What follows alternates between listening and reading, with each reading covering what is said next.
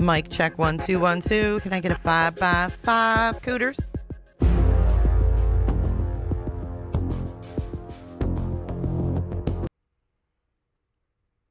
Hello, hello. Welcome back and welcome in. Welcome back to Everyday with Jay, the home of Cooterville. I'm so glad you joined me this Saturday morning. You guys can hear me good. That's awesome. Thank you. Welcome in. We were kind of chatting about the not live last night. Hey, Lana K.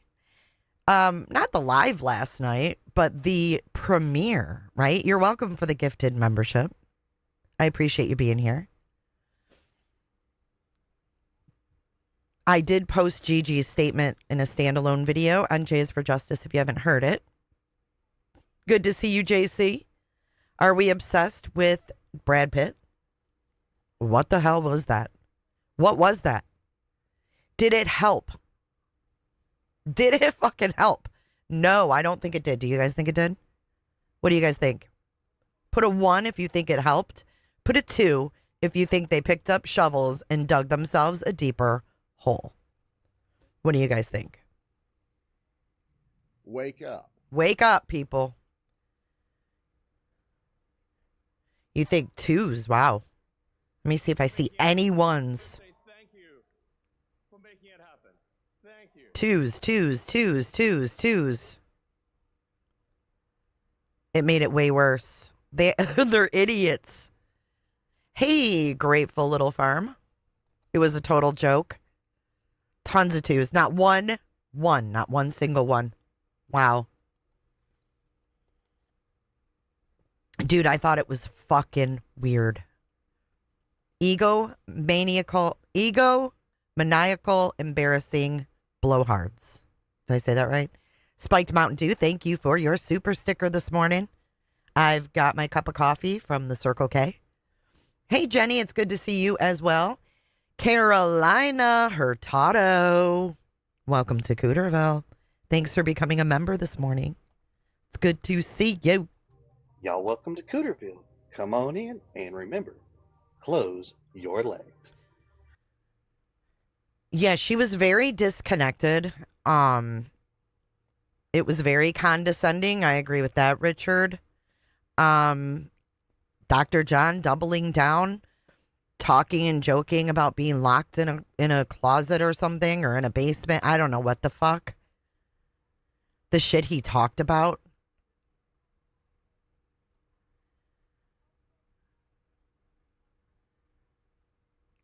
Jay, I mean Justice because I'm nasty.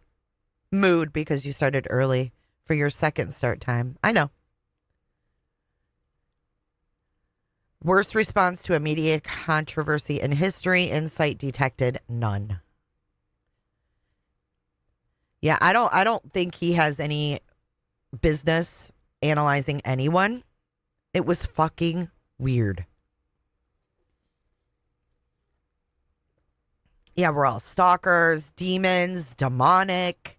What the fuck? There were a lot of people, though, in the chat that did not agree.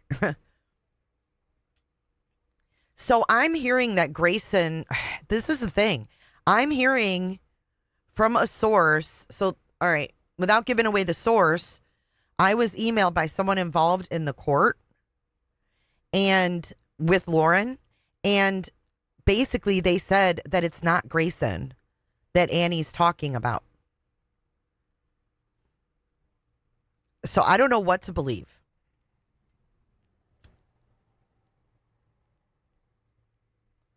You know, and I'm never about anybody being canceled, but when you fuck up and you start deleting people's reactions and their thoughts and comments, that's fucked up. And then, not only that, wasn't Brad Pitt like an alcoholic? Wasn't he on substances? And wasn't he abusing his wife? Like, I don't give a shit if they're celebrities or not. He was basically saying, oh, enjoy the movies, but don't enjoy the person. So it was kind of, in my opinion, them in a nonchalant way saying she was wrong. But then they never said she was wrong. Exactly, Poetic. It was like, oh, we may have fucked up, but if you like our content, still listen to us. Thank you, Elizabeth. Yep. But then not owning what they did. Good morning, Penny. Shifting blame. Yep, it was freaking weird. So tell us you're not good people without telling us you're not good people. Because that's exactly what I got from that.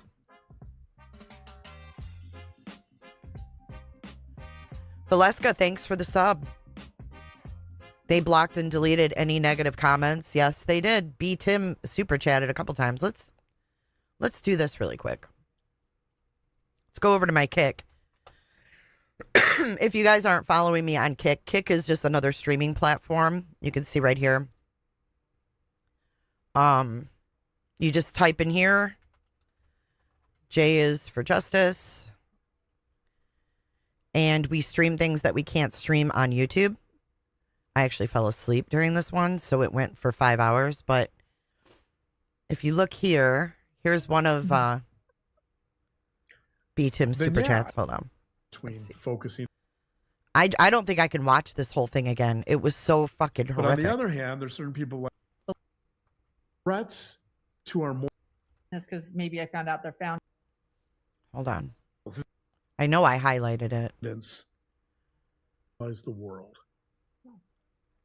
And it also fosters conformity.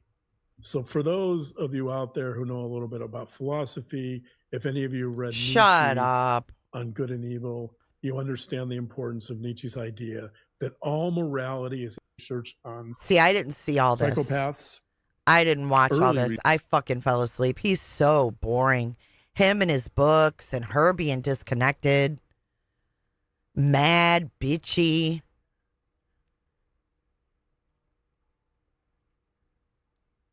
I think we'd have to like actually watch it to get through and. Oh, here's one. Fuck.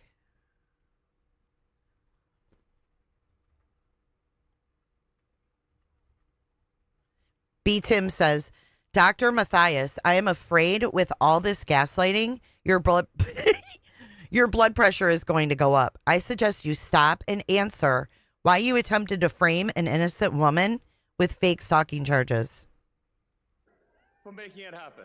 I want to say thank you for making it happen. Thank you. Thank you, proud Mimi. They are worse than Beach. Yeah, totally different scale. And then B. Tim, he super chatted again and they deleted it. The first one they didn't delete. And then he came back. Let's see.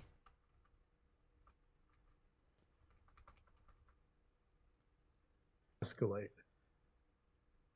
And that was a concern you and I had.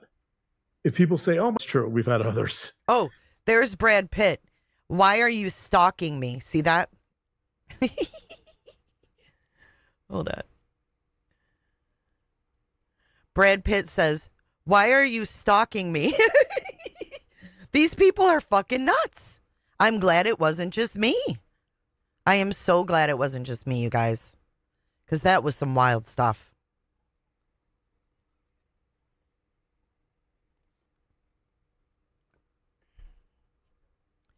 Oh, yeah, Lana K, you got yours too. They delete. I don't know if they deleted yours. Yours was right before the B. Tim one. Let's go back. I did see yours, Lana K. And they certainly didn't, I don't think they addressed you, did they? Or she. She was commenting in chat. She says here, a great example of moral play. Lori Vallow thinks she has my high moral ground. This bitch is obsessed with Lori Vallow. I can't get past it. It's so creepy. Let's see if we can find Lana. Tone deaf much? I think they collaborated with Colleen Ballinger on that. Too bad Dr. John doesn't play ukulele. Who's Colleen Ballinger, Pyrex? Thank you for your super chat.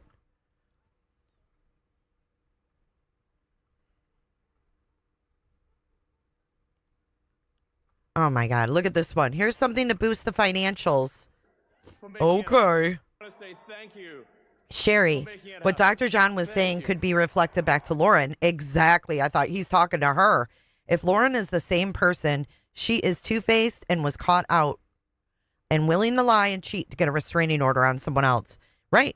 And not only to get a restraining order, she wanted Christina to go to jail. To go to jail. Look at this one. Autumn. I'm sorry y'all are going through this. Sad face. I've been there. Had a text shown and proud of you because you owned it. I owned mine too. She didn't own anything. She didn't own shit. Thank you, Pines. Before we had buzzwords for these psychos, a very wise person once told me, if someone does this, it's called baffle them with bullshit. Thank you. It's despicable. And all he does is pick up books. Like, do you have any knowledge or no? Teresa Warner kissing their ass with a super chat. Let's see. Love you both. Blondie 4. Okay, Janice Vetter. They did not like Janice. Not Let's see. about the quality of your work. You don't deserve Janice Vetter said, you had a 9-hour podcast to silence someone that spoke against you. Go, Janice. the abuse your moral crusade. They're this idea of humans being Here's Lauren. Janice is no longer here. Grateful for her super chats so she could be brought to my attention. Dude, this lady's a bitch. I walked away with the thought that he's just a chump and she's just a bitch. I have no other word other than bitch. Her expressions, the things she said, the gaslighting. Get out of here. Yeah, she said it right in the chat. Here. We'll look at the chat. I'm not playing this video. I can't. I can't deal with it. It's too fucking weird. But what we'll do is we'll get rid of our chat box and we'll do this really quick. I did also find an interview when Lauren was doing her little tour. I found another interview that she did on Courtroom Confidential that I thought we could go over after we finish the documents. I think there's a reason that, you know, people are trying to campaign. And if people feel that about us, I get it. I'm not suggesting says- that. I'm not saying I'm. She says, it made me think less of Brad Pitt, too. That was when they started getting pushback because Brad Pitt is a piece of shit. Sorry, Brad Pitt's not a good person. I don't give a fuck how many movies you make. I don't give a fuck how good of an actor you are. If you're a shit person, you're a shit person. Just like John. I don't give a fuck how many books you read. You're irresponsible. You're unprofessional. And personally, I think both of you should end up on Prime Crime. I really do. The edits were horrible. She's a horrible editor. Grayson, you suck at editing. I mean, I've never even really edited a whole ton, but I can edit better than that. Y'all suck overall. You've been exposed. Your mask is down. I mean, you can dress pretty. You can put on all the things, all the makeup. You can have the nice home. You can have all the fucking things. But if you're a shit person, you're a shit person. Doesn't matter to me. Give a fuck what you have. That shit ain't impressive. It's a fucking joke. It makes you look like scammers. It makes you look like, ugh. And then you got people in there saying, here, help with the financials. Get the fuck out of here. They don't need help with financials. They've been scamming for years. They've been lying for years. Yeah, if you're authentic, you don't need to pre-record. Go live, hit the live button. Oh, you did that and it fucking bounced back in your face, didn't it? Your 9-hour manic live. God. Dr. John is obsessed with pop culture. He probably lays around watching TV all day, studying humans. It's weird, man. I don't know. I think the guy's got kind of a weird obsession. Wait, what is it?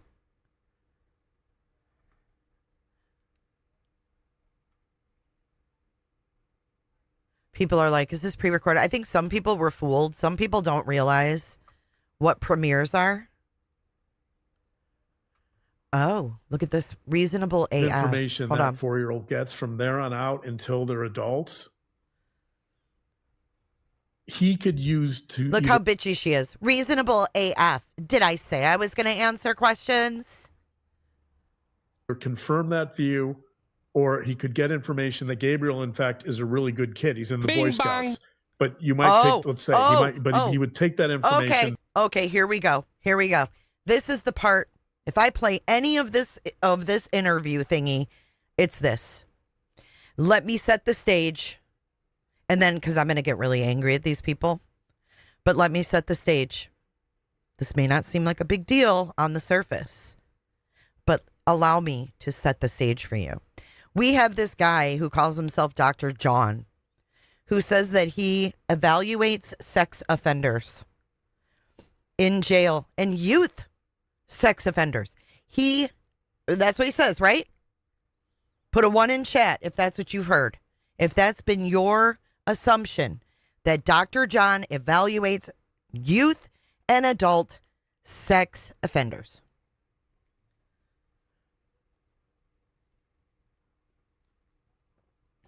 Okay, we can agree on that. Now, do you guys know about all of the sex assaults with the Boy Scouts? Are you aware of all of the hidden records and all of the boys that had to, hide what happened? You remember all that? Yeah. Do you also remember the guy who came out, and I think Lauren actually interviewed him and sat right next to him? Steen? The guy that was abused in the Boy Scouts? Do you guys remember him? What's that guy's name? He told his whole story about how he was abused. What's his name? Steen. Adam Steen. Right. So he came out and he said how he was abused in the Boy Scouts as a young boy, as a Mormon young boy. Okay? You remember that? This bitch sat next to him shoulder to shoulder. Steed. You don't remember. He was an ex-Mormon. He was abused. Yes. Hey, Lindsay. Okay. I don't know if he said that in the interview, but he was part of the Jody Hildebrandt thing. Creep town, dude. Okay. What does her husband think about the cheating rumors? You think they're going to address that? Hells to the no. Okay, hold on. I'm setting the stage. Let me set the stage. You guys are in a hurry this Saturday morning. I'm going to pull up because I come with receipts. This just popped in my head, actually. Adam Steen, hidden true crime, because I want you to see it for yourself. Went to therapy with Jody after being abused by the Boy Scouts. Right. Here he is. He's a mess.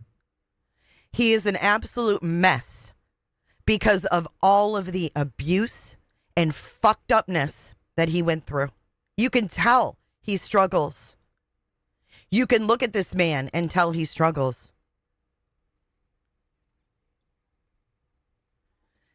This is exploitation at its finest. Now, let's go back to last night. Take a listen. To either confirm that view, or he could get information that Gabriel, in fact, is a really good kid. He's in the Boy Scouts. But you might take, let's say, he would take that information and disregard it and tell you why Gabriel is still such a bad kid. Because you could also say, oh, he's in the Boy Scouts, not good. What Depending on how you see the Boy Scouts or how you want to see Gabriel, to your point. I'm Are you using fucking that. kidding me? This is fucking funny to you people? You're a fucking professional? Again, she sat next to this man who was abused in the Boy Scouts. She is a fake bitch.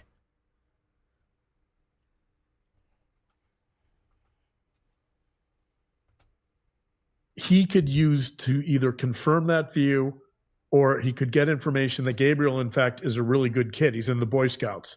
But you might take, let's say, he would take that information and disregard it and tell you why Gabriel is still such a bad kid.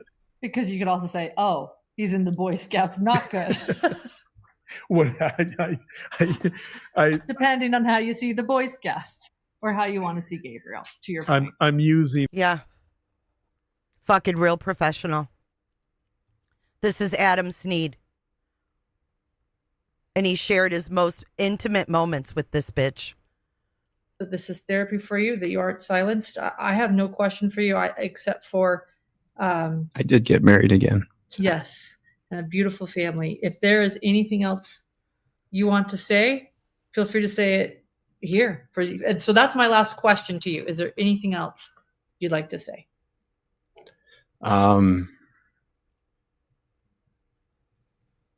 I'll take a question or two if somebody's got one that they felt got ignored that really... Is this not disgusting? But what you're saying actually to me sort of implies it. You know, a lot of people want to hold Kevin Franke responsible, but you're kind of, do you have some empathy for Kevin then after what you've been through? Because it sounds like he was sort of separated. Yeah. So I just wanted to show you guys that. I don't know if he shares that Boy Scout story in that live or where I saw that, but he did do an interview and he did share his story. And shame the fuck on you, Lauren. Shame on you. To confirm your bias to Gabriel or to create a new thank you for making view. it happen. Thank you. Right. And this is important because if people are engaged in a smear campaign and they get information that contradicts their belief, they're going to ignore it. Correct. They're Thank going to you, stay. Flo. They're going to stand their moral ground. They're going to stay with their moral superiority. They're going to remain in their self-righteous perspective because they have this the is moral all authority. They'll gaslighting. twist the evidence. Look at Yvonne. I don't get any of this. I mean, just fucking ridiculous. These people don't have empathy. These people make me sick. Literally make me sick. Whew. Thank you, Flobo. She said, you have really released your true bitch. Do it, lady. Thank you, Flo. Sherry, my daughter is a psychologist. What John is doing is unethical because of compromised objectivity. It's all about money to them. Repulsive. Yeah, and people believe them. I just think that we have to. I think so too, Scorpion. I think we just have to keep exposing the lies. Oh, he shared it on Mormon Stories. That's where I saw it. I did, Nancy Drew? How so?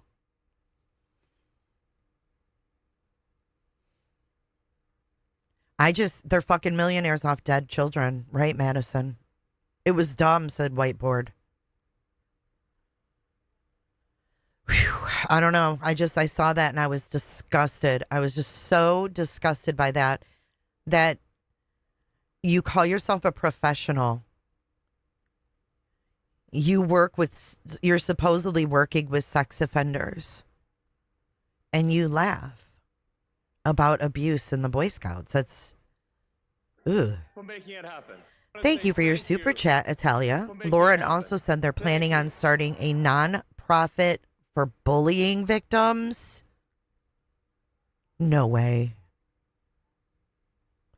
The chat was bashing me. Oh, yeah, I fell asleep. That's fine. People bash when they don't like to hear the truth. Those people are in denial. That's what's called denial. Because what you saw was zero accountability taken.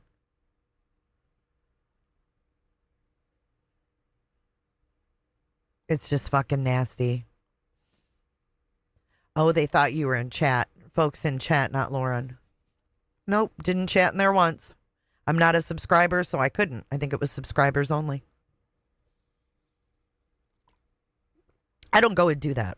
I come to my channel and I talk about what I want to talk about. I don't need to go in their chats and make comments. It's stupid. That's not my style.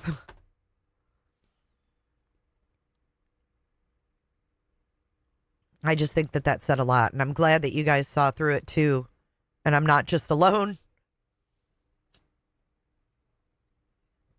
So I'm not quite sure how they ended that, but I'd like to get through the rest of these affidavits or whatever, these declarations, because we have a few.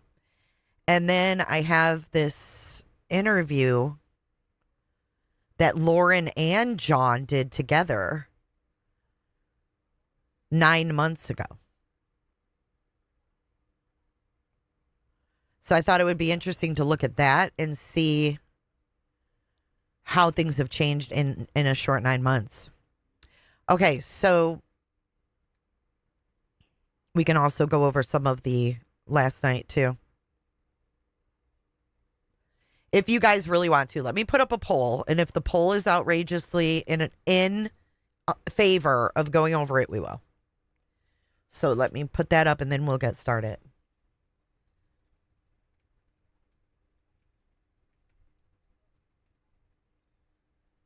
Okay, go ahead and get your votes in. Of course, they're starting a nonprofit. I wouldn't expect anything other than that. A double down with a nonprofit sounds about right on board. Okay, so let's see. We've read that. I'm just going to go through this. Grayson and Lauren, we did Lauren second. We're going to read from Witness Affidavit Paul. This is Paul, and Paul attended CrimeCon. So this one I haven't seen yet.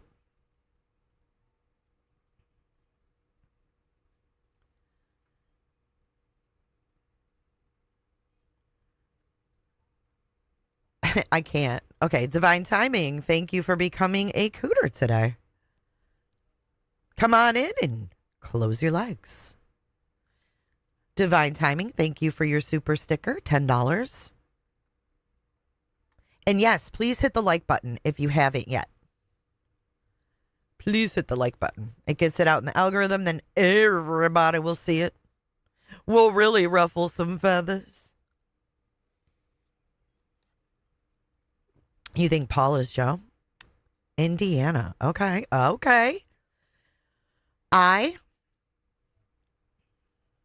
Paul J., last name C., a resident of the state of Indiana, county of Tippecanoe, do hereby affirm the following facts are true and correct, which are submitted voluntarily without coercion or influence. Okay, that's better. Now I can read it. Whereas I was an attendee at the CrimeCon 2025 event at the Gaylord Rockies Resort and Convention Center in Denver, Colorado from September 4th through September 7th. Whereas on the evening of September 5th, 2025, I was present in the main bar of the Gaylord. And whereas there was an individual who was identified to me as Christina in the immediate vicinity of myself and other individuals known to me personally, including Lauren Matthias, and it just says Lauren Matthias, and then there's nothing. Whereas Christina was reported to me to have been served with a restraining order or other similar legal document ordering her to refrain from being within a specific geophysical distance of Lauren Matthias and blank. Why isn't Grayson in there? Good morning, Coconut. Why isn't Grayson in here?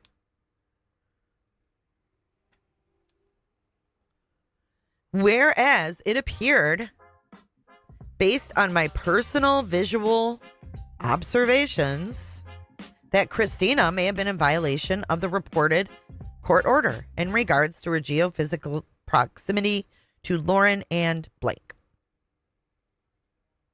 No, she's not a minor. She's 24 years old. Whereas I estimated the actual distance between Christina and Lauren to be approximately, wow, this got to be Joe Schmo, approximately 20 feet or less at about 10:17. Hold on. Hold on. When was that picture taken, Joe Schmo? Are you Paul Joseph? Look at it's Paul J. Is it Paul Joseph? Paul Joseph with a real Paul Joseph. Please stand up. Please stand up. Please stand up. Hey, Chant. Well, thanks for the sub. Yep. Paul Joseph. Dum dum.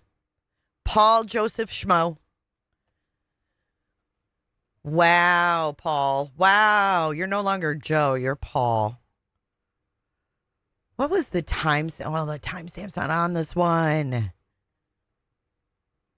Okay, we're going to have to pull it up out of the exhibities. Hang on. We got the exhibities right here. Where's the bar photo?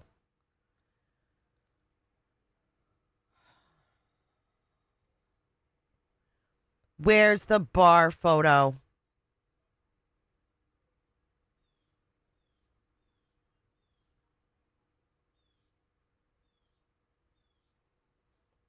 Does anybody know what exhibity it is?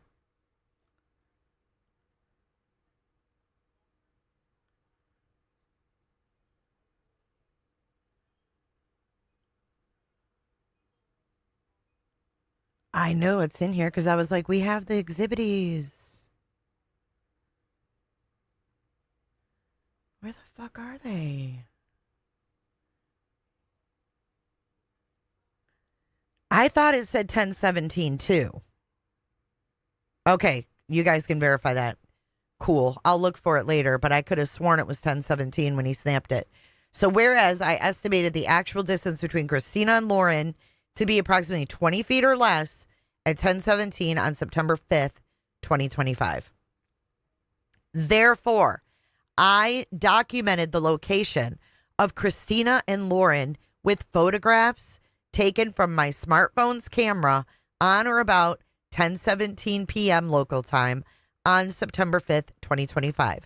These photographs were provided to Miss Matthias and are provided herewith without alteration. Signed, Paul Joseph.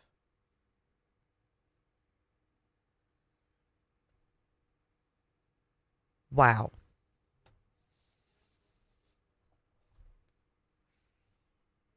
No wonder he had no qualms about admitting it, right? When he came up on QB's panel.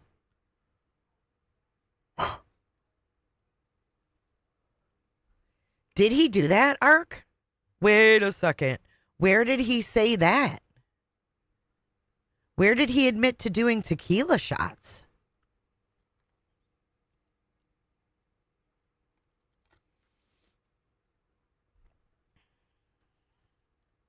What's not funny, Samantha? No, it wasn't hard to figure out, but he said it on Web Sleuths. Oh. I didn't catch that on there. Wow. I'm surprised I missed that. Lily, I feel so bad for Adam. His story broke my heart, man. And to see them laughing about something that he actually went through after she sat shoulder to shoulder, she doesn't give a fuck about victims. She doesn't give a fuck. And that's my perception from what I've seen and heard. Hey, Puffin Muffin. They were drinking a lot at CrimeCon. I did, Scorpion. I was told it wasn't her, so I don't know what to believe. Until I see some proof, I can't say that was Grayson. Because there's a lot of fucking freaks who followed Lori Vallow, in my opinion. She's not the only freak out there. Yeah, he put 1T when he wrote his statement, huh? Hey, Cinnamon Fireball. All right, so there we go. There's that one. Let's go back over to our list. We have ex parte to enforce. Okay, we already read the ex parte. Christina objection. Did we read Christina objection 1? I don't think we did. Fletcher, thank you for being here for a whole month already. Thank you so much. I appreciate your support.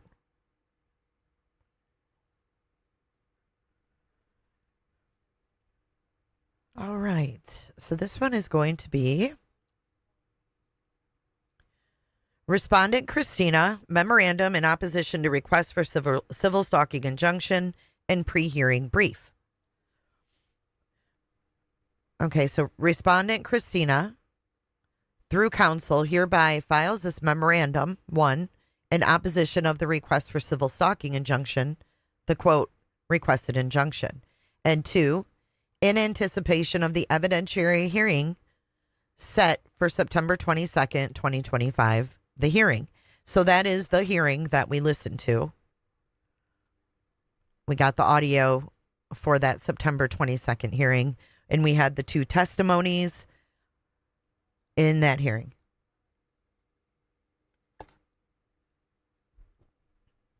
Relief requested in supporting grounds. The court should deny the requested injunction. Petitioner Lauren is a public figure with hundreds of thousands of subscribers and followers. Oh, excuse me. On YouTube and a variety of other platforms. Lauren uses these platforms to speak out on a range of issues, including current events, legal news, true crime, and culture. But Matthias also has a history of using various means to deprive others of the very same rights she exercises. Several individuals have been the subject of cease and desist letters or false police reports. The injunction is simply Lauren's last device to shut down free speech, which she disagrees. The requested injunction lacks merit under Utah's civil stalking statute.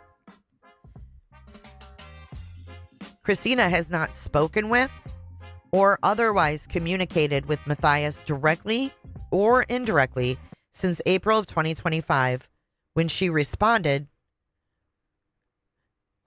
to a string of text messages from Matthias. Christina has not initiated any communication with Matthias since March of 2025, before their friendship fell out. So it was always Lauren initiating after March. Lauren based the requested injunction on a tangled web of allegations regarding Lauren's own conduct and the conduct of Lauren's other former friends and acquaintances. Lauren provides no evidence that Christina has ever asked or introduced anyone to contact Lauren for any reason, let alone threaten her. Lauren states that she has subjectively felt fear and emotional distress, but cannot point to any threat or statement that would cause such a reaction in the reasonable person in her circumstances. Further, the injunction is unconstitutional.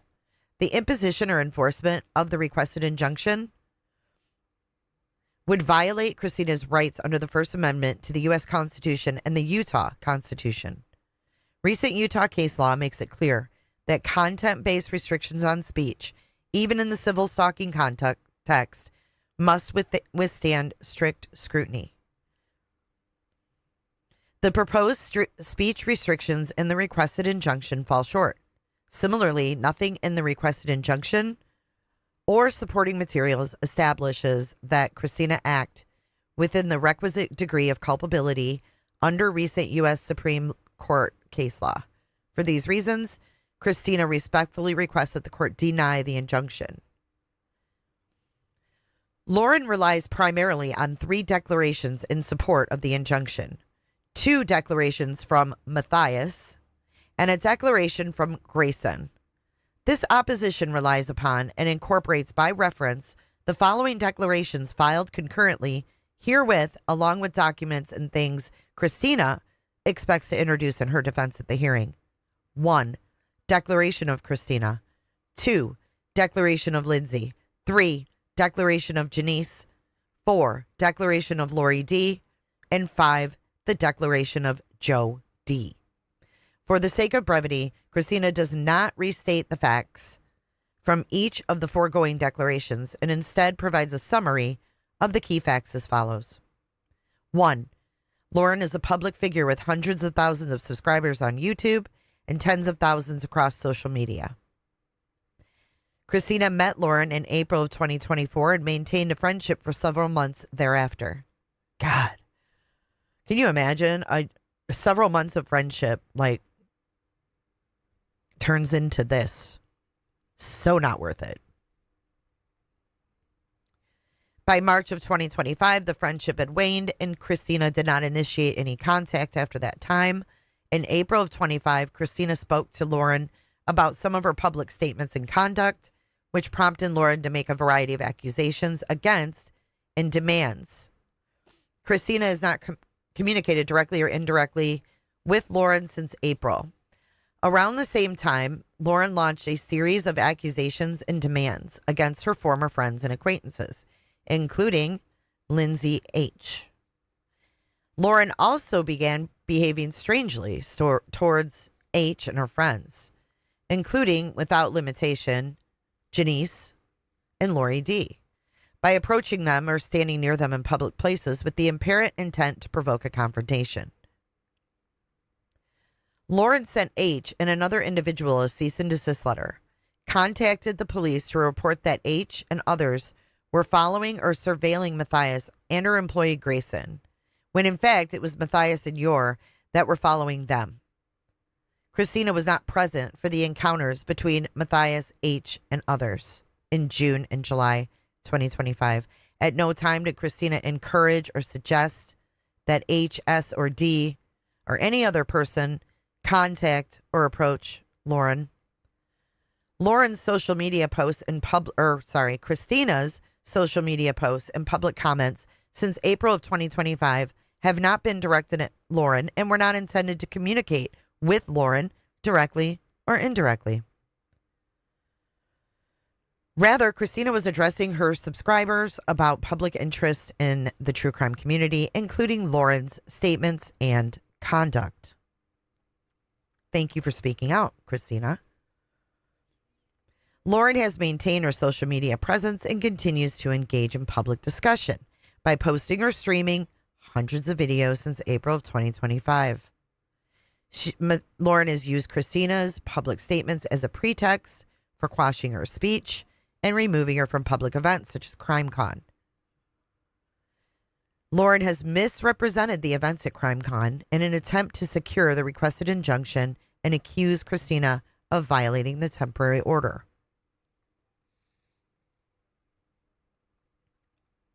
Argument.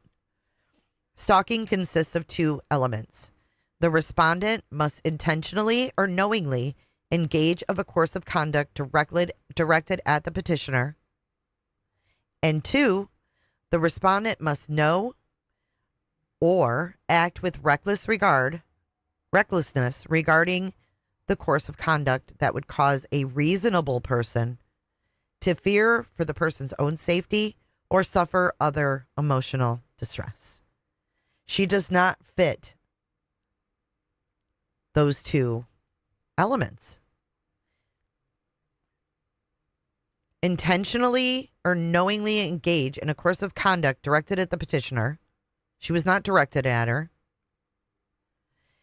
And the respondent must know or act with recklessness regarding the course of conduct that would cause a reasonable person to fear for their safety. Emotional distress is defined as a significant mental or psychological suffering. Ragsdale 2, 2025. Both elements must be present before a district court may issue a civil stalking injunction. Here, Lauren cannot prove either element to justify the injunction. Further, the Utah Court of Appeals recently reiterated that the First Amendment cabins of the court's ability to issue a civil stalking injunction to only specific parameters.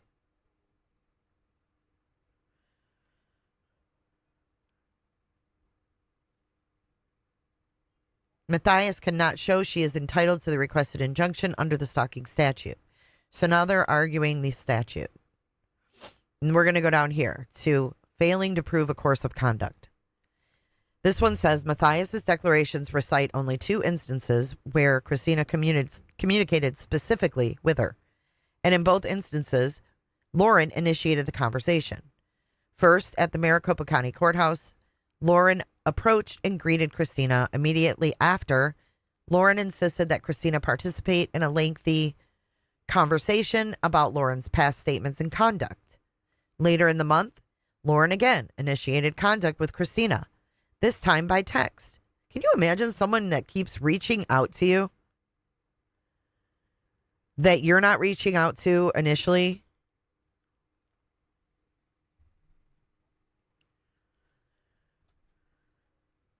As before, Christina reluctantly participated in the exchange. Christina could not have known that the communications were unwanted because Lauren initiated them. Indeed, Christina made no attempt to communicate specifically with Lauren directly or indirectly after April, where Lauren said she did not want to be contacted. Because Lauren cannot point to the specific communications directed at her, she attempts to rely on many unrelated and irrelevant statements by others' conduct, and Christina's online posts and public statements. Exactly.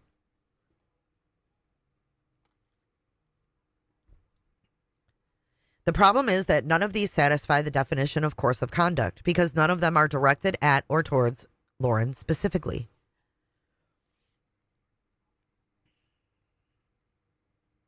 Statements by H, S, and D. The Lauren declarations and Grayson declaration spend considerable time detailing statements of conduct of H, S, and D, H, S, and D. Refute Matthias's and Grayson's allegations in their declarations. But even if the allegations are true, they are not. What is noticeably absent is any proof that Christina engaged or influenced any of these events. In some instances, she learned about them afterwards and discussed them publicly later. That is not enough to show course of conduct. The online posts and public comments. The stalking statute is clear that an act or statement does not meet the definition of course of conduct unless it is directed at a specific individual. And they argue that. This is lengthy. Matthias cannot show that the reasonable person in her circumstances would experience fear or emotional distress. Again, they're going through case law here. It says here, Matthias cannot show that Christina knew or acted recklessly in such a way that the reasonable person in her circumstances would experience fear or emotional distress.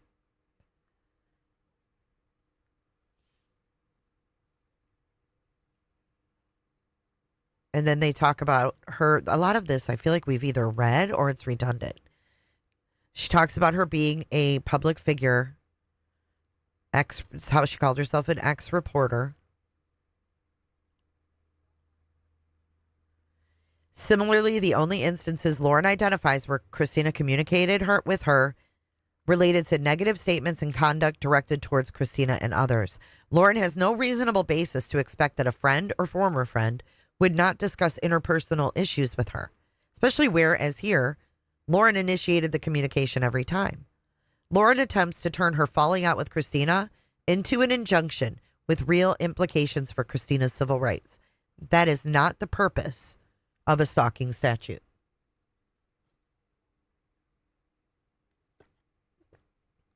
And there you go. That's exactly what the judge said.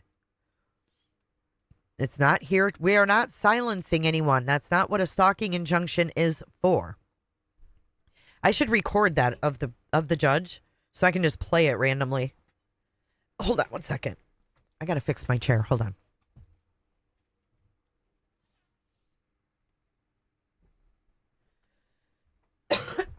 These people think they're all above everyone. It's sickening, man. Ugh, okay. Thank you for letting me adjust. Do it, lady. Did I miss any super chats? Let me take a gander. I don't like to get behind. Sandra Neal, thank you for being here for 4 months. She said, loving your coverage. Fletcher, I got you. I think I got them all. Thanks, guys. Okay, back to this. The cumulative effect of Christina's alleged conduct also does not warrant the injunction. As discussed above, with no real course of conduct to support her request, Lauren unleashes a torrent of unrelated allegations about others' conduct and Christina's protected First Amendment activity. All of that does not count under the stalking statute, barred in other cases. So we know that Christina was in Europe when the Boise stuff happened. We know that. Secondly, all the statements and conduct that Matthias references occurred in public places or online. Matthias claims they interfered with her work. But M, H, and others also work in the true crime space or have been regular attendees of trials, press conferences, and conventions. They have just as much of a right to be in the public places and participate in the public events as Lauren.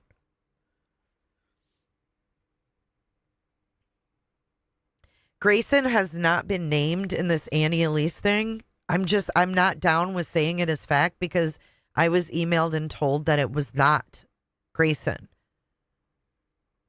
And that wasn't even a true story that Annie was told. So I don't know, guys. There's a lot of freaks in the Daybell case. I'm not saying it ain't her.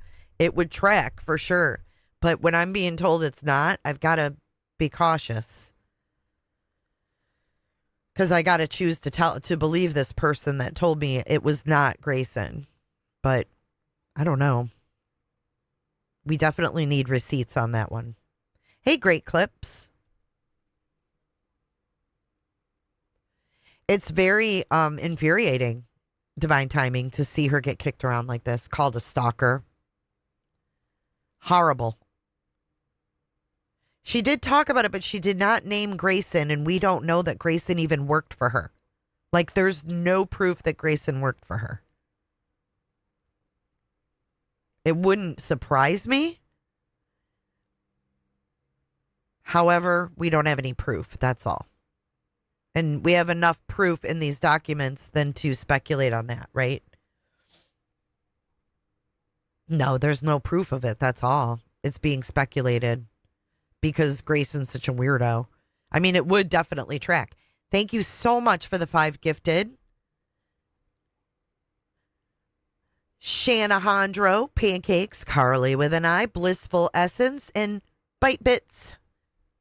Chris, are you awake to welcome them into Cooterville? Y'all welcome to Cooterville. Come on in and remember, close your legs. Shake, shake, shake. Shake, shake, shake. Shake those bushes. It doesn't surprise me that Colby's defending them. Look what he's done. I mean, fuck. Birds of a feather. Stick together. That's another one we're going to go over, though, is their latest with Colby. I just don't have enough time in the day. There's so much to look at. Okay, so finally, the Grayson and Lauren declarations on their face deal with Lauren's alleged subjective feelings. In sum, Lauren fails to show requisite mental state, causation, or objectively reasonable fear or emotional distress.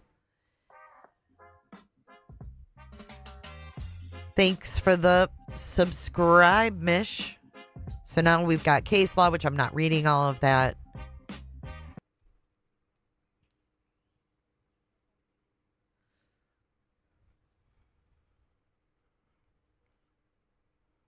Conclusion. That's what I like reading.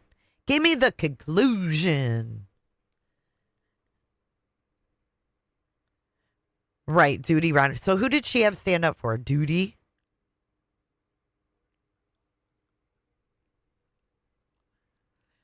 Lauren is allowed to not like what Christina has said about her, but Lauren falls short of the statutory elements required under the stalking statute, and Christina's right to free speech forecloses the requested injunction. So she asks that they deny it on September 19th.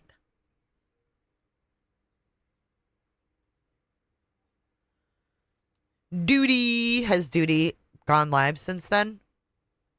So that was Christina's objection 1. Now we're going to read Lauren's response to the objections. This ought to be good.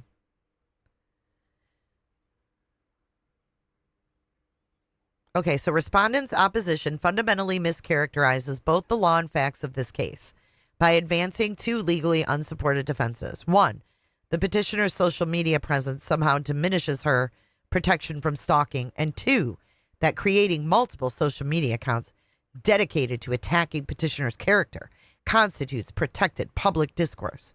Both arguments fail as a matter of law. The evidence before this court, sworn declarations from multiple witnesses, and documented exhibits demonstrates a calculated campaign of harassment that has caused petitioner to experience suicidal ideation for the first time in her life. Did you go to the hospital? Did you go to the hospital? Did your PhD husband take you to the hospital? Did he take you for any treatment? What the fuck is going on here? You can't just say this shit. See, and that's what makes me think he's not credible, dude. Or she's lying. Or both are true. I guess both can be true. The evidence before this court, including the declarations from multiple witnesses, I already read that. As petitioner testified, up until 2025, I have never questioned that before. This has felt like a complete nightmare that I cannot wake up from.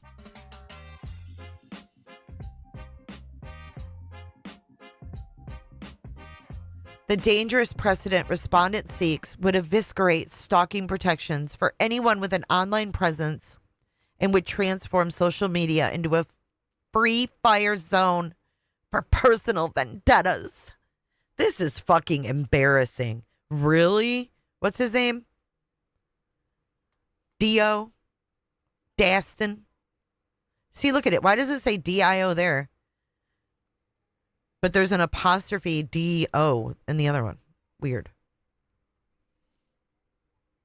She's even whiny in her court documents. Here's the legal analysis. The stalking statute makes no distinction based on public profile.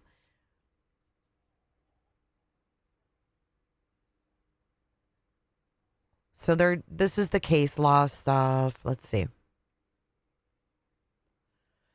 The First Amendment protects robust public debate and criticism.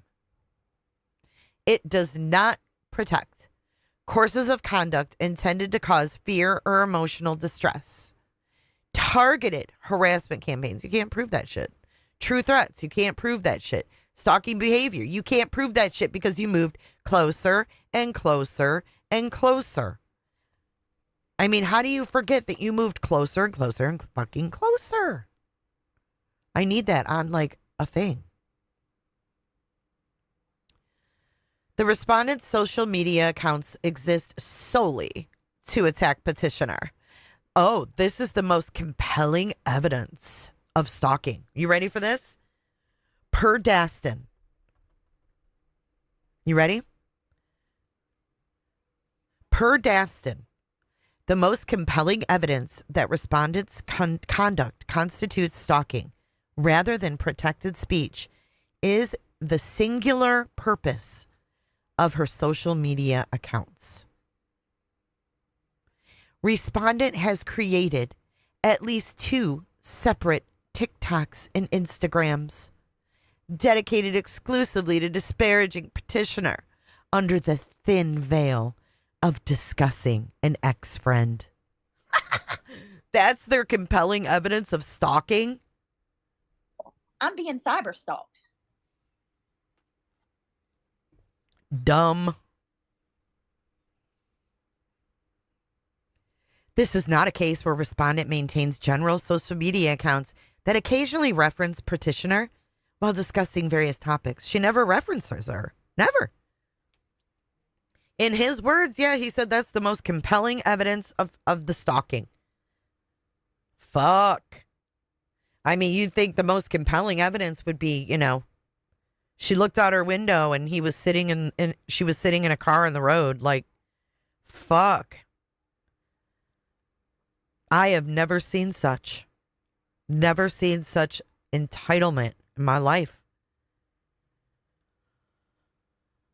The judge was clearly fed up, Joy. if you listen to the audio at the end, he was fed up.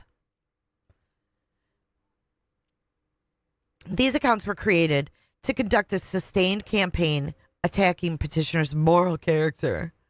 When 100% of an account's content targets a single individual, it cannot be characterized as public discourse. It's a harassment campaign. Come on. This is a weak argument.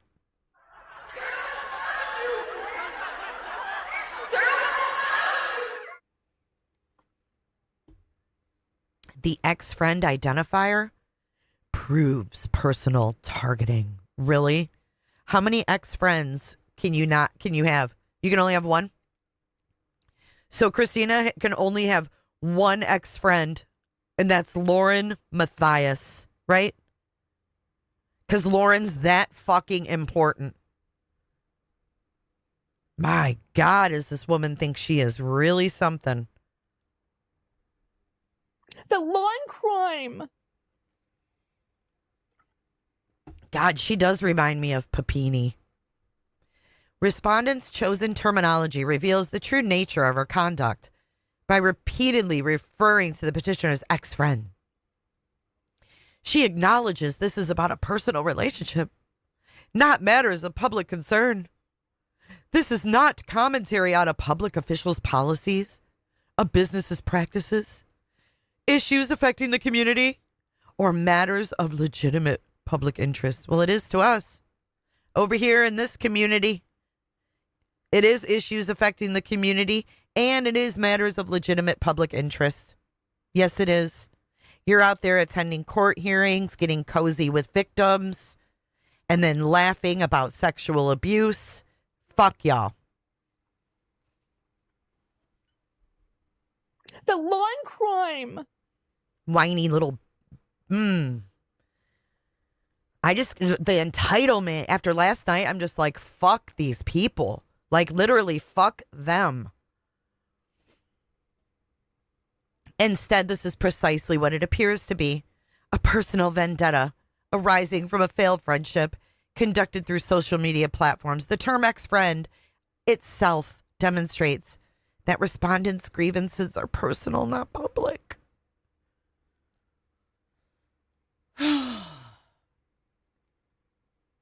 Oh my God, Gene. Really? Is that a serious statement, or are you being facetious? Lana Oriani is the worst of the worst. I would never take any information from her, ever. Utah stalking statute explicitly covers communications about an individual. And they go into the statute, blah, blah, blah. No legitimate public interest exists. Respondent cannot transform a private vendetta into protected public discourse simply by posting it online. Unlike legitimate public interest speech, such as consumer warnings about dangerous products, exposing public corruption, discussing community safety issues, or political or policy commentary. They think these are the only things that you can talk about because it's public. Fuck you. This dastard's a joke.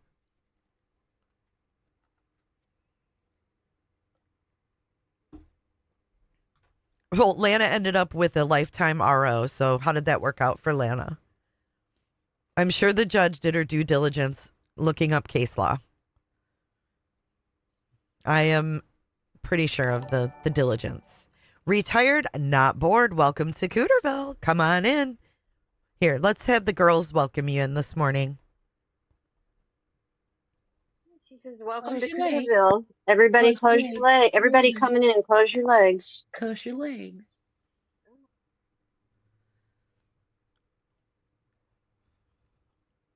I think it meets number 2, though. Applying the Ragsdale framework to social media harassment. So here they are arguing about bullshit. The directed at standard in digital contexts. The court distinguished between speaking about someone, potentially protected, and directing conduct conduct at someone to cause distress, stalking. What? How do you put cause distress and then in parentheses, stalking?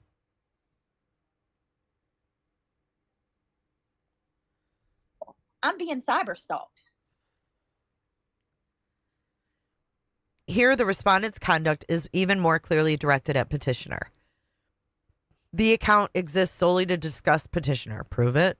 All content references the petitioner directly. Never did I ever see anything directly or through transparent ex-friend references. The posts are designed to reach petitioner's social circle. Prove it. All of this stuff they can't prove. The clear intent is to damage petitioner's reputation and cause emotional distress. Prove it. Don't watch.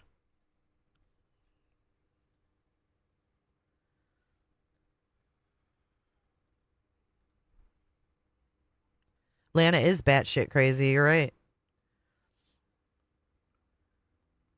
I'm not blinded at all, Gene Salzman, at all. I just prefer to take my information from someone reliable. Someone who didn't actually try to sue me in a frivolous lawsuit in order to put my private texts in a lawsuit so everybody could look it up and read them. Lana is no different than Lauren. Lana has done to me and others what Lauren is doing to Christina. So Gene Salzman, I can surely speak on it. If you want to look it up, you can look it up in her court dockets in, what's the county, Lynn? I can't remember the county now, but she filed a frivolous lawsuit against me, tried to serve me, and the return address said, your daddy. She sued me for defamation and then put all my personal texts as exhibitees so everyone could go to the docket and look it up. She's just like Lauren. I'm just saying, Gene, it's not my hatred for Lana. It's my personal experience. There's a difference. Like, I don't hate people just to hate people. You know what I mean? I choose not to give these people attention. This happened years ago, but I'm just saying. It's sick. She's sick. She's just like this. Franklin County. There you go. Go to Franklin County, Ohio court dockets and type in Lana Oriani, and you'll see her suit against me. Yeah, it's horrible. Go read it. She accused me of ruining her fucking For a Family website and all this stuff. She's just as bad, if not worse. That's why I don't trust her at all. She's not real. She's not genuine at all. She may be good at, being on top of things when, requesting things, but fuck. Her intentions and who she really is. It's crazy. I don't think Jean's defending her, no. I think she was just asking questions. But it was really shitty what she did. But she thought it was a big joke. She served me via USPS. She served me via USPS in a fucking priority envelope. And then wrote as the return address, your daddy. That's how she tried to serve me.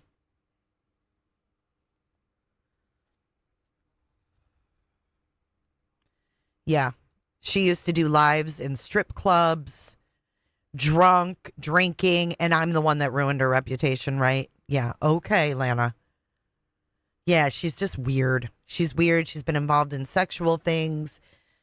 She got these girls that she talked to online to send her nudies and shit. It's weird.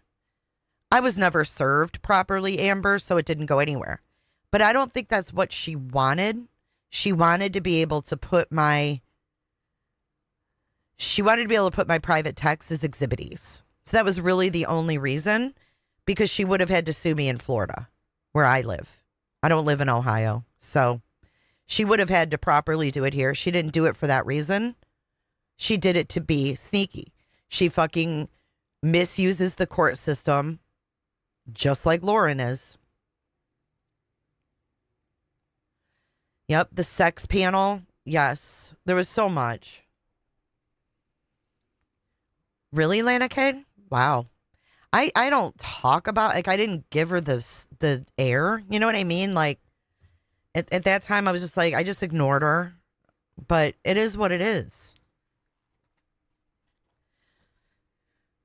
I'll share the stories about these people when, you know, they fit with the conversation. I don't just spark up a live and go, this person's a piece of shit and blah, blah, blah, blah, blah. But when it comes up, I will definitely share my story. That's just how I am.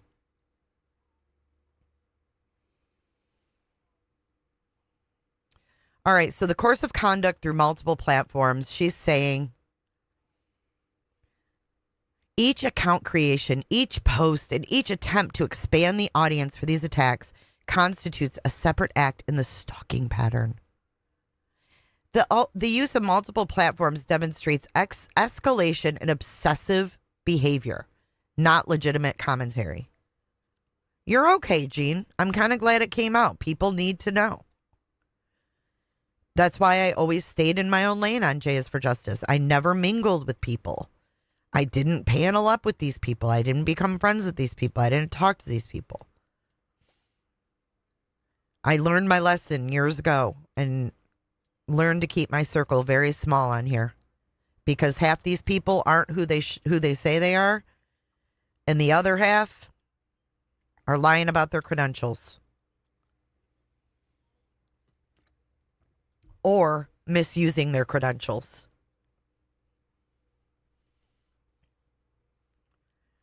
And true crime has just gotten to be grimy. Here, the numbers speak for themselves. 50 plus posts and videos about petitioner over a 6-month period across multiple platforms. I'm being cyber stalked. Each of these 50 posts represent a deliberate choice to continue the harassment campaign. This is not a case of one or two ill-considered posts in a moment of anger. This is sustained, deliberate campaign spanning half a year. The sheer volume and duration demonstrate the obsessive nature of respondents' conduct and her intent to cause ongoing distress.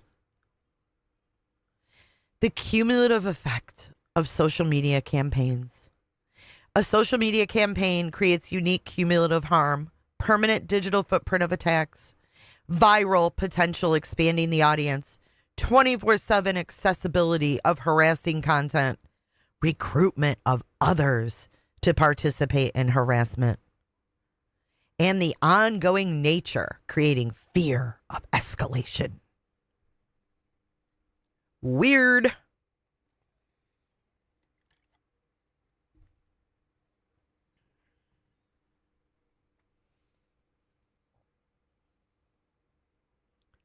Respondent misapplies the reasonable person standard.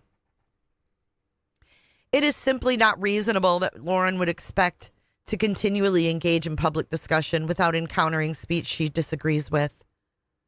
The proper inquiry is whether a reasonable person in petitioner's circumstance would experience fear or emotional distress from the specific conduct alleged, not whether public figures should generally expect criticism. The statute asks whether the respondent's course of conduct would cause a reasonable person to fear for the individual's own safety. Okay. Social media harassment creates unique, reasonable fear and emotional distress. A reasonable person would experience distress from multiple accounts dedicated to attacking their character. She can't prove that. It wasn't naming her. Persistent posting about personal matters. Public humiliation before their social and professional circles. You did that to yourself. The permanence of online content and the potential for escalation from online to physical harassment. You can't say there's a potential. Sorry. That doesn't work that way.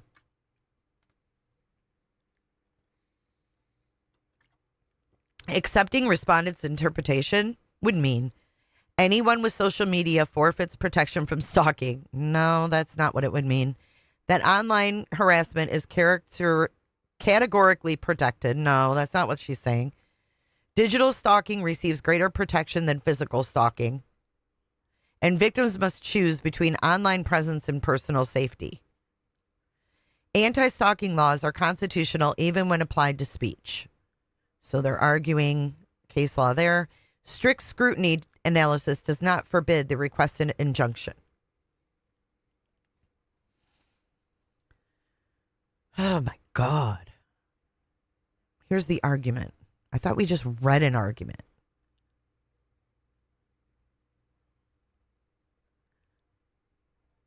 Respondent confronted petitioner, causing such distress that petitioner suffered a panic attack witnessed by her employee, Grayson.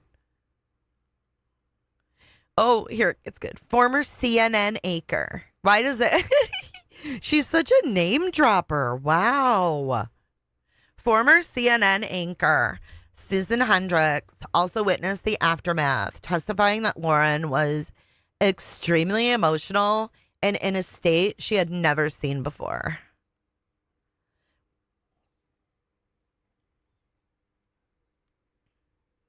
April 15th. Here's the pattern of physical stalking. Janice confronted petitioner at a courthouse requiring bailiff intervention. That's not Christina.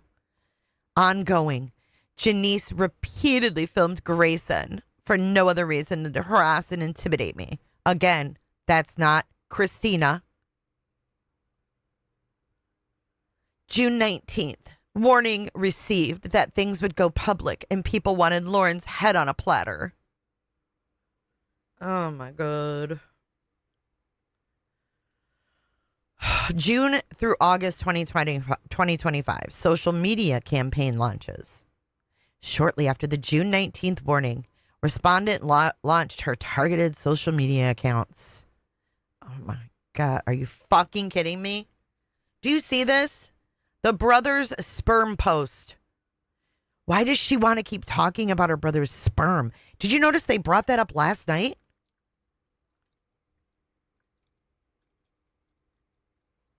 Did you guys notice that? That's because they are going to cross every I and dot every T and make sure 100% without a shadow of a doubt we're clean.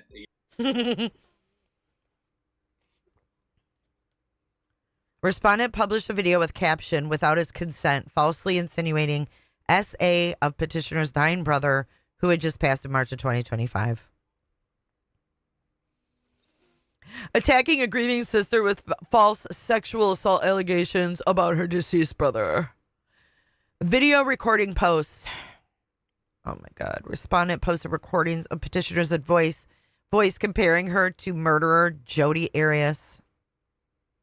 This is a fucking joke. Personal attacks posted about petitioner's husband's credentials.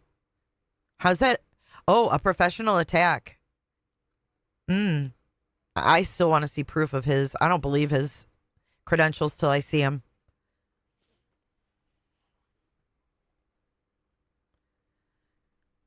The psychological impact, evidence of severe harm. The court should consider the devastating psychological impact documented by multiple witnesses and a licensed forensic psychologist. Oh my fucking God, these people are Looney Tunes. I'm being cyber stalked. Dr. John Matthias, clinical and forensic psychologist who has evaluated over 500 people for recidivism risk, provides expert testimony about the impact. Fuck this. Stop. Stop it right now. Why are people such idiots? Why are they such idiots? Ugh.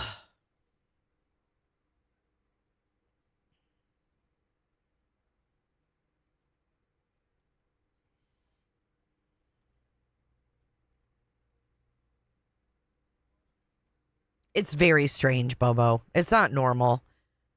These people trying to normalize weird things that because Christina questioned it and thought it was weird, it doesn't make that normal. It's not normal. Unless her brother specifically asked for that in his last wishes, or you know what I mean? You don't do that. That's weird. It's not normal, and I'm not going to normalize that shit.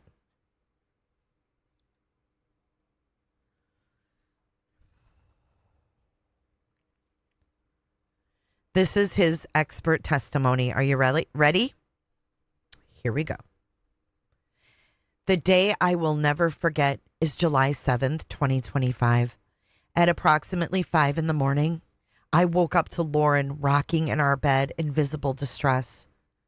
She was holding her legs tightly against her chest in the fetal position as she rocked back and forth on the bed. She was experiencing a severe panic attack, and she told me she did not want to live. The moment was devastating for me as her husband and deeply alarming as a clinician who understands the seriousness of such statements. Not once in the 10 years that I have known Lauren has she ever expressed or considered such suicidal thoughts.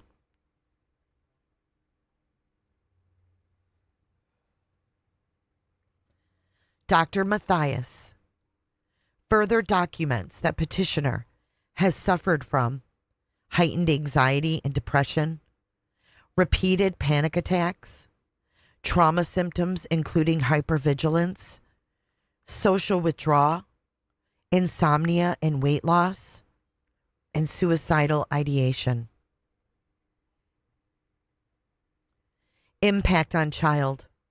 The couple's 8-year-old son, quote, has developed an unusual sense of responsibility to protect his mother, telling her that she must promise to run to save her life if he tells her to, and not ask questions. The child exhibits constant fear harm will come to his mother, social withdrawal from friends, sleep disturbances, and significantly reduced appetite.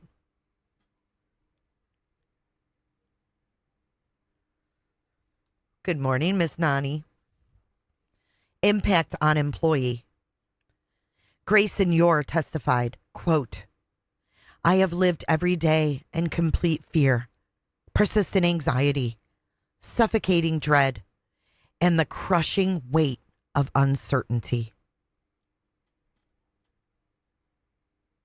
Psychiatric treatment for anxiety, prescription medication to sleep, and constant checking of doors and home cameras.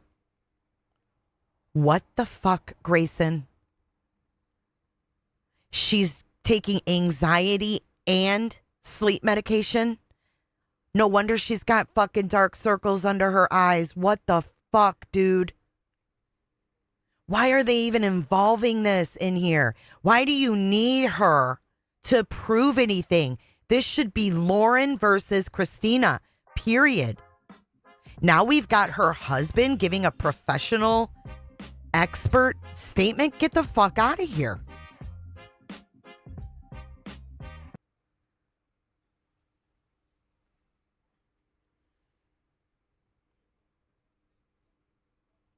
Hey, Melmo, good morning. Evidence of recruiting others and expanding the campaign. Respondents' own videos demonstrate systematic efforts to recruit others and expand the harassment campaign. July 19th, 2025 post, Exhibit 32. Look, I have 50 people following me, but I get way more views than that, so I know a lot of you are lurkers. And I know it's either because 1, she hurt you, 2, or 2, she hurt someone you care about, or 3, she told you about this account. Come join. The water is nice and peaceful in here. This is a harassment campaign now. July 8th, 2025. Featured accomplice, Sarah P. Featured accomplice? I'm curious if you know who I'm talking about, and if you yourself have stories to share. Don't name names in the caption. Just let me know if you know.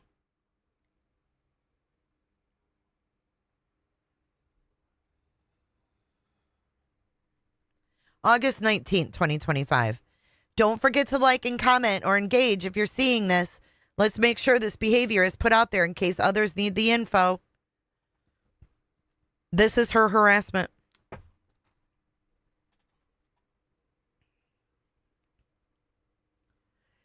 The July 23rd, 2025 Boise incident, which Christina was not even fucking there.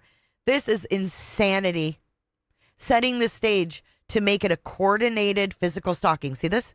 Coordinated. Rico. Wow. The events in Boise demonstrate how respondents' online campaign translated into real-world stalking involving multiple accomplices. Wow. The courthouse confrontation. Lori D. screamed at petitioner for attempting to sit down. Screamed?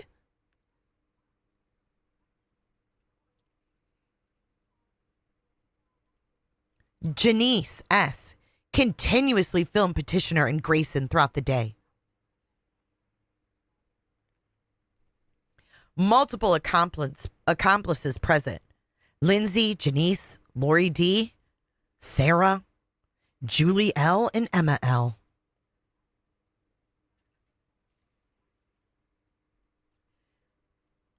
The restaurant incident requiring police intervention. The escalation at dinner was witnessed by multiple parties and resulted in official police involvement. Janice S. filmed from outside the restaurant property. Lori D. and Sarah P. approached petitioner's dinner table to confront her. After leaving, they went to the restaurant across the street and waited. Petitioner and Grayson were so fearful they called police for escort. Officer Jacobs contacted on-call prosecutor and took stalking report number 2025-510902. Susan Hendricks, who met them for breakfast the next morning, testified. It was clear to me that the two of them were in an absolute panicked state and what I would describe as fight or flight. This is a joke. Dr. Malmo, did you see their live or their premiere last night, their pre-recorded video? Oh, this is weird. Okay. Respondents continued violations. Okay, the respondent wasn't even there, but she's saying that she got these people to do this. Thank you for the sub, Carrie. Respondents continued violations after being served. Most troubling is respondents' behavior after being served with the civil stalking injunction on September 4th, 2025. Well, it looks like 72% of you want to review that, so we're going to review that last night's thing. Most troubling is respondents' behavior after being served with the civil stalking injunction on September 4th. Oh, God, now we're getting a rundown of CrimeCon again. Same evening, September 4th, within hours of service, respondent posted videos with threatening content. Whoops, you messed up. Ran around and then you got caught. Comment from accomplice. Time to tell the real story. Respondent's response, as you wish. September 5th, CrimeCon violation. Despite knowing about the injunction, respondent told CrimeCon she knew about the injunction but intended to attend anyway. Officers found her at the expo near petitioner. She acknowledged to officers her husband had sent her the order. After removal, posted more threatening videos, including Eminem's Worms. Lyrics about violence. That evening, stood feet away from petitioner and in a hotel bar with camera. This is so whiny and bitchy. Thank you, Madison, for your super sticker. I appreciate that a lot. Can we take a look at that picture again that Joe Schmo took? Shame on you, Paul. Creep Town, dude. Buy some more worms. Thank you, Maggie Marie, for your super chat.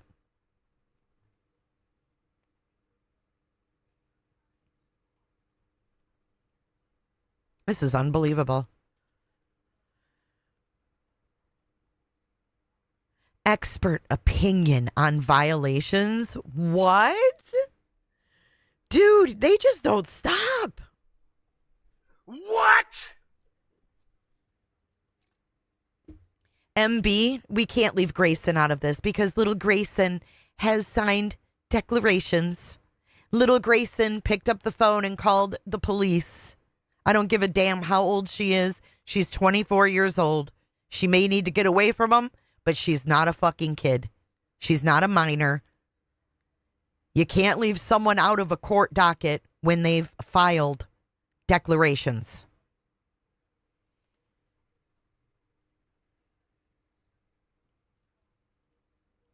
Dr. John Matthias provides professional assessment.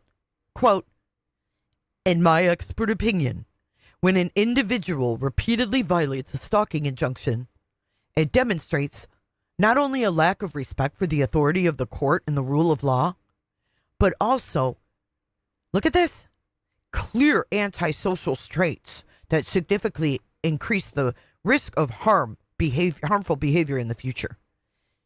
He's saying that he diagnosed Christina with antisocial traits. What do you think about that? What do you think about that? You think that's ethical? Dr. Melma, I think that is in the works. How dare he diagnose her with antisocial traits? It could be, BJ. I don't put anything past these people. They're weirdos.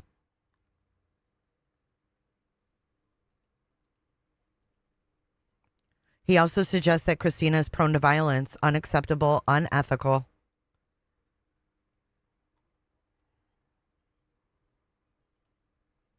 It's very, very weird.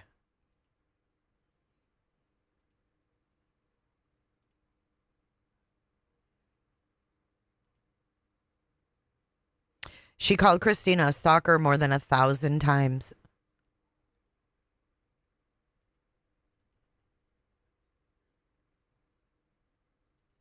No, I don't think you can be both husband and expert. I really don't.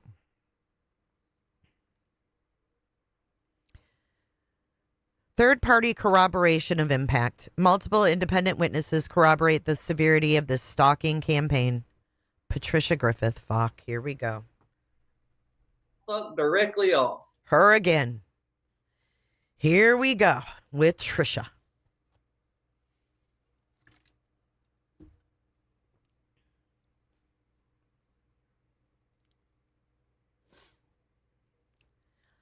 Quote, Trisha is not very bright. That's my opinion, and I can have it. Listen to this statement. Quote, Lauren is not a dramatic person. She does not exaggerate. She is professional, composed, and a truly wonderful friend. To hear the stress and fear in her voice has been devastating. Lauren lives in constant uncertainty, never knowing what horrific thing Christina will post next on TikTok. Hey, Trisha, grow up.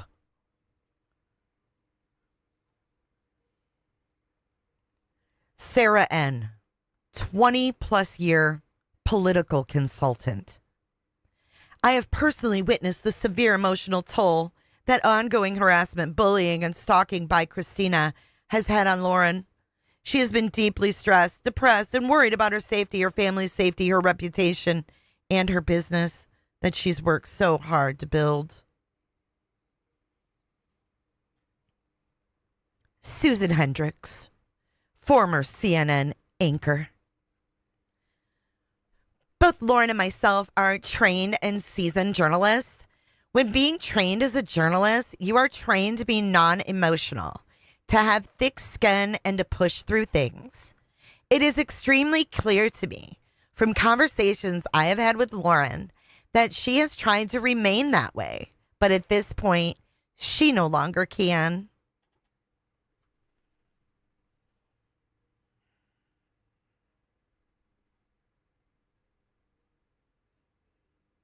Communications about an individual under Utah law. Utah code explicitly covers communications to or about an individual. Direct admissions by respondent. July 24th. Let me tell you, if she would have met the ex-friend of mine who I made this account to expose, Exhibit E28. August 8th. Can we talk about her own words and actions, though? Exhibit E17. And yeah, sure. I'm talking about this toxic person I met and knew for a year. Exhibit E30.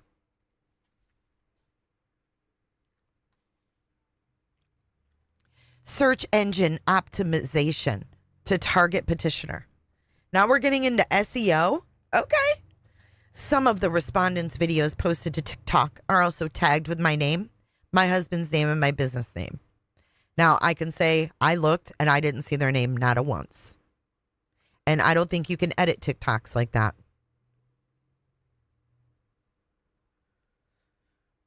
Some of the respondents' videos are tagged with my name, my husband's name, and my business names. This means that when someone searches my name, the respondents' videos pop up. Now she wants to control the algorithm. I love it. I love when narcissists like this feel so out of control. They want to fucking control everything, even an algorithm. That's AI.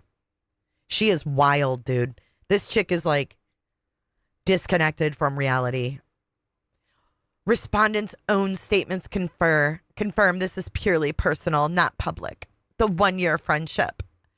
August 29th post. I'm talking about this toxic person I met and knew for a year. Exhibit E30. Attempting to burn her kingdom. July 31st post with audio about inconvenient truths that would burn your false kingdom to the fucking ground. August 23rd comment from Lori D. Burn that false kingdom down. Do it, lady.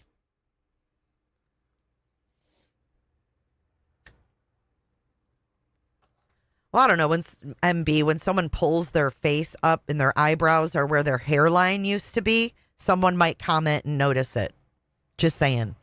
I mean, if the shit didn't look weird, people wouldn't comment on it. Her face looks weird. She looks like she had two little fucking bouncy balls put in her cheeks, and then looks like she has a fucking bottle top in her chin. And her eyebrows are where her hairline used to be. I mean, we can't ignore the fucking obvious. It's weird looking. If you look at her from the very first day she went on YouTube, she doesn't look like that. So it's not that people care about eyebrows. It's just, it's so obvious. I mean, yeah, we're going to mention it. I mean, keep it real. Let's not fucking ignore the obvious. I mean, it just goes along with like, she's so insecure. You know what I mean?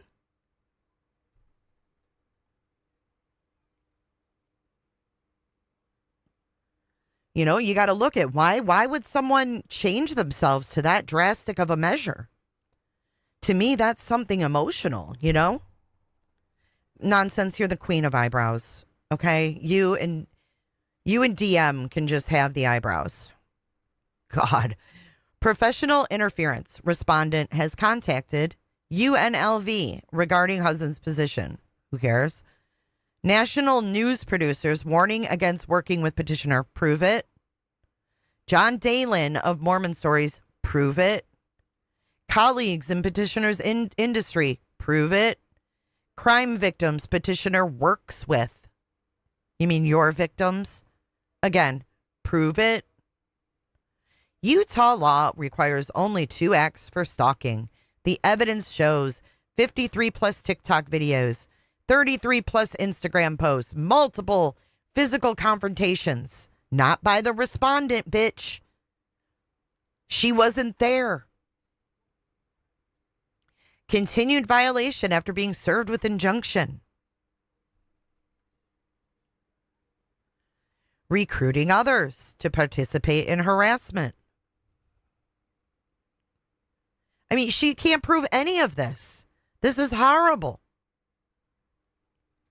Each post, each confrontation, each violation represents a separate act far exceeding the statutory minimum. And don't forget, in Dr. John's declaration, he wanted criminal charges against Christina. And he also said she had sociopathic traits. I hope she sues the fucking, not pants off him, because I don't want to see him with no pants, but I hope she sues the toupee off his head. Christina, one day I hope you own that toupee. It's so clear that Lauren dresses him, makes him look how she wants. She tried to cuten him up the best she could. She tried to cuten him up. They wanted her to go to jail. They wanted her on a tether. They wanted her to pay for her attorneys. And how convenient that she's got 4. And they made that clear again last night. They made it clear. We have a team of lawyers. And don't forget, they wanted that paid for by Christina.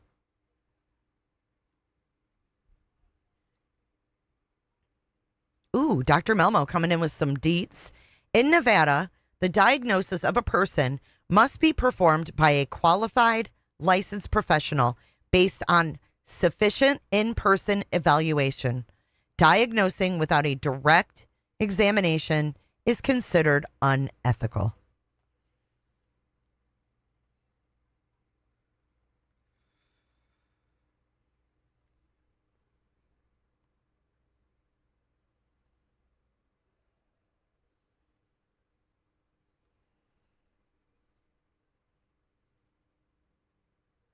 This is just unbelievable.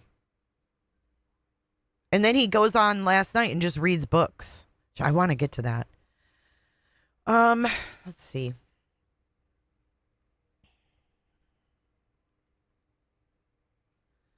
Okay, here we go. This is what she wants. For the foregoing reasons, petitioner, which is Lauren, respectfully requests for this. Ready? Hey, body. Reject respondent's public figure defense as legally irrelevant.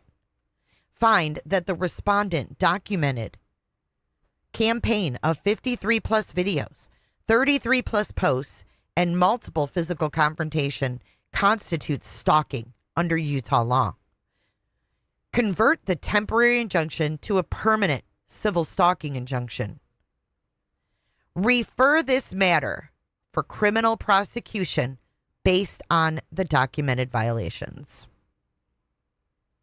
The evidence demonstrates not just a pattern of harassment, but an escalating campaign that has caused a mother to tell her husband she wanted to die. An 8-year-old child to live in fear for his mother's safety. And an employee to require psychiatric medication. This court must act to protect this family from further harm. Signed, Sunday, September 21st, Daston Dio.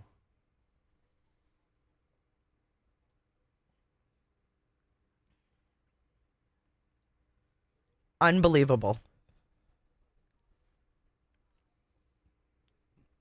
Unfucking believable. Let's see what we haven't read here. We have Christina's second objection.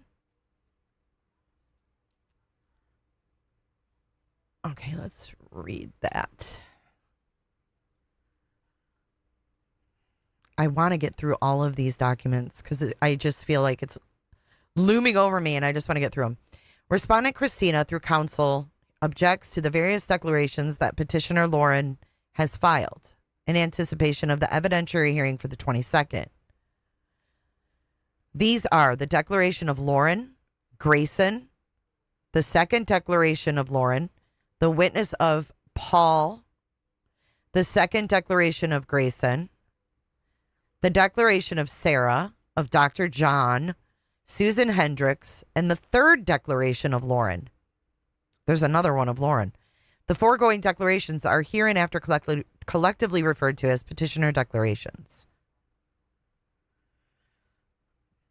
A substantial portion of Lauren's testimony relates to events where Christina was not present and incidents in which she was not involved. Lauren fails to establish foundation for many statements in her declaration, especially those assuming and implying a link between Christina and events she did not participate. Lauren hopes that the court will infer a chain of events where Lauren masterminded several other individuals into allegedly contacting and harassing Lauren. The following paragraphs without limitation are not sufficiently based on Lauren's personal knowledge. And then she lists the paragraphs. Lauren recites numerous out-of-court statements for their truth. Matthias does not lay foundation for any of the hearsay exceptions. And then they list the paragraphs. Lauren makes broad statements about Christina's social media content as the basis for required or requested stalking injunction. The court should disregard these statements and instead require that Lauren produce the original or a duplicate to the extent allowed under Utah Rule of Evidence 1003. Grayson. A substantial portion of Grayson's testimony relates to events where Christina was not present and not involved. Your fails to establish foundation for many of the statements in the Your Declaration.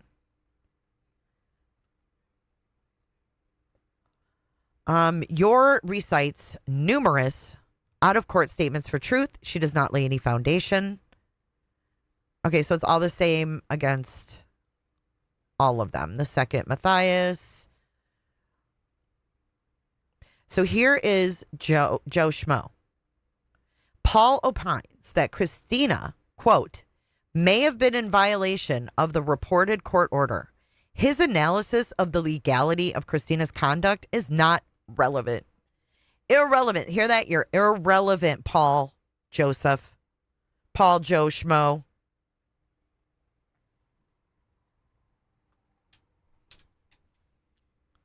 Paul Joe Schmo. That's really smart to do. It's Robbie. You can learn things that way. If you don't understand things and get examples and stuff like that, it's pretty cool. Thank you, Dr. Momo. More facts.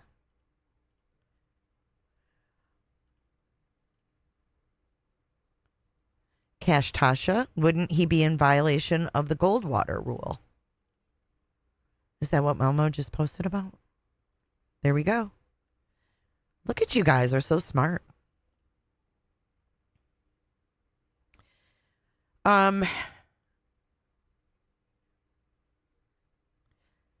Joe Schmo's testimony does not establish a basis for his personal knowledge of the facts he states. Paul Joe clearly states that a substantial portion of his testimony is based on what was reported to him. The second Grayson declaration overlaps extensively with the first one and has many of the same evidentiary problems. Grayson brings up numerous events and communications in which Christina did not participate. Grayson makes general statements like, Lauren and her husband deserve to perform their jobs without fear of being stalked and harassed through multiple avenues. Such statements are irrelevant. Grayson fails to establish foundation for many statements in the second declaration. Again, the main issue is that Grayson lacks personal knowledge and attempts to lay foundation for testimony based only upon what Lauren told her. She also speculates about Christina and others' motives and what will happen if the injunction does not issue.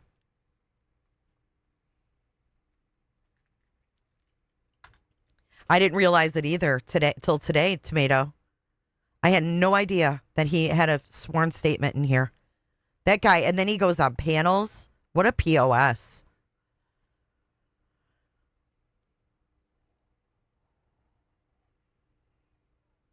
Grayson makes broad statements about Christina's social media as the basis for requested stalking injunction.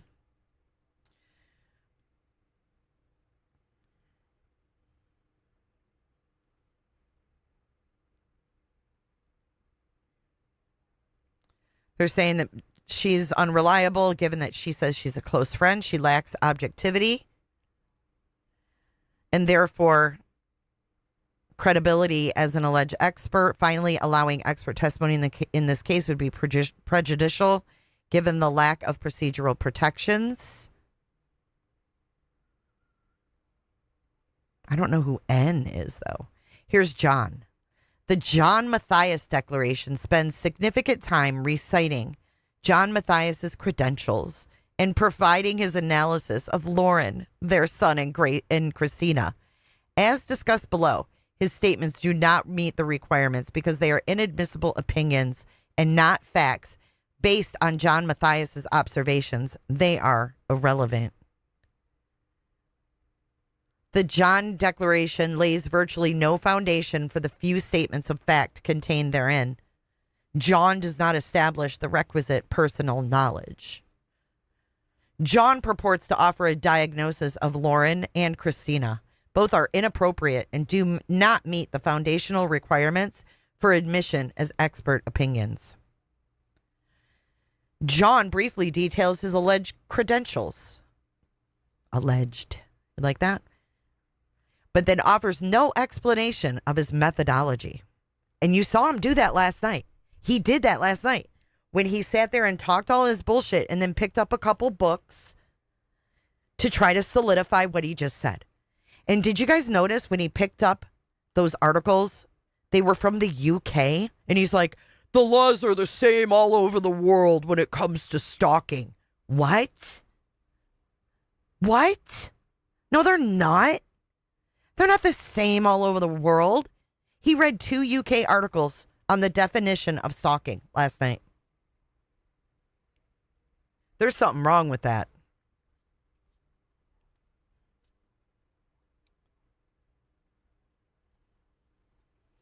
The testimony is unreliable and not based on facts or data. Further, any opinion offered by John is not reliable, given he is Lauren's husband and lacks objectivity and therefore credibility as an alleged expert. Finally, allowing expert testimony in this case would be prejudicial given the lack of procedural protections, e.g. discovery for Christina. Because John's testimony derives at least in part from out-of-court statements that Lauren and others told John, which he is essentially repeating in his declaration, the John Declaration contains inadmissible hearsay to which no exception applies. The Hendricks Declaration is not actually a declaration because it is not signed and does not contain the verification language required under Utah law code, blah, blah, blah. The court should disregard it in its entirety. They asked the court to disregard the CNN anchor. Hendricks offers general statements regarding her background as a reporter, the need for reporters to have thick skin, and her opinions regarding Mathis. Hendricks also describes events where Christina was not present and had nothing to do with the incident alleged.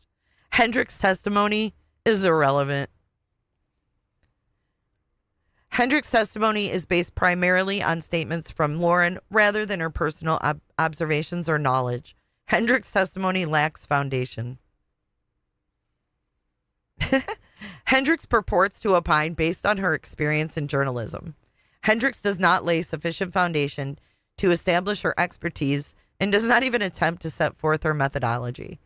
Any opinion offered by Hendricks is not reliable, given she is Matthias' friend and lacks objectivity and therefore credibility as an alleged expert. Because Hendricks' testimony derives primarily from out-of-court statements that Lauren told Hendricks, and that Hendricks is essentially repeating, it's inadmissible hearsay. The third Lauren declaration is not actually a declaration because it is not signed and does not contain the verification language. The court should disregard it in its entirety. The third Matthias Declaration is largely cumulative of Matthias's first 2. Like the first 2, the third contains substantial testimony regarding comments made by third parties and other irrelevant materials. The third declaration lays insufficient foundation for Christina, alleged influence on others, Christina's intent, and various other statements. Lauren recites numerous out-of-court statements for their truth. She does not lay foundation.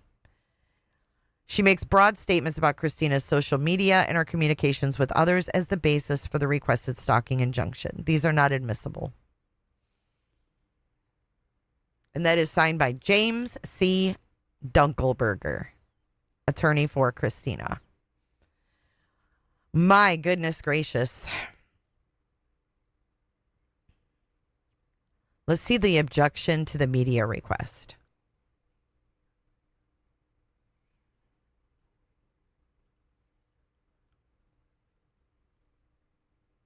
Objection to unspecified, unverified media request for attendance at evidentiary hearing and access to court records. Petitioner, through counsel, hereby objects to the unspecified, unverifiable. Wait, when did they file this?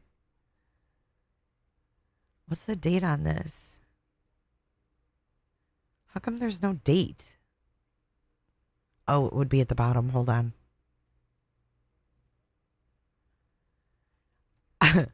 October 8th. Okay, so let's walk through the beginning of October.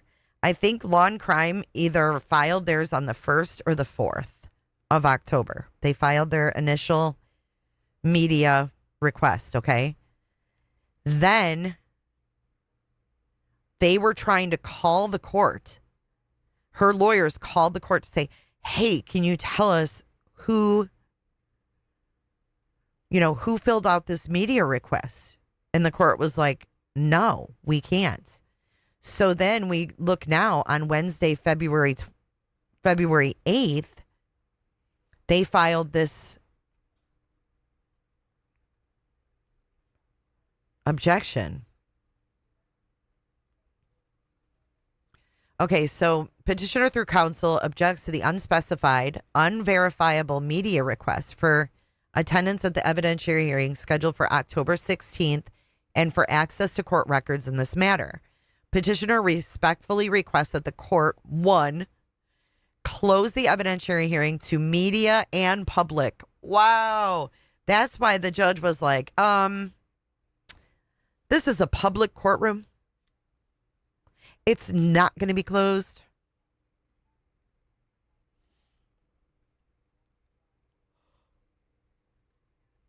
Oh, sorry. Oh, I don't know why I'm yawning.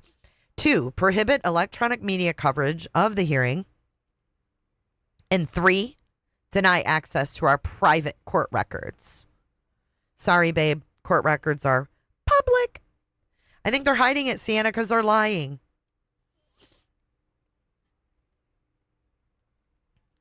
As a reminder, the court found cause to issue a temporary injunction containing specific no contact orders, including some limits on social media.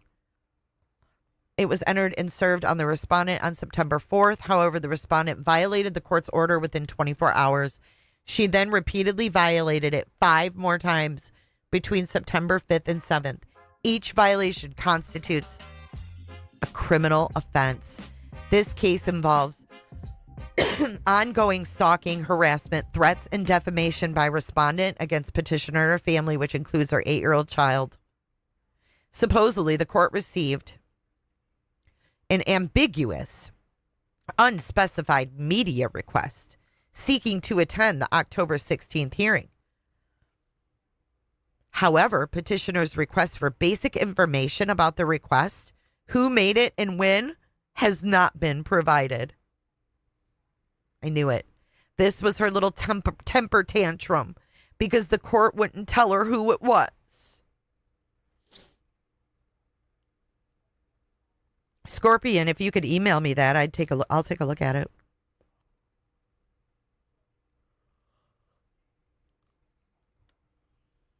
In addition to the reasons set forth hereinafter, permitting an unspecified, unverifiable media request, given the private classification of this case and the now criminal nature of the respondent's conduct, deprives the petitioner a reasonable opportunity to verify or properly challenge its authenticity and necessity. She thought what? You don't get to verify. The judge does first. This is insane. You got to wait till the judge signed it, and the judge waited till the 14th. Petitioner will be required to testify in detail about traumatic incidents of stalking, harassment, and threats. This testimony will necessarily include specific dates, times, and locations where respondents stalked or confronted petitioner. Lies. Lies.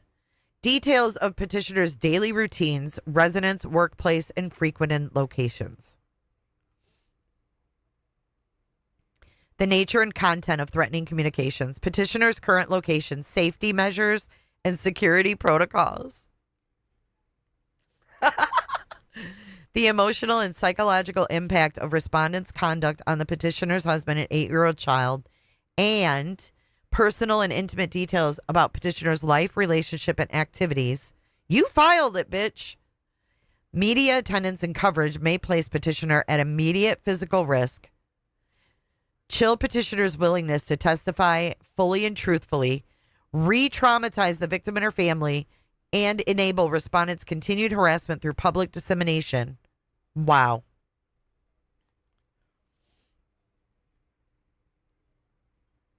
Legal standard. Presumption and authority to close hearings.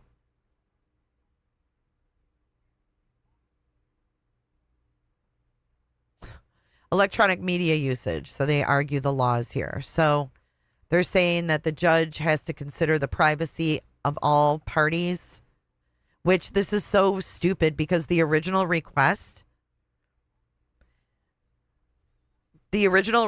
literally said no minors. I just put my email in the chat. It'll pop up. Yeah, just put ! Email. Thank you. Thanks, Bex. Thanks, Flo. Now we're going to have it in there 3 times. There it is. You can't miss it now. The argument is that the evidentiary hearing should be closed.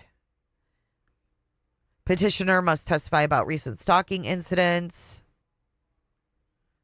daily routines, safety measures, witness and support system information. Testimony may reference family members, friends, colleagues, or others who have witnessed incidents or provided support. Media coverage could expose these individuals to harassment or enable respondent to infer petitioner's location through them. Don't ask people to take pictures if they don't want to be in court. Fuck. The psychological impact, re-traumatizing, incomplete testimony. Fear of public exposure will cause petitioner to self-censor, omitting details that are embarrassing, humiliating, or too personal to share publicly. Oh, but she could go on a 9-hour live and talk about her brother's sperm. Okay. Chilling effect on future victims. It sends a message to other victims that seeking legal protection means public exposure, therefore deterring victims.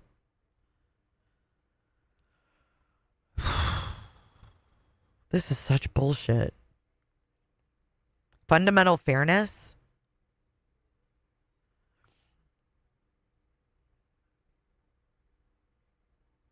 This is fucking ridiculous.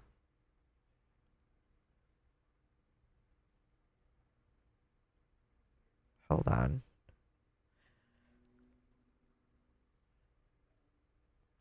Privacy rights of the victim. Create permanent audio video records of traumatic testimony. Wow. Isn't that wow? As you streamed James Craig's daughter's impact statement. You're a bitch. You are a bitch.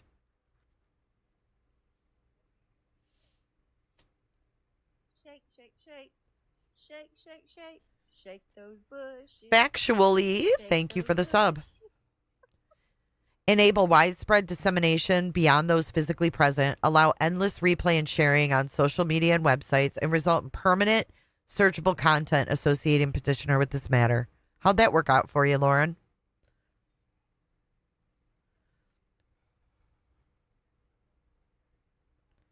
Access to court records must be denied.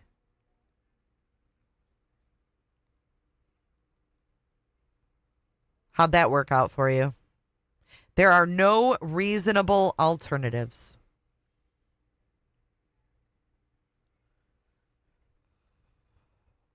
Required findings cannot be made to support media access. The alleged media provided sufficient credentials verifying its media status. It has not. The media has articulated a compelling public interest. It has not. That interest outweighs petitioner's safety and privacy rights. It cannot. Less restrictive alternatives are insufficient. They are not available. Specific circumstances justify deviation from the private classification. They do not exist. Petitioner respectfully requests that this court enter an order denying the request. Further, regarding the October 16th evidentiary hearing, closing the hearing on petitioner's request for a permanent stalking injunction to the media and general public, prohibit all electronic media coverage, not limited to audio, video, photography, and live, limiting attendance at the hearing to the parties and their legal counsel, court personnel, witnesses while testifying, and any other person such as victim advocates, interpreters, or support. Limiting attendance. She's really something.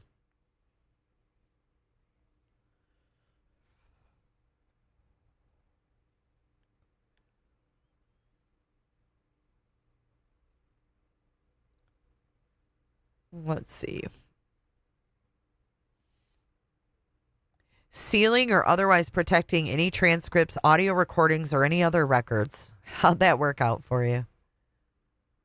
Conclusion. Oh my God. Signed by Dastin Dio. Ugh. All right. I've had it with these. We do still have a couple, but I'm kind of over it. Do you guys want to review? It looks like 70% of you want to look at last night's. Do you want to do that?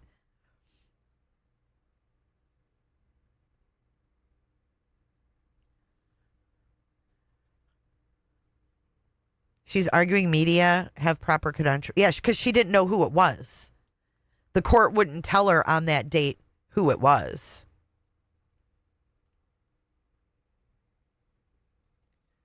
Because we can review that, or we can review this 9-month ago interview. Which one? I think we should go over last night. Because Dr. Melmo's here, and I really want her to see what Dr. John was saying. So let me get it pulled up here. And we will play it. I recorded it on my Kick, so that's where I'm going to play it from. Just because. The chat is really big, so you guys can see the chat and all of that. So let's get this pulled up.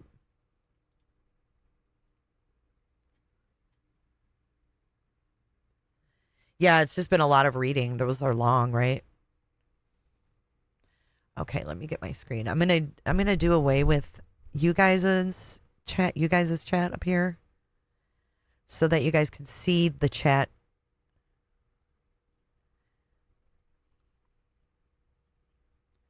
I just can't wait for your thoughts. If you haven't seen this, or maybe you're listening for the second time. Shake, shake, shake, shake, shake, shake. But they called this "We Respond." Shake those bush. Where's my alert box? I'm not seeing your guys's. Oh, it's buried. Hold on. There she is. Hey, everyone. I didn't want to scare you and talk all loud in your ear. Oops. I'm glad you guys are here. What the fuck? I made a post on Facebook as well.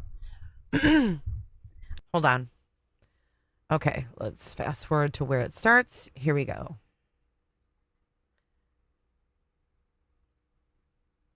Wait, why are you seeing...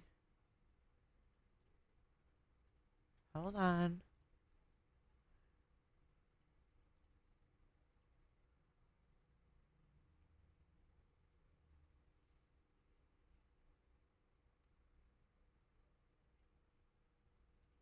And After letting me out. Oh, yeah, he had a really funny joke in the very beginning. I hope to help a brother out here. Thank you, Kinsey. Thank you so much, guys. hello, everybody. Hello. We're back. I know that a few of you, the hashtag Free John is going around a little bit. You okay?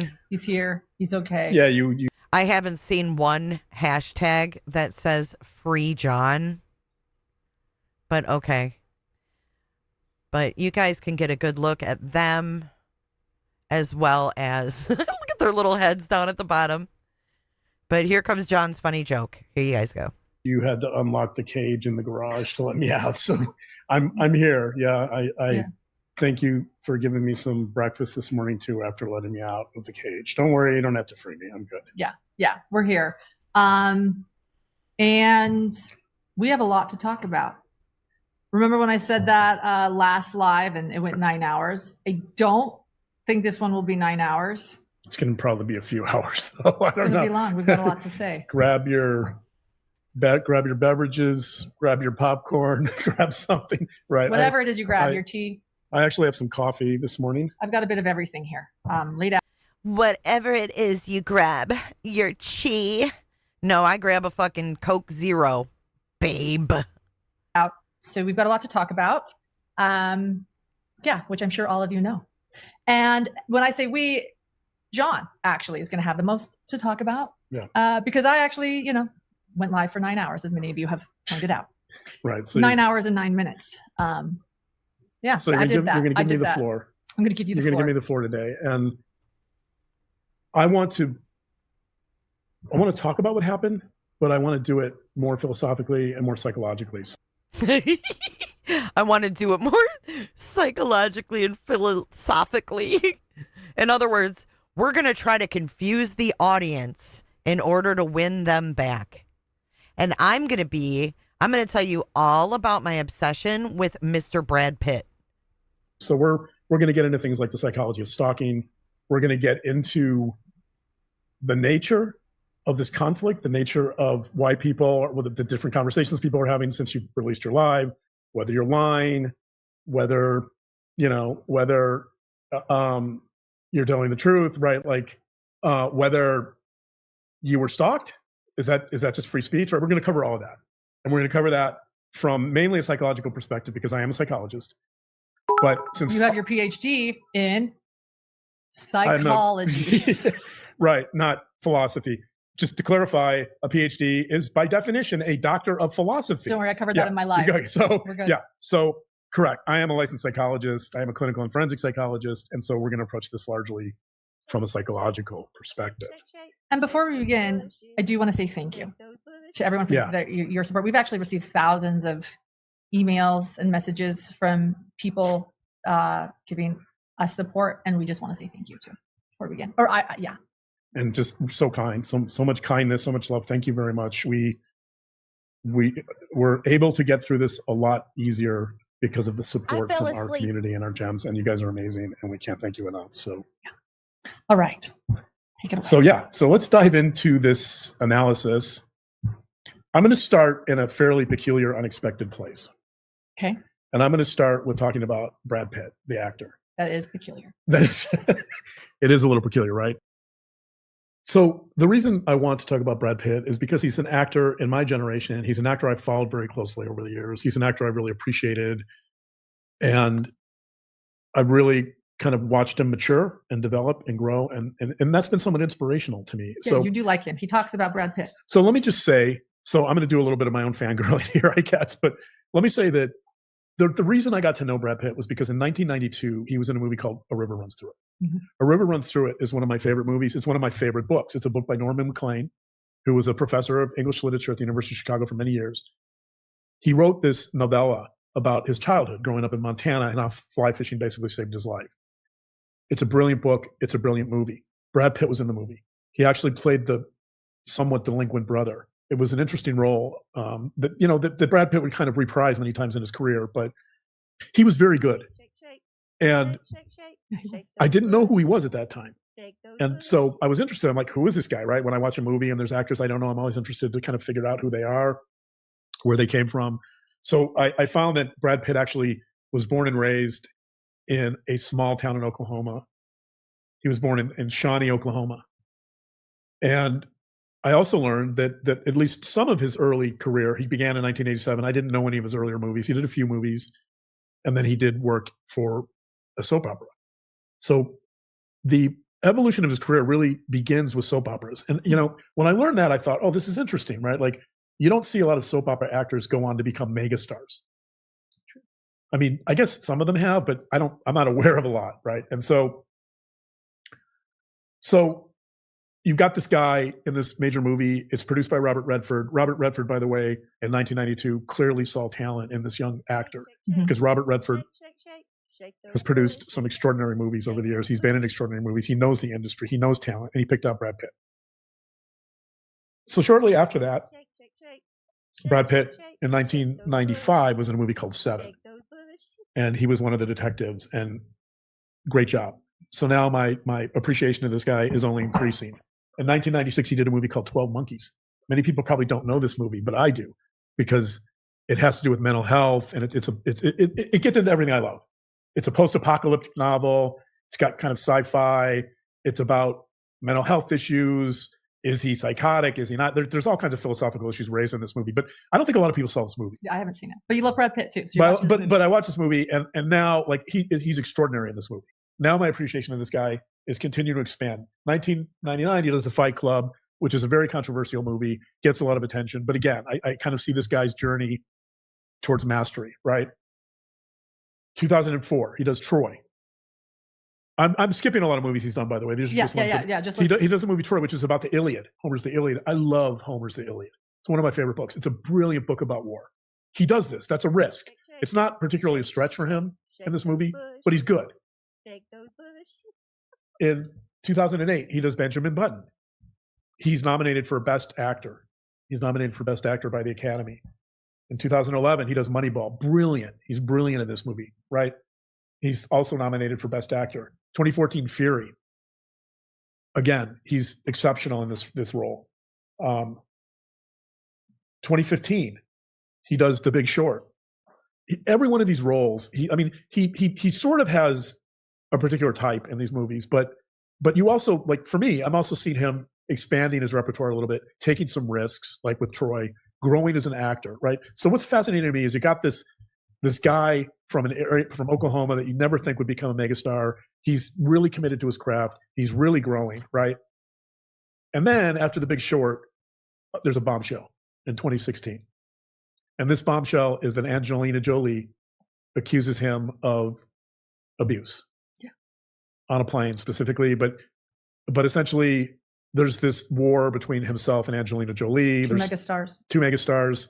There's this issue over custody, right? There's all kinds of issues here. There's I believe it's a bitter divorce. It's a bitter divorce. I believe there's all kinds of accusations being levied. And before this, by the way, I should point out, like the paparazzi are all over Brad Pitt wherever he goes. He's married to Jennifer Aniston. Married to Jennifer Aniston before. Cheating scandal. Right. There's issues about fidelity, right? Like anything the tabloid can get their hands on, any salacious story about Brad Pitt, they're publishing that, right? Mm-hmm. I see this stuff, but I don't really pay much attention to it because I don't really care. I want to go to his movies. I'm invested in this guy as an actor and watching him grow and change and master his craft, right? You're interested in his craft, his art. Right. So it's interesting because in 2016, and I could be wrong about this, but so these allegations are levied by someone who has tremendous power in Hollywood. And I believe that because of this, there's certainly an attempt to tarnish his reputation, to maybe cancel him, right? Like there's this whole debate about should Brad Pitt be doing movies, right? I'm sure people have mixed feelings about this. He was never formally charged with anything.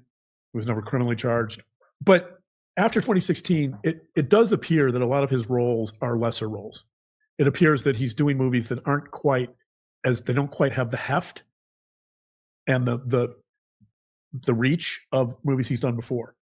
So the reason I read that list of movies prior to is because I don't know exactly what was going behind the scenes. I don't know if the impact of accusations was affecting his ability to get better films.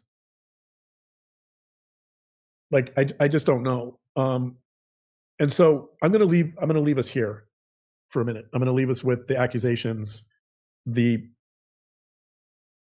trajectory of his career that apparently seems to stall around 2016, right? And I'm going to dive into something else, which is something that's called psychological essentialism. And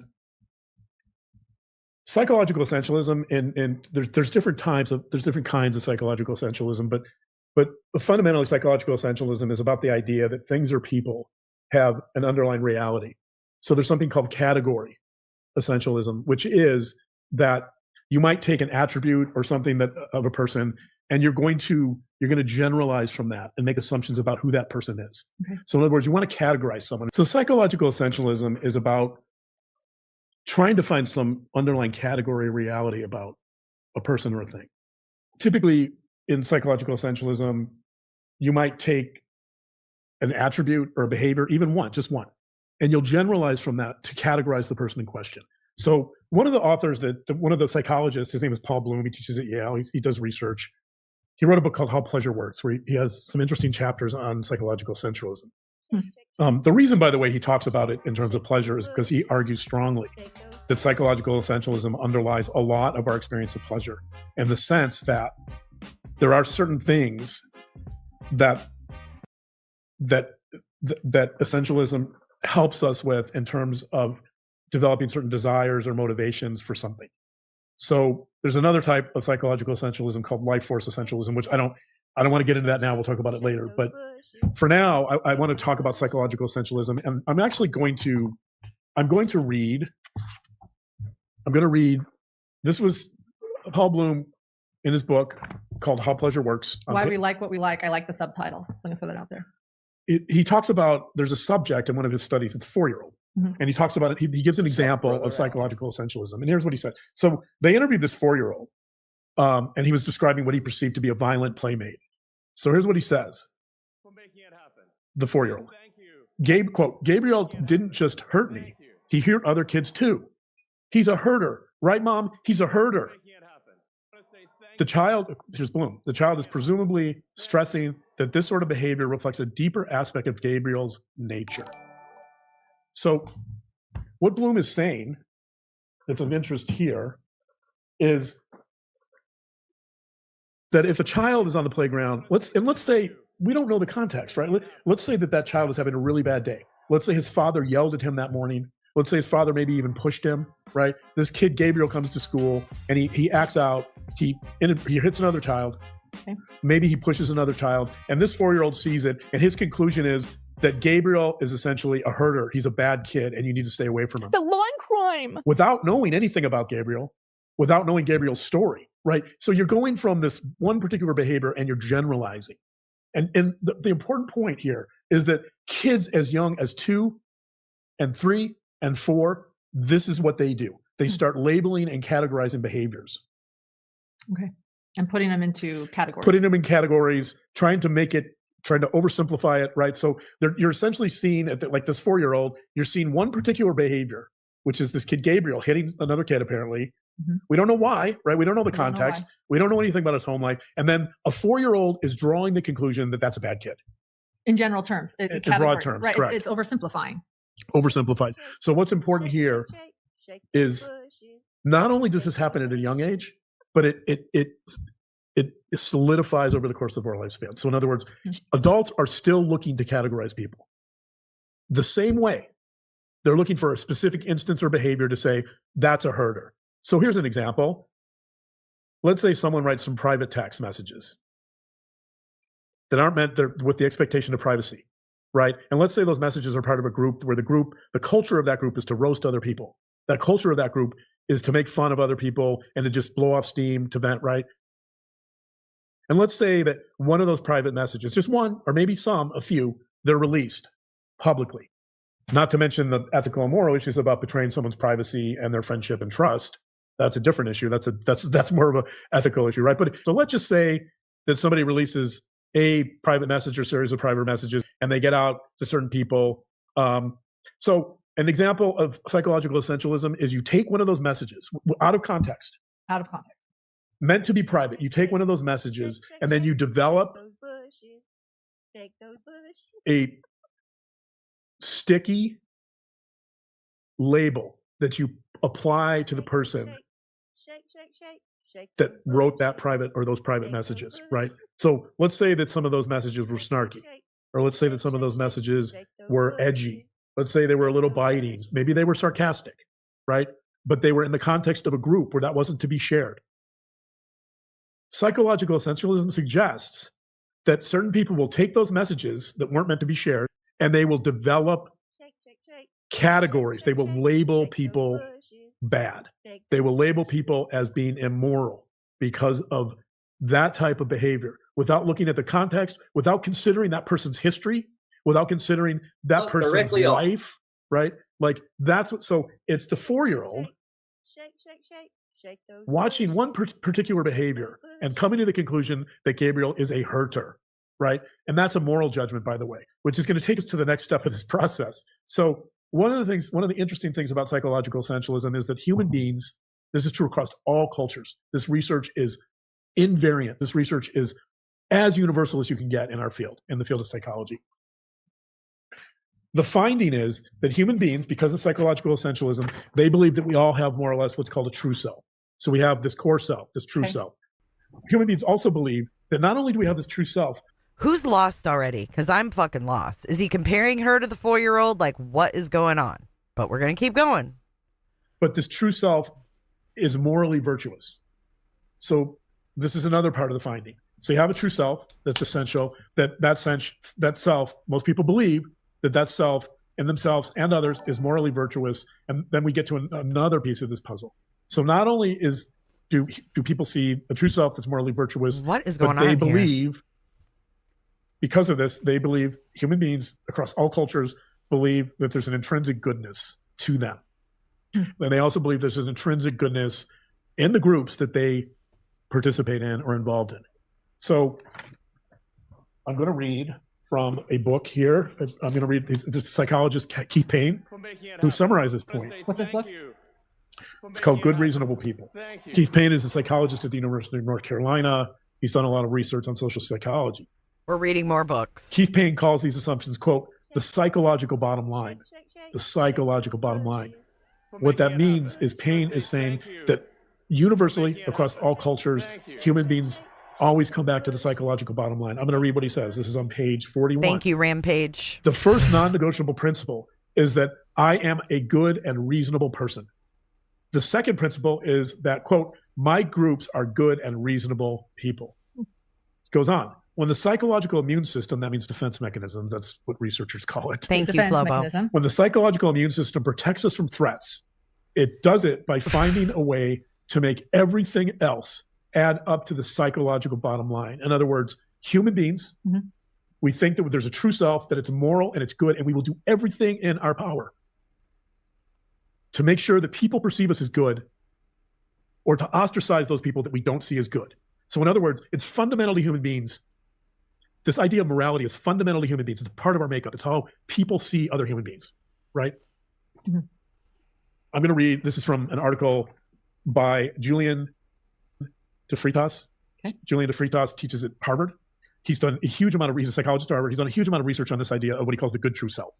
This is from Cognitive Science and Multidisciplinary 2017, journal. Volume 42.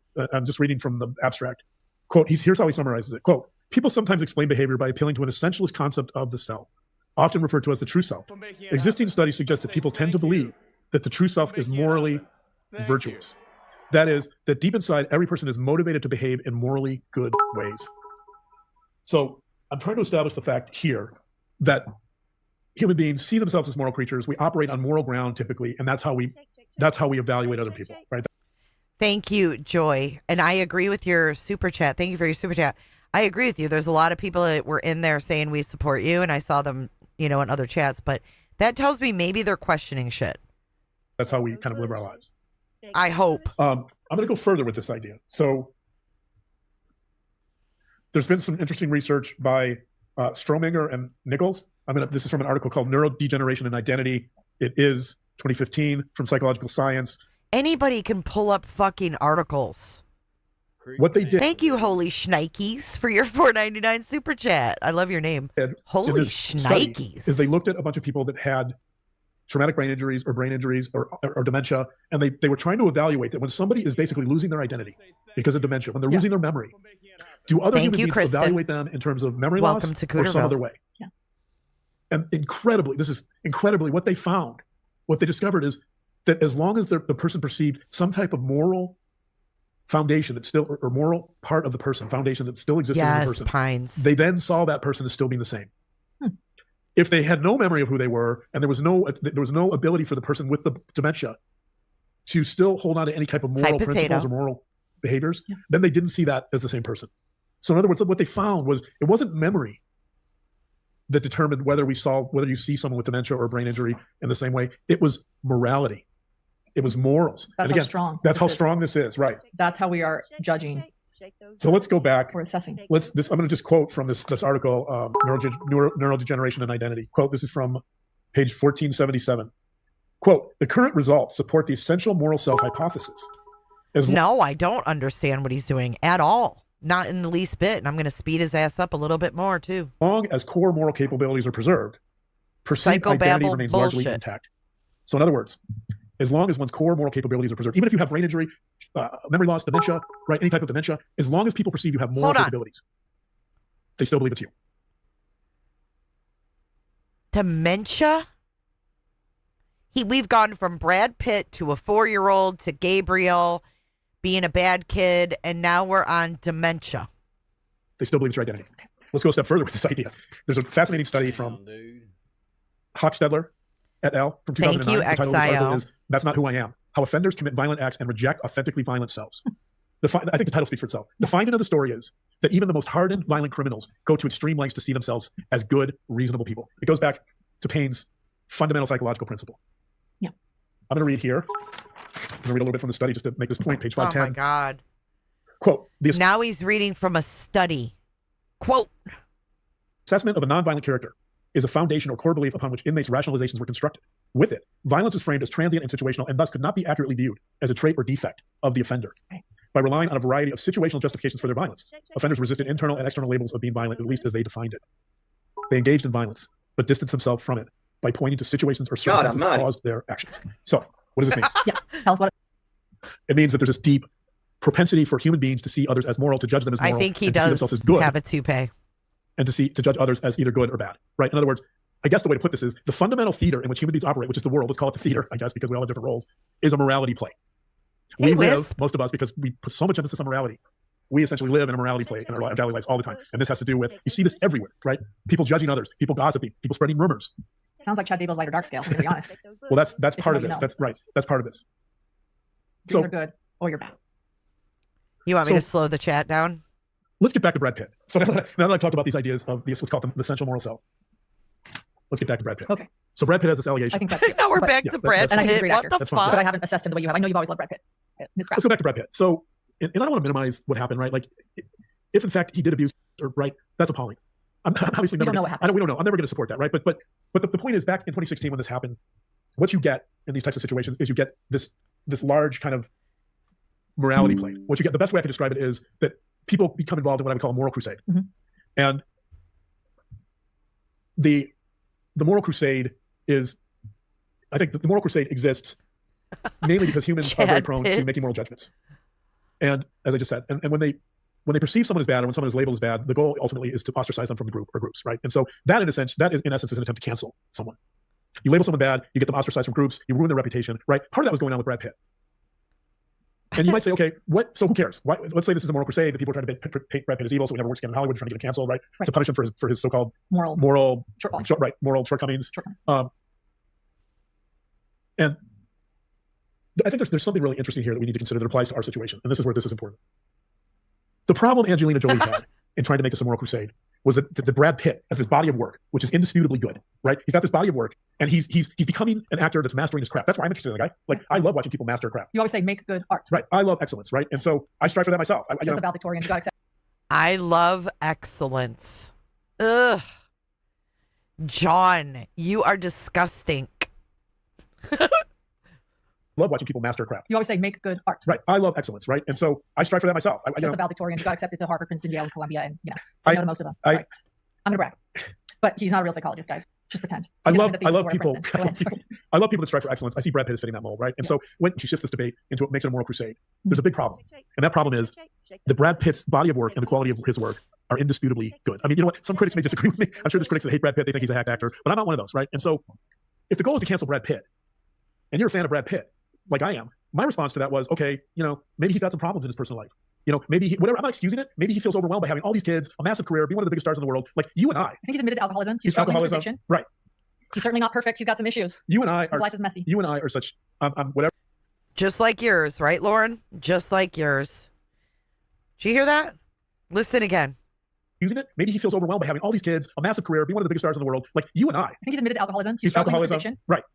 He's certainly not perfect. He's got some issues. You and I His life is messy. You and I are such, whatever the celebrity scale is, you and I are like a pittance compared to Brad Pitt, right? I can't even imagine. Yeah, we're not a thing. I can't even imagine the stress and expectations and criticism this guy has to deal with, right? Like, I don't think any of us can imagine that. I can't imagine that for Taylor Swift, like some of the biggest stars in the world. The Rock, I don't know how they handle all this stuff. I really don't, right? So like, Taylor Swift and The Rock. And look, I happened to pause and there's his fucking tongue sticking out. Is it too fast? I'll put it on 1.5. I'm sorry. YouTube's enough for me. So my thing is, and expectations and criticism this guy has to deal with, right? Like, I don't think any of us can imagine that. I can't imagine that for Taylor Swift, like some of the biggest stars in the world. The Rock, I don't know how they handle all this stuff. Not either. I really don't, right? So like, YouTube's enough for me. So my thing is, so this is happening. You know, there's stuff before about affairs, and I'm just like, the guy does good work. I love the fact that this guy is trying to master his craft, right? What I care about. Did he just mention affairs? Hold on. Look at her face when he mentioned affairs. Oh, fuck. Listen. I really don't, right? So like, YouTube's enough for me. So my thing is, so this is happening. You know, there's stuff before about affairs, and I'm just like, the guy does good work. I love the fact that this guy is trying to master his craft, right? Why do we bring up affairs, Dr. John? Leakage. Care about is the quality of his work, his art, his craft, the quality of his work. And so I think it's interesting. I loved it, Electro. In our current, it's interesting that, like Brad Pitt being accused of abuse in 2016, that the situation you're in, this whole smear campaign from the start, that every bit of this is about a moral referendum on you and your character. Every bit of this is become a moral crusade, right? And what I find fascinating about that is that this debate is not happening in the realm of, oh, what's the quality of Lauren's work? What's the quality of Hidden True Crime's work, right? Like, I could argue with Brad Pitt, for example, that this attempt to shift the debate to this moral crusade, to this moral issue, but it's certainly an attempt to shift the debate away from his work as an artist and an actor to something else, to something about his character, to something about his morals and his right. And the question is, so, and by the way, with you weren't accused, you've never done anything like that ever. Like, you've never done anything wrong. Well, my eyebrows are a sin. Right. Yeah, you may have to shave. My eyebrows are a sin. She is so fucking vain. I can't stand either one of these. I can't stand either one of these people. Can't stand them. Anything like that ever. Like, you've never done anything wrong. Well, my eyebrows are a sin. Right. Yeah, you may have to shave those. You know, we've received. And I love myself some Botox. We've received some emails. I think there's. And I love myself some Botox. Keep going. You are such a catty bitch. That's why you ended up in this situation. I want to read a comment we received by Pinata Samurai. I love that name, by the way. Thanks, Pinata Samurai. This is a comment. This is a comment that I love that summarizes this whole thing up. We received a brilliant text a brilliant message in comments from one of our viewers. And here's what Pinata Samurai said. Love the name. I know, Pinata Samurai. It's so great. Next time I go to a pinata party with our son, I'm going to call myself Pinata Samurai. Next time you go to a party with your son, does that mean that mama doesn't participate? Not we. Next time we go to a party with our son. Next time I go to a pinata party with our son. Pinata Samurai. It's so great. Next time I go to a pinata party with our son, I'm going to call myself Pinata Samurai. Quote, even if you were the devil himself, I'd still watch you. You're brilliant at what you do. You and your husband both. Even if you were the devil yourself, I would still watch you? Who thinks they wrote this? How many times did she say I'm not dark? 11 in the 9-hour live? I'm not dark. I'm a good person. If you were the devil yourselves, I would still listen to you. Ew. Pinata Samurai. It's so great. Next time I go to a pinata party with our son, I'm going to call myself Pinata Samurai. Quote, even if you were the devil himself, I'd still watch you. You're brilliant at what you do. You and your husband both. Right? And so the reason that Whoa. both. The devil himself. Next time I go to a pinata party with our son, I'm going to call myself Pinata Samurai. Quote, even if you were the devil himself, I'd still watch you. You're brilliant at what you do. You and your husband both. Right? And so what the fuck? What is going on here? Y'all.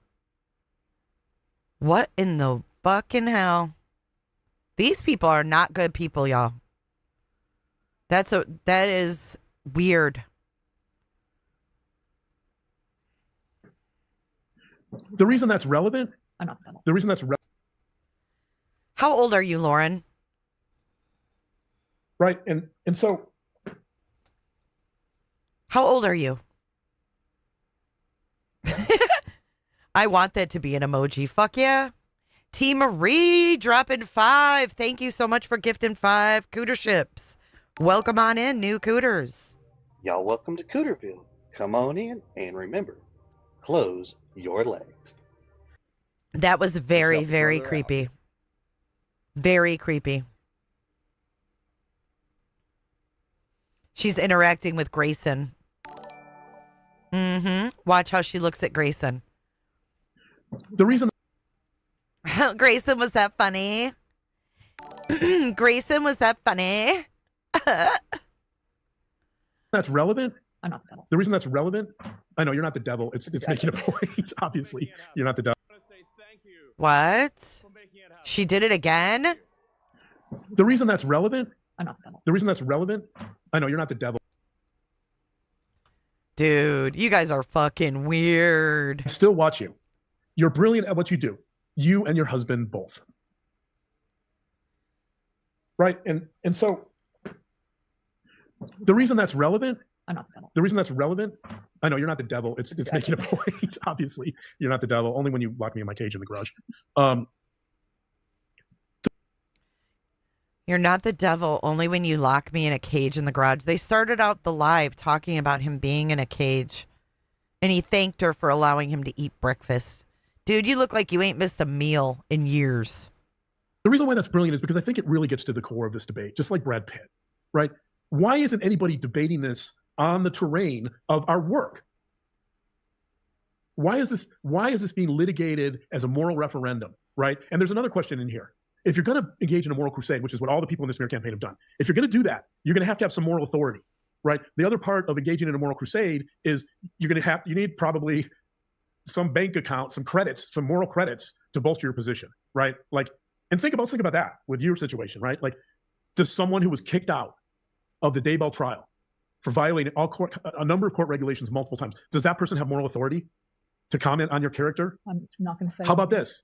What? Somebody who took your phone without your consent and went through your phone and the financials that went in your phone. This person knew that they were never to access our financials. That's our business. That person gets in your phone, looks at your. Don't give them access to your financials, morons. Are you stupid? You run a business and you say, oh, they're not supposed to look at our financials? Why does she have access to see what you're making? Weirdos. Do your own fucking work then. Don't hire people to do your fucking YouTube work. Do it yourself. It's possible. I do it every day. This person knew that they were never to access our financials. That's our business. That person gets in your phone, looks at your financials without your consent. Does that person have the moral authority to engage in a moral crusade to ruin you? Or how about this? Someone who makes comments on a TikTok about your brother in a coma and how you want to non-consensually try to obtain your brother's sperm. What the fuck? Really? Ugh. Why does this guy just give me the full out creeps? Ugh. Why do you keep bringing up your brother's bodily fluids? Stop. About your brother in a coma and how you want to non-consensually try to obtain your brother's sperm. Does that person have the moral authority to engage in a crusade, a moral crusade to ruin your character? Or how about this? Somebody who follows you around the courthouse, videotaping you, video recording you. Christina wasn't there, idiot. Christina wasn't even there. And you want to send her to jail. Constantly getting in your face, and because of that type of behavior, is not allowed to attend the memorial service that you put on. You helped I organize. participated in helping organize. My dear friend actually. Does that person have the moral authority to engage in this moral crusade against you? Right? So my point is that if you're going to engage in a moral crusade, you better be squeaky. This isn't about moral authority. This is about the fucking law. Stop talking around the law that Christina hasn't broke and you accused her of breaking on numerous occasions. Calling her a stalker when there's no injunction? What is wrong with you? I hope both of you get the fucking pants suit off you. Both of you. Both of you are irresponsible and should be irrelevant.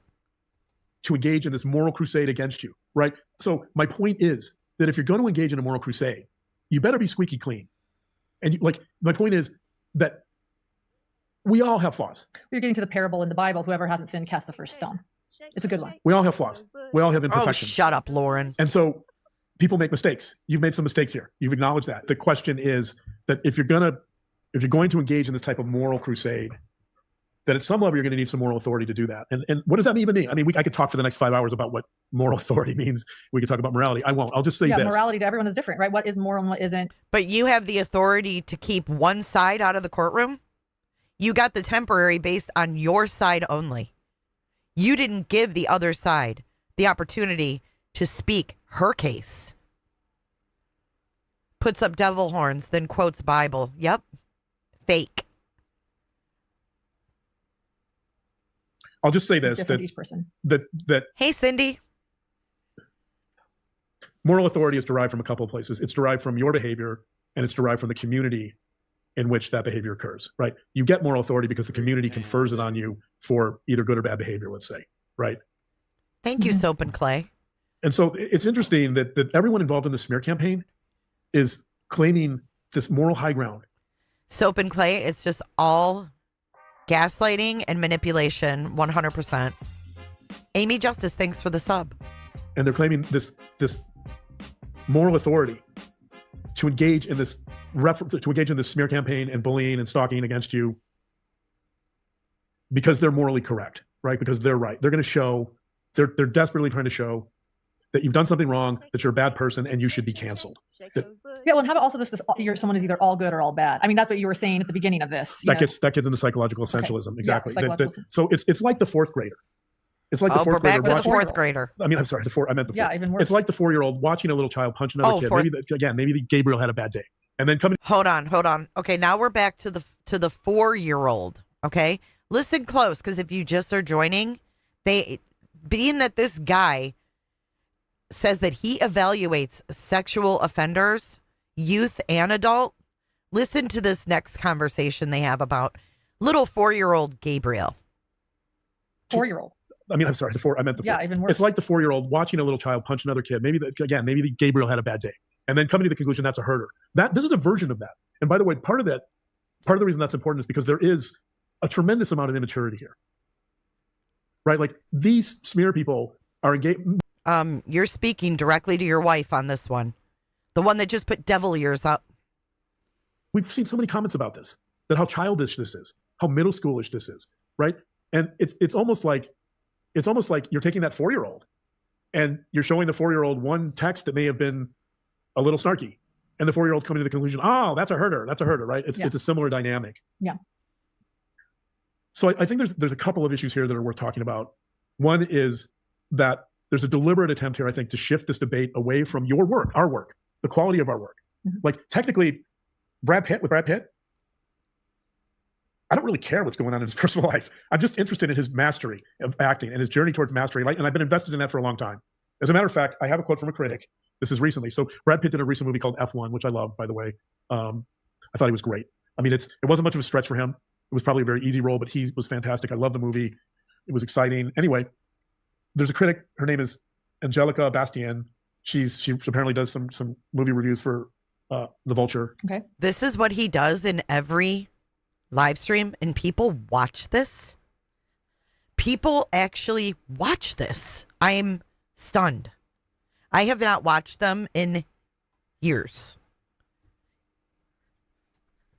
This is his credibility and what he brings. I said it last night, Dr. Melmo. Fight me. This guy probably masturbates to Brad Pitt. Sorry, not sorry. It's fucking weird. These people are weird. And I guess part of the debate that was going on with F1 was around this idea of, well, what if he's an abuser? Should we give any credence to this movie or to Brad Pitt as an actor? Like, shouldn't we? It was about canceling him, essentially. And here's what she said. Okay. She said, quote, "It isn't that people don't believe what happened to Jolie on that plane. It's just that they don't care." And why is that important? Because what this critic is saying is that people understand that the humans make mistakes. Humans are imperfect. And if you want to make this into a moral crusade, then in many ways you're really negating the important point, which is that Brad Pitt is an artist who creates art. He's an actor who acts. Maybe that's the realm where he should be evaluated. Maybe that's what the critic's saying. Maybe we should pay attention to his role in this movie and whether the movie is good and how well he's acting, how well he acted in it, rather than litigating something from 2016, which, although potentially horrible, it doesn't affect his acting. I mean, it may have. It probably affected him psychologically. On I'm sure Prime Crime. Maybe, I don't know. I presume. And so here, with us, this whole smear campaign has been a referendum on your character. It's been a referendum. It's been a moral referendum on you and who you are, rather than a critique or analysis of your work. And so I'm fascinated by that, because it's hard not to say that the reason that debate, the reason why this has nothing to do with your work, although I will say we have gotten a lot of emails from people that are very praiseworthy of our work and that see this for what they see, that you've done nothing wrong. And even if you made a few mistakes, they're willing to forgive you because, as Pinata Samurai said. Wait a minute. I don't think the quality of their work is that great. They did a live saying Richard Allen likely had an obsession with his daughter at age 14 and possibly could have essayed her, which was all speculation. Right. And his daughter testified that she was not essayed. Why does this guy who allegedly counsels or analyzes or whatever the fuck he does for sexual offenders so obsessed with it? That's weird. Wait till you hear their comment about the Boy Scouts. Shut up, Fatty. She loves your work, right? I'm going to read a message we just got today. I'm not going to say the name because I don't know if I'm authorized, but she says, quote, "Hello, I want to tell you how much I appreciate the quality, credibility, and positive nature of your work. You don't deserve the abuse you're experiencing." I love that, because I love this. Look at Janice Vetter. You had a 9-hour podcast to silence someone that spoke against you. Wait till you see. Look at Lauren. The comparison is simply that artists should perhaps be judged by their work. So there's the spin. It's the same thing that Pinata Samurai is saying. It's the same thing that Brad Pitt's movie critic is saying. It's, if you reframe this as a moral crusade and not about the quality of your work, out here. It's easier to win to them, to the smear people. It's easier to win that argument because human beings are drawn to that moral crusade. They're drawn into that morality play. For me, I'm less interested in his biography and I'm more interested in his actual art. Yeah. And I want to evaluate him on that terrain. Fair. Rather than. Okay, good for you. This is YouTube. Okay, this isn't Hollyweird. This is YouTube. We evaluate you on what we see. Look at Brad Pitt's restraining order is in the room. In terms of morality, right? But it shows that human beings have this knee-jerk reaction to go after moral issues. Yeah. In fact, this whole idea of. Oh, so in other words, is there an affair that's going to come out? Zoe and Boo, I'm glad to have you here. Is there an affair that's going to come out? Are they getting in front of something? Oh, Kay Woodcock's daughter, that's Crusha, is doing a tell-all on Lauren Sunday night. Oh, oh yeah, there you go, Heather. That's what I'm doing. I'm stirring up crap money. Heather Salvinson, can you make a complete sentence and come back and try to put me down? I can't even make ends of what the fuck you were trying to insult me with. Crush's link. I think one of the mods can grab it. Cancel culture. This whole idea of harming people on the internet is based on this idea of humans being moral creatures on moral crusades, trying to assert their moral superiority. Yeah. With or without, most often without moral authority, but a moral authority is a tricky issue. So I don't want to get into that too much. I mean, because, ironically, I think some of the people on the smear campaign would say that their moral authority comes from God. Yeah. And so I think that in the smear campaign, I think there's a religious component, right? So if you have God on your side and you're right, so being right in this case means that they're morally superior and they're right because they're trying to show that you are immoral and that you have poor character and therefore you should be canceled. And they're trying to show that with evidence that's flimsy at best, or with evidence that, with evidence that you've seen and apologized for. I mean, wait, what? With evidence that's flimsy at best? Hold on. Evidence that's flimsy at best, or with evidence that, with evidence that you've seen and apologized for. So you have done things wrong. Hey, Tinfoil. Thank you, Bonnie G, for your super chat. She said, "Hi, Jay. I've been really enjoying your coverage. Lauren reminds me of Blake Lively. Both are histrionic, entitled smear campaign accusing brats." I mean, yeah. But I just think. Thank you for the cootership. I think that's problematic. So let's take it a step further. I think you're problematic. So people are going to say, "Thank you, Shaggy, and welcome in, Gemini." Oh, what? So what? All right. So people engage in this moral crusade, and people see themselves as good fundamentally and moral, blah blah blah. Who cares, right? So okay. So Brad Pitt, may have done this abusive thing. Maybe some people think they should cancel him for that. Maybe they don't care about his work, right? Like, so people are saying, maybe, all right. So they're going after you for being immoral or whatever. People are trying to cancel you. Thank you guys for being here. Why is he Mormon? I don't know. And I want to point out, I've canceled businesses because their values don't adhere to mine. I mean, that's fair, right? Yeah, I mean, right. If people not canceled, not gone on and tried to start a smear campaign, but learned maybe a business isn't one I want to support. I'm not suggesting. And if people feel that about us, I get it. I'm not suggesting that. I'm not saying. I'm pointing out the disparity between focusing almost exclusively on moral issues, right, versus ignoring the work. Right. That if you see someone as deeply immoral and there's evidence of that, not preconceived notions of it, then yeah, I think sure. Have y'all ever seen their wedding video? I knew when I saw her wedding video, she was fake and extra. Big Girl for Life, has Gigi responded at all? Yes, I actually put out a video on J for Justice. I'll get the link for you. I read her statement and I put it out in a standalone video. Very classy statement. Basically said, someone who tries to mess with my livelihood, I'm walking away from them. Basically said, Lauren said horrible things about her. People have the right to judge things as being immoral and not consistent with their values. I'll pull it up. Not caring, not paying attention to someone's work. That makes perfect sense. Yeah. But on the other hand, there's certain people like me. There might be moral questions around Brad Pitt, but it doesn't really affect me. God, Brad really Pitt again? For you, it's about his work, right? Now there might be some people that say, "Oh my gosh, I'm never going to see another movie by him." That's their choice. Yeah, that's fine. That's what I'm saying. Yeah, there's some businesses I thought, I don't want to, support that business because maybe I found out their founder isn't someone who holds. Oh, you're going to slam businesses, bitch? They blacklisted you. You didn't blacklist nobody. Who's the founder? Who's the founder you're mad at? Whoa, Win. Are you mad at the founder of One Crime? The Lawn Crime. You guys haven't seen the wedding video? Holy shit. I'll pull it up. Same beliefs, and then I'll end up because maybe I found out their founder isn't someone who holds my, same beliefs, and then I'll end up actually supporting them because they make a good chicken sandwich. So it happens. It's not Colby Vallow, it's Colby Ryan. But yeah, he said he was his adopted father or something. All right, I'm finding the it. Next step in this is the next step in this is if humans are essentially moral creatures and that's how we see the world and evaluate them, we all want to be good.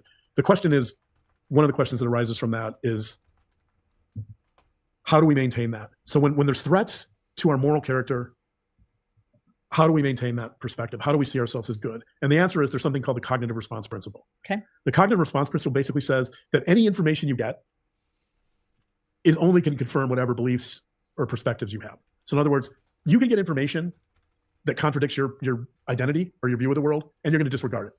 You don't care, right? Because what you're going to do, the cognitive response principle basically says that all persuasion is self-persuasion, meaning you're going to get that information, you're going to come up with a lot of reasons why it's wrong, even though it's correct.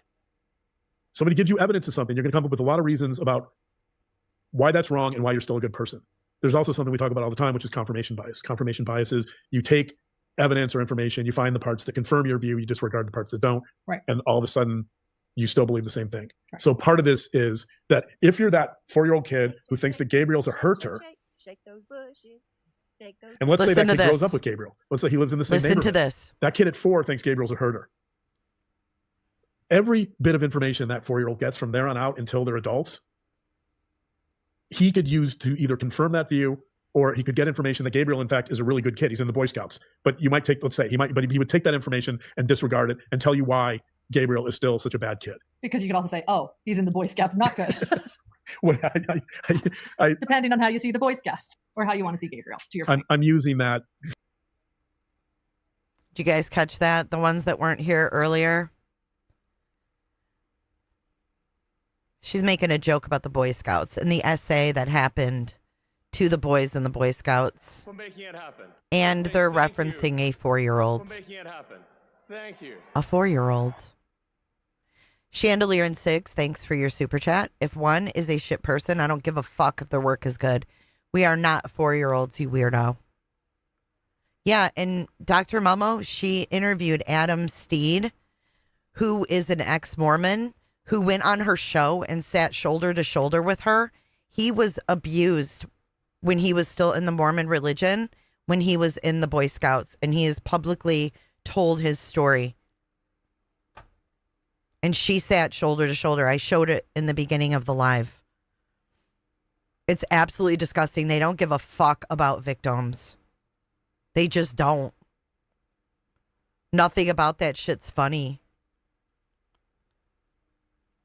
Ugh, they made me sick. This made me want to throw up. Not good. He could use every bit of information that 4-year-old gets from there on out until they're adults. He could use to either confirm that view, or he could get information that Gabriel, in fact, is a really good kid. He's in the Boy Scouts. But you might take, let's say, he would take that information and disregard it and tell you why Gabriel is still such a bad kid. Because you could also say, oh, he's in the Boy Scouts, not good. Well, Depending on how you see the Boy Scouts. That's funny, huh, bitch? You want to see? For those of you that weren't here earlier, because this is the most appalling, most transparent, tell me who you are without telling me who you are comment in the whole damn thing. Watch this. Hidden true crime. I had no idea he was the whistleblower. I watched an interview with him a long time ago, and I felt so bad because he still looks like he is struggling. And you can look at him and tell he struggles. He was a former client. The church recommended that he get counseling from Jody Hildebrandt. This guy, Lindsay said, was the whistleblower and blew the LDS covering up the abuse in the Boy Scouts. She sat shoulder to shoulder with this victim and then cracked that joke last night. You can tell this man is struggling. Hello, Hidden Gems. A quick test of the mic before we start talking with my guest here with me.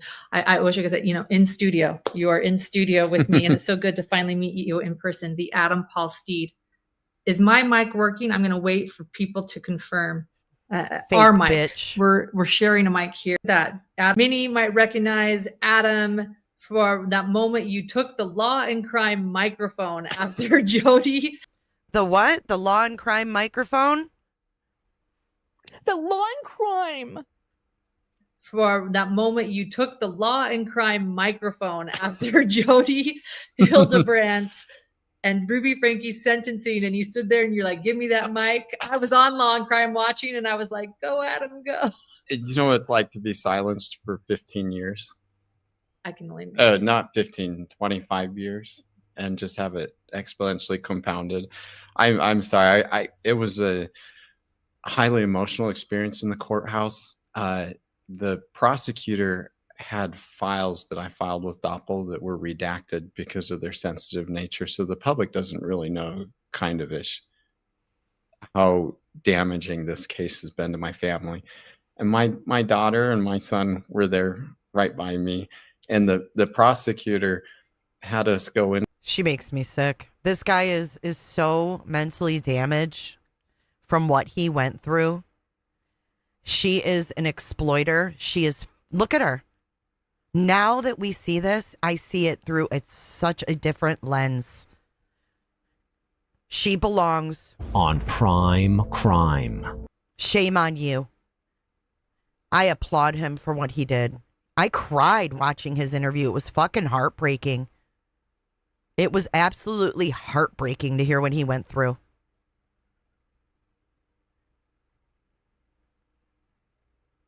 Sick, sick people.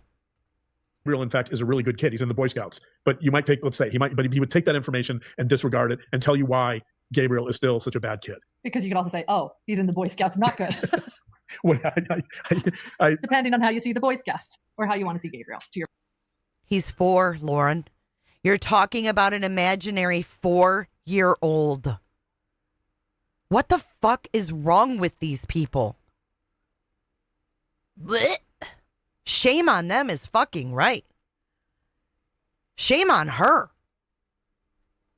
She sat shoulder to shoulder with Adam. Scouts. But you might take, let's say, he would take that information and disregard it and tell you why Gabriel is still such a bad kid. Because you could also say, oh, he's in the Boy Scouts, not good. Well, Depending on how you see the Boy Scouts or how you want to see Gabriel. To your point. I'm using that. Yeah, that's true. But it's good. That was actually a great example. Depending on how you want to see this, good or bad, is how you'll connect the dots to confirm your bias to Gabriel or to create a new view. Right, and this is important because if people are engaged in a smear campaign and they get information that contradicts their belief, they're going to ignore it. Correct. They're going to stand their moral ground. They're going to stay with their moral superiority. They're going to remain in their self-righteous perspective because they have a moral authority. They'll twist the evidence. They'll edit the evidence. They'll edit it. They'll twist it. They're going to show you the evidence out of context. Right. They're going to show you whatever they want to show you because of confirmation bias and the cognitive response principle. So no matter what information you give them, it's not going to move the needle. It's not going to impact their perspective that you're a bad person and you're immoral. And they have to fight that battle on that moral terrain because more than likely it's going to be much more difficult to fight it on the terrain of content and the quality of content. It's like he's talking to her. Yeah. But let's move on. So that's important to know because this is why when evidence comes out to the contrary, like you and I have gotten a lot of feedback from people that's been very positive about creators we've helped, about victims we've helped. They've reached, all these people have reached out to us, right? That contradicts their narrative. Right. And so therefore, that's information. That's evidence that contradicts their narrative about how immoral you are. One of the ex hidden gems came in here the other day and they said that she took a walk-in closet and made it a reading room for her son so he can be close to her while she's working. It's like BJ on a higher scale. BJ with her kid on the couch behind, hearing all of these things like a little sponge, sitting there taking in all this negative talk, all this scary doomsday talk. She took a picture of him laying in the closet with the door open and a book. He hears everything. That's why he's traumatized, because of her.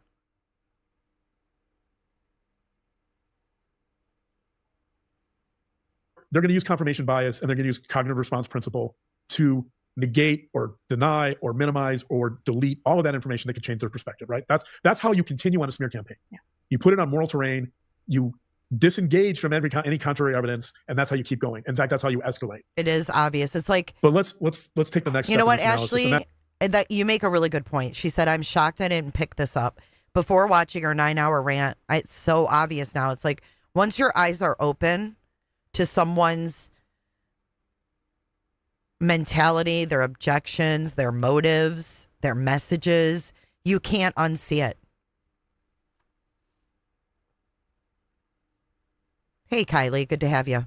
This is a step I love. There's something called the fundamental attribution error. The fundamental attribution error is probably one of the fundamental principles of psychology. It's been proven over and over again by research. Okay. It's if there's such a thing as a law in the field of psychology, this would be close to that. Okay. Another law. There's a psychologist recently deceased, Matthias Stalking is his name. He used to teach at the University of Chicago. He taught flow. He wrote about flow. He's the Flo. Shout out to Aunt Flo. Listen, where can I find that picture? Is it on their Instagram? kind of the father of that. He believed that Lord Acton's law was also a similar law. Lord Acton's law. I'm just throwing this out there to give you an example of another law in psychology. Lord Acton's law. There's Lana K. Lana K says, I am concerned you are using stalking laws to silence this woman because she does not like you. Judge to Lauren. Hidden True Crime says, it also sounds like many of them don't know what hidden true crime is, despite their many, and it's THEIR, journalist Lauren, despite their many accusations and opinions this week. Funny how many haven't watched us, and they won't now. That's for certain. Law says that power corrupts, and absolute power corrupts absolutely. Absolute power corrupts absolutely. So Mihaly Csikszentmihalyi believed that was a law. This is another what I would consider to be close to a law of human behavior. Fundamental attribution error. Okay. So what is the fundamental attribution error says? What was that noise? That human beings overestimate fundamental attribution error. So what is the fundamental? Ugh, why is your nose all stuffy? We're going to take a palate cleanser because I'm fundamentally brain fried.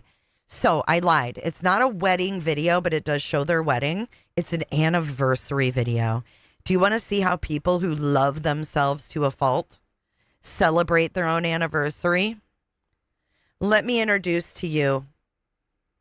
What if you can create your own website? Oh, I'm on the wrong account. Hold on. Let me switch accounts. Son of a beach.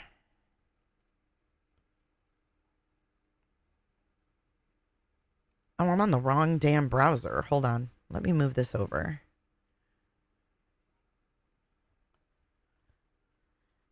This is the only thing I hate about Windows is they have like each Chrome account I have has its own browser. It's kind of weird. Okay, let me pull it up. Hang on. Hold on. They fucking love each. They love themselves more than anything in this world.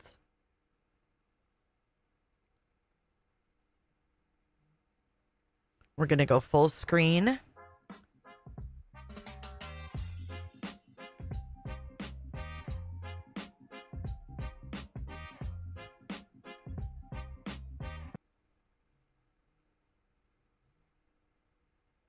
Okay.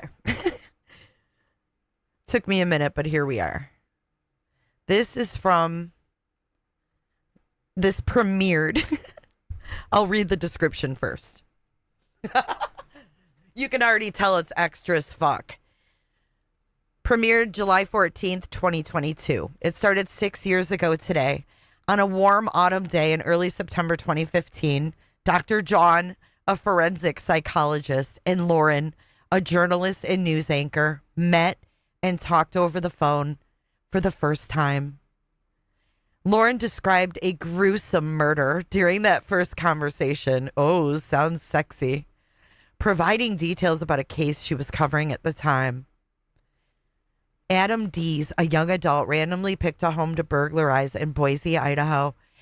Da-da-da-da-da, This conversation set the stage for their eventual romance and marriage in July 2016. They discussed a brutal murder during their first conversation, and they have been discussing crime ever since. True love forged in the mysteries and enigmas of true crime. Oh my God, it's a book. After they eloped on July 14th, 2016, Dr. John and Lauren contemplated starting a true crime podcast. The dream was put aside when their son was born in 2017, and work became increasingly time consuming for both. Around the holidays in late 2019, however, a unique story broke about the Chad Daybell and Lori Vallow case, which captured their interest for numerous reasons. Dr. John, the exuberant J.J. Vallow, reminded him of his 3-year-old son. Oh, for Dr. John, the exuberant J.J. reminded him of his 3-year-old son. For Lauren, the peculiar Mormon beliefs seemed surreal and worthy of his further study and attention. When the pandemic struck by March of 2020 and a national quarantine was implemented, Dr. John found himself essentially out of work because all jails and prisons banned visitors from entering their premises. With extra time and a significantly reduced workload, Dr. John and Lauren finally produced and initiated their first podcast on July 2nd, 2020. In impromptu fashion, one evening after dinner at their dining room table, no scripts, no planning, no production, crew, no guests. Just Dr. John and Lauren discussing crime over dinner, much as they had during their first conversation in 2015. They chose the Daybell case because of the national attention it was receiving, which equals cha-ching, cha-ching, and because of its personal interest to them. 6 months later, Lauren started a YouTube channel, Hidden True Crime, to showcase her journalistic talents alongside the podcast. While life has been more hectic since the quarantine lifted, Dr. John and Lauren have continued to produce their podcast with plans to expand into additional crimes and formats. Our goal is to discuss and present crime and criminal psychology to a broad audience in both psychological and investigative fashion. We have been humbled and grateful for the incredible and enthusiastic reception to our work, now receiving over 1 million downloads and views. Blah, blah, blah. Here it is. Happy anniversary, John and Lauren. Matthias forever. Zion National Park, Kolob Canyon.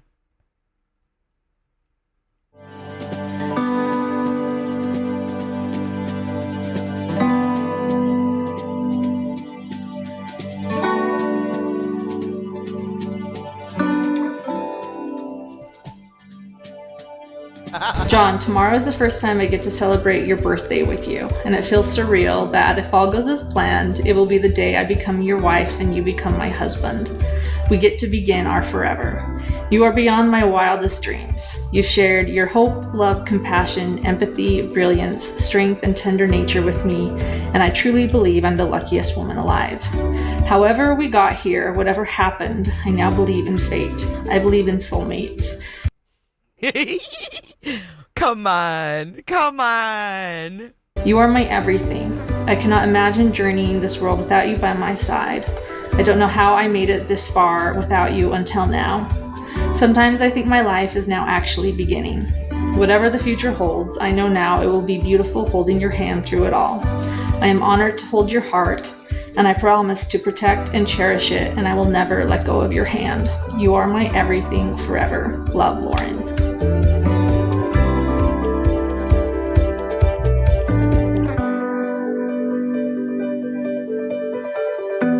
The music.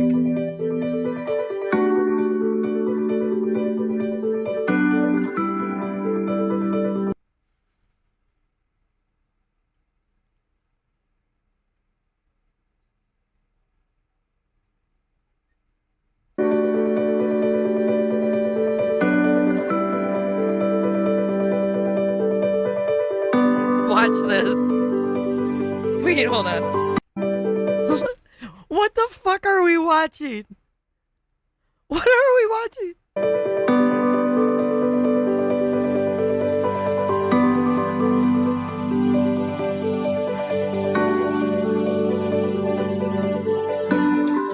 Does this not remind you of Chad and Lori in Hawaii?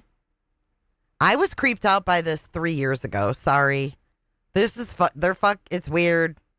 When I reflect on our journey, and I think about my life a year ago on my birthday, I was very lonely. It's literally Lori and Chad, y'all. This is weird. I wasn't sure that this was ever going to happen.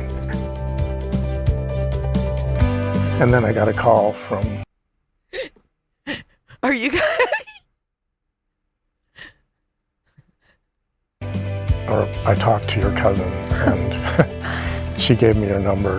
And after that first conversation, I knew my life would never be the same.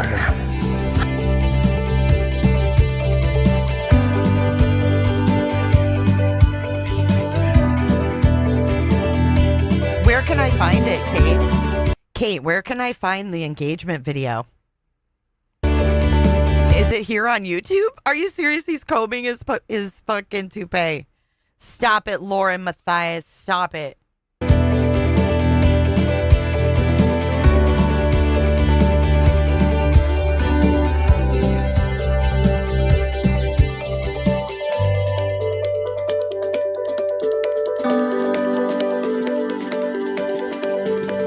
I'm sorry, Kelly Dime. I don't like these two. I love you, dear, but I don't like these two.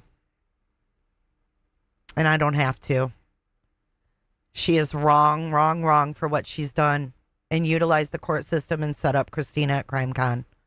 I love you, Kelly Dime. I don't like them.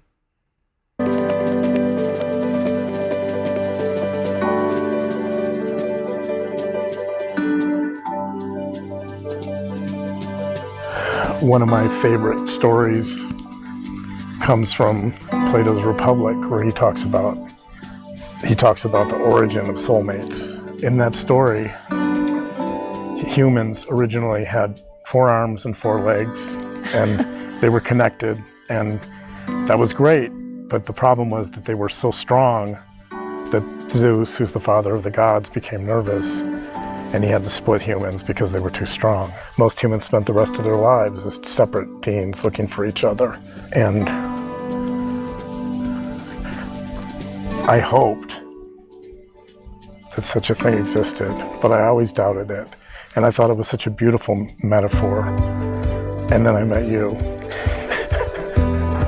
And when I thought about that these last few days, I thought, what is it that Plato really meant by soulmate? And I realized that what he meant was that a soulmate is someone who makes you feel like you're home. And a soulmate is someone who makes you feel whole. And a soulmate is someone who gives you hope and who sees the best in you and who makes you feel like everything's possible.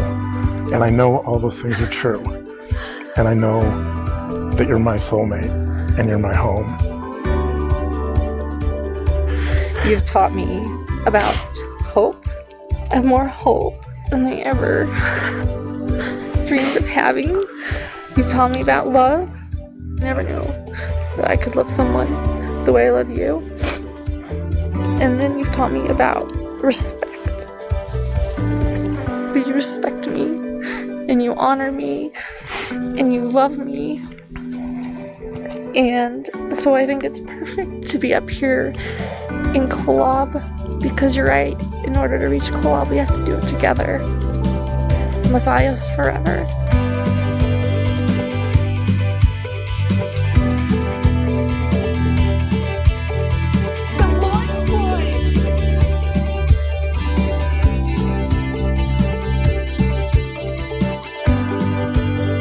Kelly Dime, if you're still here, I just want you to pay attention to her joke about the Boy Scouts, which is all I really need to hear, is her joking about SA and the Boy Scouts after interviewing the whistleblower of the SA in the Boy Scouts to make a joke about it. That's not someone victim oriented. You have been fooled. I hate to say it, but you have been fooled. She doesn't give a fuck, or that would have never come out of her mouth. Adam Steed deserved better. He's a survivor. Jokes should never enter the brain of someone victim-oriented. And that is all you should need to know to tell your friend to steer clear of fake victim advocates. Because she is known now to talk shit about victims. She admitted that it would hurt and re-traumatize victims if her text messages got out. No victims advocates text messages should ever re-victimize a victim. And if they do, then she's doing something wrong. You can't blindly get past that. Wrong is wrong.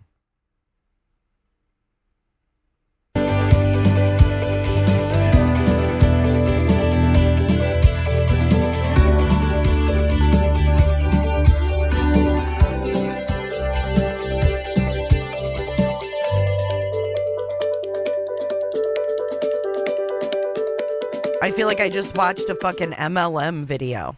That's what I feel like I just watched. It pisses me off. She didn't say anything directly about Adam Steed. She made a joke about the Boy Scouts. And it was disgusting. Engagement video? Oh, I don't see that. I don't see an engagement video. But we're going to go back over to the other live. Oh, that just irritates me. And Callie, I know that you care for victims. It's just, it's not right. What they're doing is not right. And when someone shows you who they are, listen. You know I care, Callie. You know it. You've watched me for a long time. All right, let's get back to last night's shit show. That I don't even know where we are. Says that human beings overestimate the law in the field of psychology. This would be close to that. Okay. Another law. There's a psychologist recently deceased. Mahaly Csikszentmihalyi is his name. Fellow Michigander. Agree 100%, Jay. Fellow Michigander, thank you so much for your generous super chat. Clinical psycho PhD. He used to teach at the University of Chicago. He taught flow. He wrote about flow. He's the kind of the father of that. Get me somebody. He believed that Lord Acton's law was also a similar law. Lord Acton's law, I'm just throwing this out there to give you an example of another law in psychology. Lord Acton's law says that power corrupts, and absolute power corrupts absolutely. Absolute power. Thank you, corrupts. Sunshine. Absolutely. So Mahaly Csikszentmihalyi believed that was a law. This is another, what I would consider to be close to a law of human behavior. Fundamental attribution error. So what is the fundamental? I love Kelly Dime. I really do. Fundamental attribution error says I have a lot of respect for you, girl. Human beings overestimate the importance of personality in explaining behavior as opposed to the situation. So let me repeat that. That human beings, whenever something occurs, human beings prefer to explain events in terms of personality rather than the situation. So the evidence for the fundamental attribution error, for example, would be the famous Milgram experiments where you shock people because the experimenter is in the position of an authority figure wearing a lab coat, and he says, basically shock this person until they're screaming in pain, and subjects do it. They do it because of the situation, not because they're bad people. Yeah. There's the Stanford prison experiments where people are put in the context of a prison and they start acting out like abusive prison guards, not because they're bad people, but because the prison guards are given too much authority, right? There's the Ash experiments that I've talked about on our Patreon, where groups are shown lines of different magnitudes. They're given a reference line and they're shown 3 lines of different magnitudes, and members in the group are Confederates. And they're told, hey, look, this is clear cut. There's one line that matches the 3, but we want the Confederates to say that this line is actually the wrong line. In other words, to say that this longer line is a shorter one, and to get people in that group to believe it. And you know what? 75% of the time, one of the group members believes that the wrong line is the right line simply because of group peer pressure. Those are all examples of where the situation, it's not because these people have defective personalities. No. Group peer pressure. Yes, please hit the like, guys. So here's where the fundamental attribution error is really important in terms of this smear campaign. Okay. I can't stress this enough. Okay, she's smiling. This is a really good question. Greer's Garden said, has anyone seen their 100K member plaque? Did they ever do a video on it? Don't you think they would celebrate getting the plaque and have it behind them? That's a really good question. Pugs and Kiwi, good to see ya. I'm definitely not into the mob mentality. Callie, why don't you watch Difficult Research tomorrow? I guess she's doing a tell-all. She is Charles Vallow's niece. And her name's Kresha. I'm sure you know who she is. I'm new to her, but... I mean, I knew who she was, but she came in my chat the other day, and she's going live tomorrow. That might be a good another side for you to watch. You know what I mean?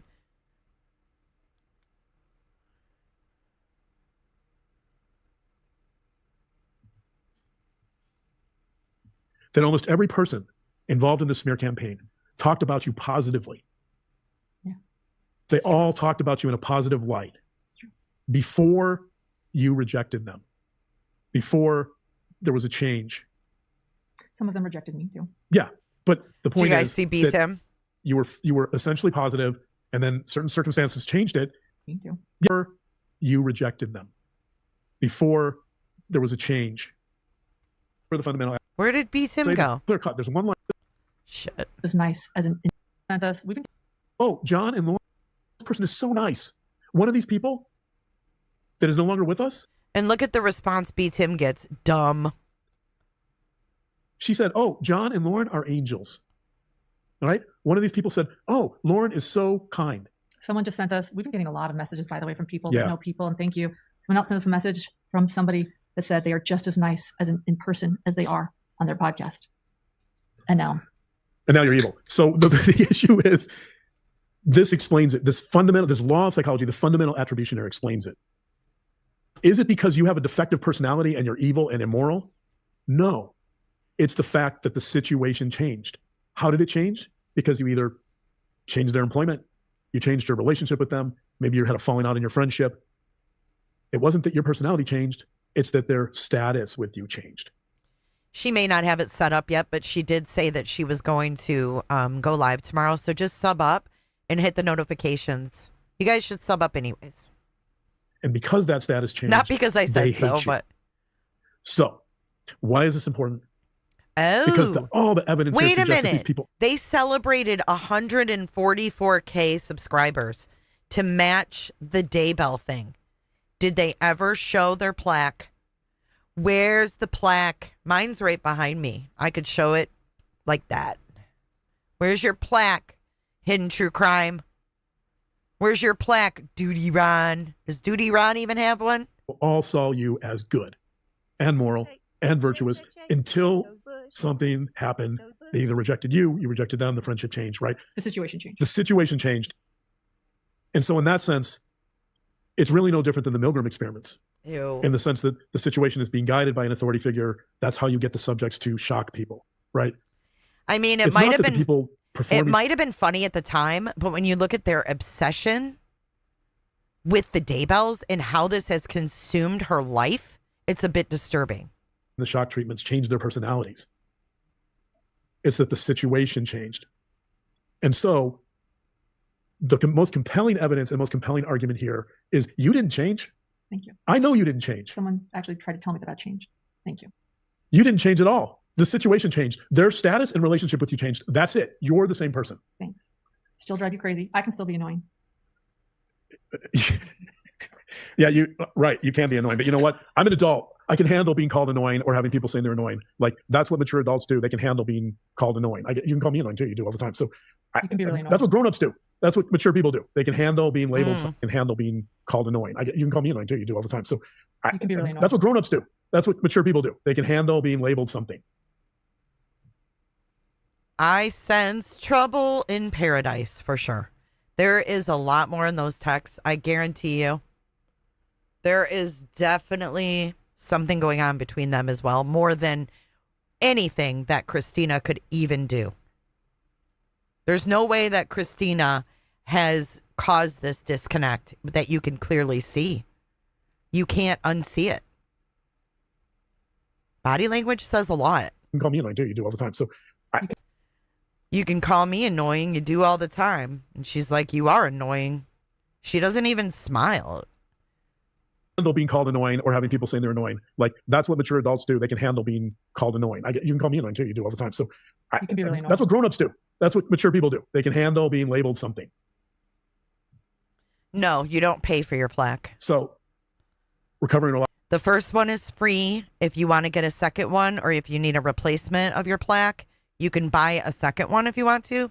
The first one they give to you, all you got to do is fill out a form and hit send, and they fucking send it to you. A lot of terrain here. Fundamental attribution error is proof that you're not the one who changed. The relationship changed. You're the same person. That doesn't mean you're without flaws. Doesn't mean that you're imperfect. But I'm not right. I'm right. perfect. So, and the money just keeps coming in, 99, 50. Let's stay with this idea of morality, though. So, with you, the fundamental attribution error basically says that you went from being a good, virtuous, moral person, and then your relationship with these people changed, and all of a sudden you're immoral, right? You're a defective character. That's the argument. It's ridiculous because every single one of these people had a change in relationship status with you, and every single one of them turned against you because of it, not because you changed. And so, obviously, what does that suggest? That's envy.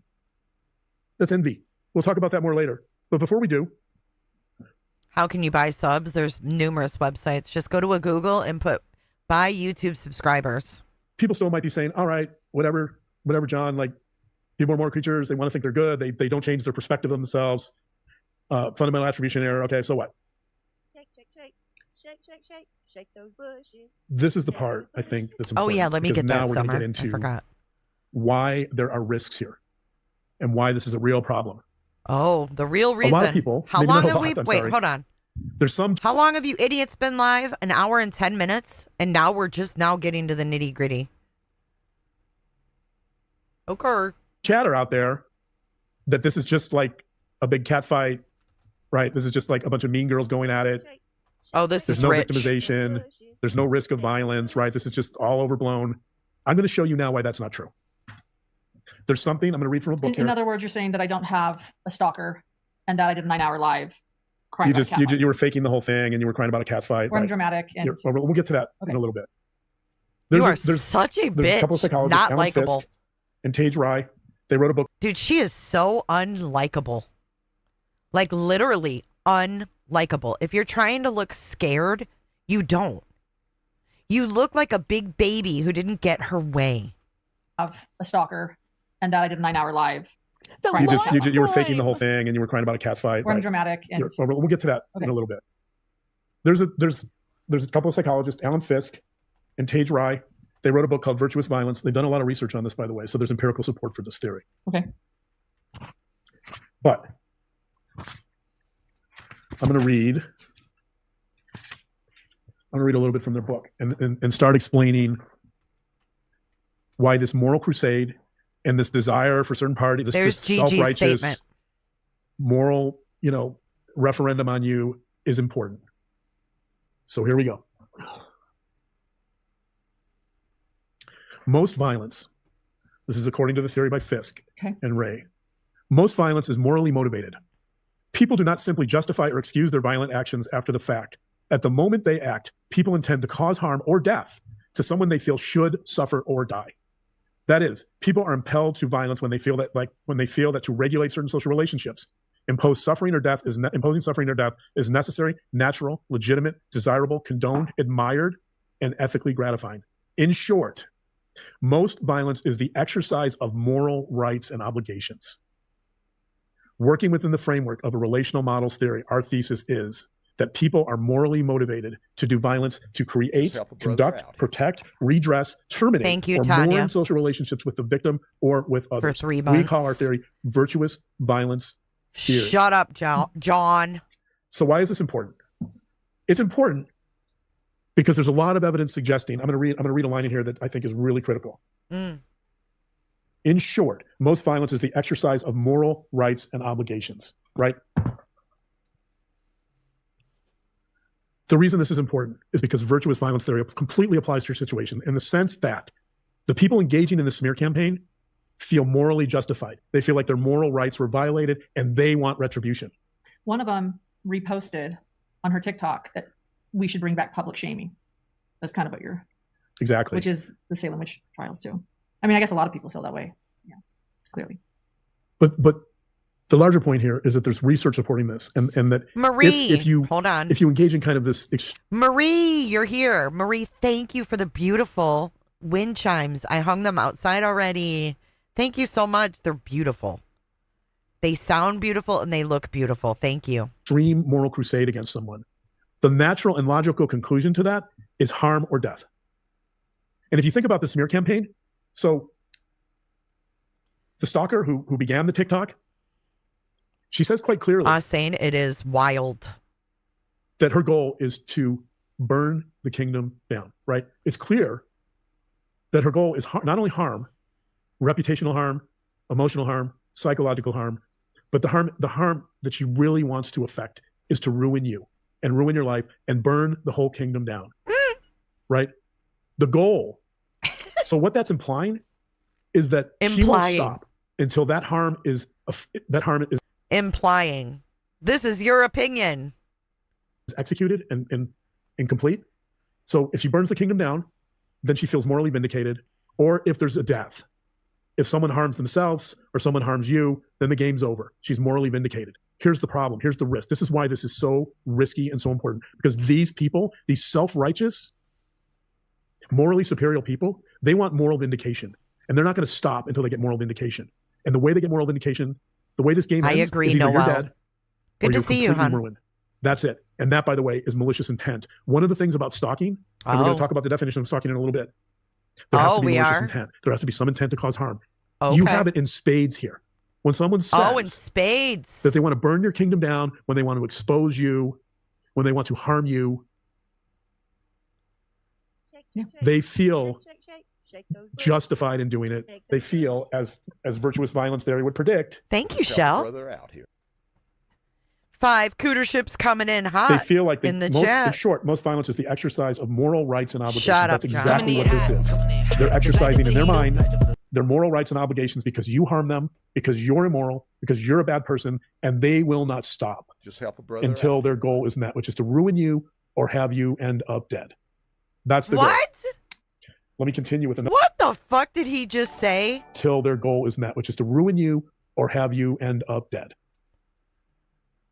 Are you kidding? Dude, this guy is so irresponsible. This is awful.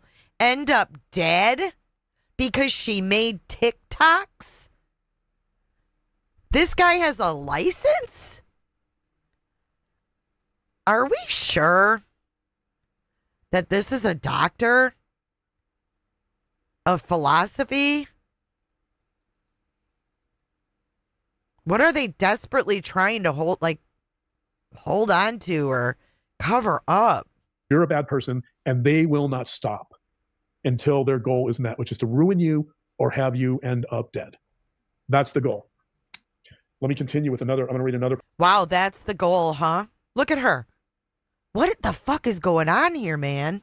Part of this book that's so important. Same book, Virtuous Violence, same authors. This is page 17. Quote, virtuous violence theory proposes that the perpetrator intends to harm or kill. Are you fucking, wow. In order to constitute a social relationship, to make it correspond with a prescriptive model of what the relationship ought to be, what it must be made to be. In other words, people engage in virtuous violence to get people to conform, and they want them to conform to their perception of a prescriptive model or an ideal of what they think the relationship should be. That's conformity. That's all over this. That's all over this situation. God, this is getting wild. On Prime Crime. Right, Malmos? They're evaluating you. And again, this gets to the question of moral authority. They're evaluating you against an ideal I agree, of loyalty Dan. and conformity and acquiescence and fitting in above all else. What they're not doing is they're not evaluating against the criteria of quality work, right? We talked about, they're not evaluating you against the criteria of creativity.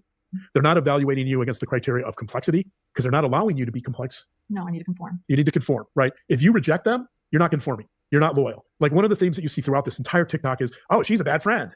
I'm going to punish her for being a bad friend. She doesn't know what a friendship is. That's the ideal. That's the reason why there's a real risk of violence here, is because, number one, this can escalate so easily. And number two, you don't fit that ideal. You never did. You're not conforming to this very narrow, rigid perspective that they want you to fit into. What? Their friend is, and their friend, and yeah. That makes this, by the way, that, I mentioned a moral crusade. That makes this an ideological battle, in the sense that the fight here is, and to them, the fight here is good versus evil, or good versus bad. They're good, you're evil. And because of that, you said it, not us. You're the one that put the devil horns. You're the one that thought it was a compliment that someone said if you were the devil yourself, they would still listen to you, weirdos. Thank you, Mom. Interrupted. This is the oddest shit I've ever seen. If you zoom in on Lauren and watch her expressions and the dynamic between them is legit case study worthy. Mind blown. I agree, and my jaw is literally on the floor because I fell asleep. I didn't see all this. The only possible way out of this is Oh my total God, ruination they of go you on and on. or death. I'm going to read a quick quote here. A quick quote. Making this point. This Another is one. called Human Destructiveness by Anthony Storr. Anthony Storr. What? Humans destructive? No. Anthony Storr is a brilliant British psychiatrist. He's written a lot on a lot of topics. He's writing here about, obviously, human aggression and destructiveness. Here's Anthony Storr, page 142. My dogma is, quote, my dogma is that all dogma is suspect. And it seems to me that most of the harm in the world is done by those who are dogmatically certain that they are right. For being absolutely right means that those who disagree are absolutely wrong. Those who are absolutely wrong are, of course, dangerous to society and must be restrained or eliminated. That is the beginning of the road to the torture chamber and the gas oven. Unquote. That's what we're talking about. So when people say, oh, gee, this is just Mean Girls, this is just a stupid cat fight, they don't understand the stakes here. They don't understand what's going on. They don't understand that to the people in the smear campaign, this is a moral crusade that is reducing you to someone or something that's subhuman that needs to be destroyed. This is an ideological war against you. And by the way, many of the people in the smear campaign that we have not named are continuing. They have continued. Just so you know, I'm not going to talk about it more. Oh, okay. That's why you dropped the shit, right? Did he just compare it to Nazis? Absolutely wrong are, of course, dangerous to society and must be restrained or eliminated. That is the beginning of the road to the torture chamber and the gas oven. What in the fuck, John?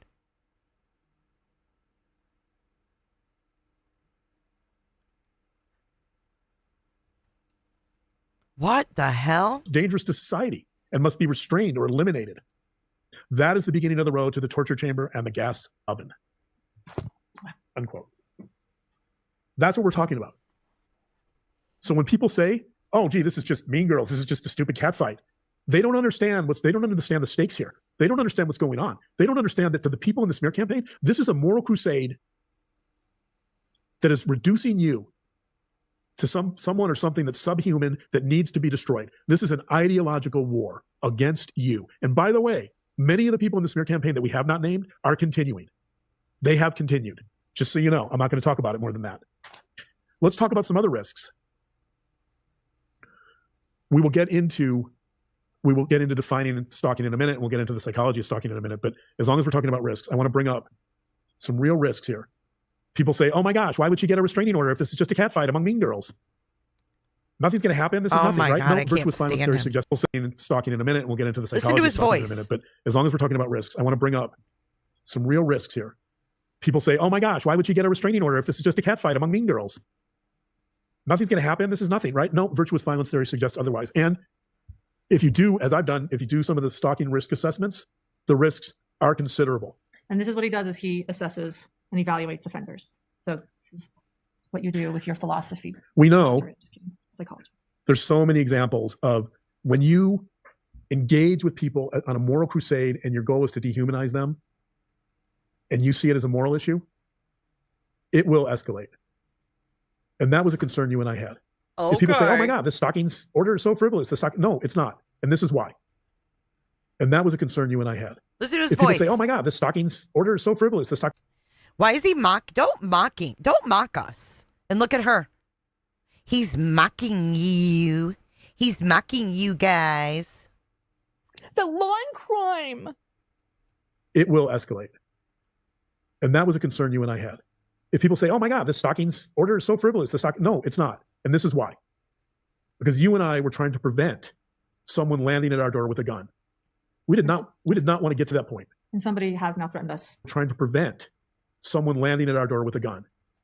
Landing at your door with a gun? Where did we go with anybody coming to your fucking door, let alone with a gun? Oh my God. Frivolous. No, it's not. And this is why. Because you and I were trying to prevent someone landing at our door with a gun. We did not want to get to that point. And somebody has now threatened us with that online. Yes. Officially. We received our first official death threat the other day. You received your first official death threat?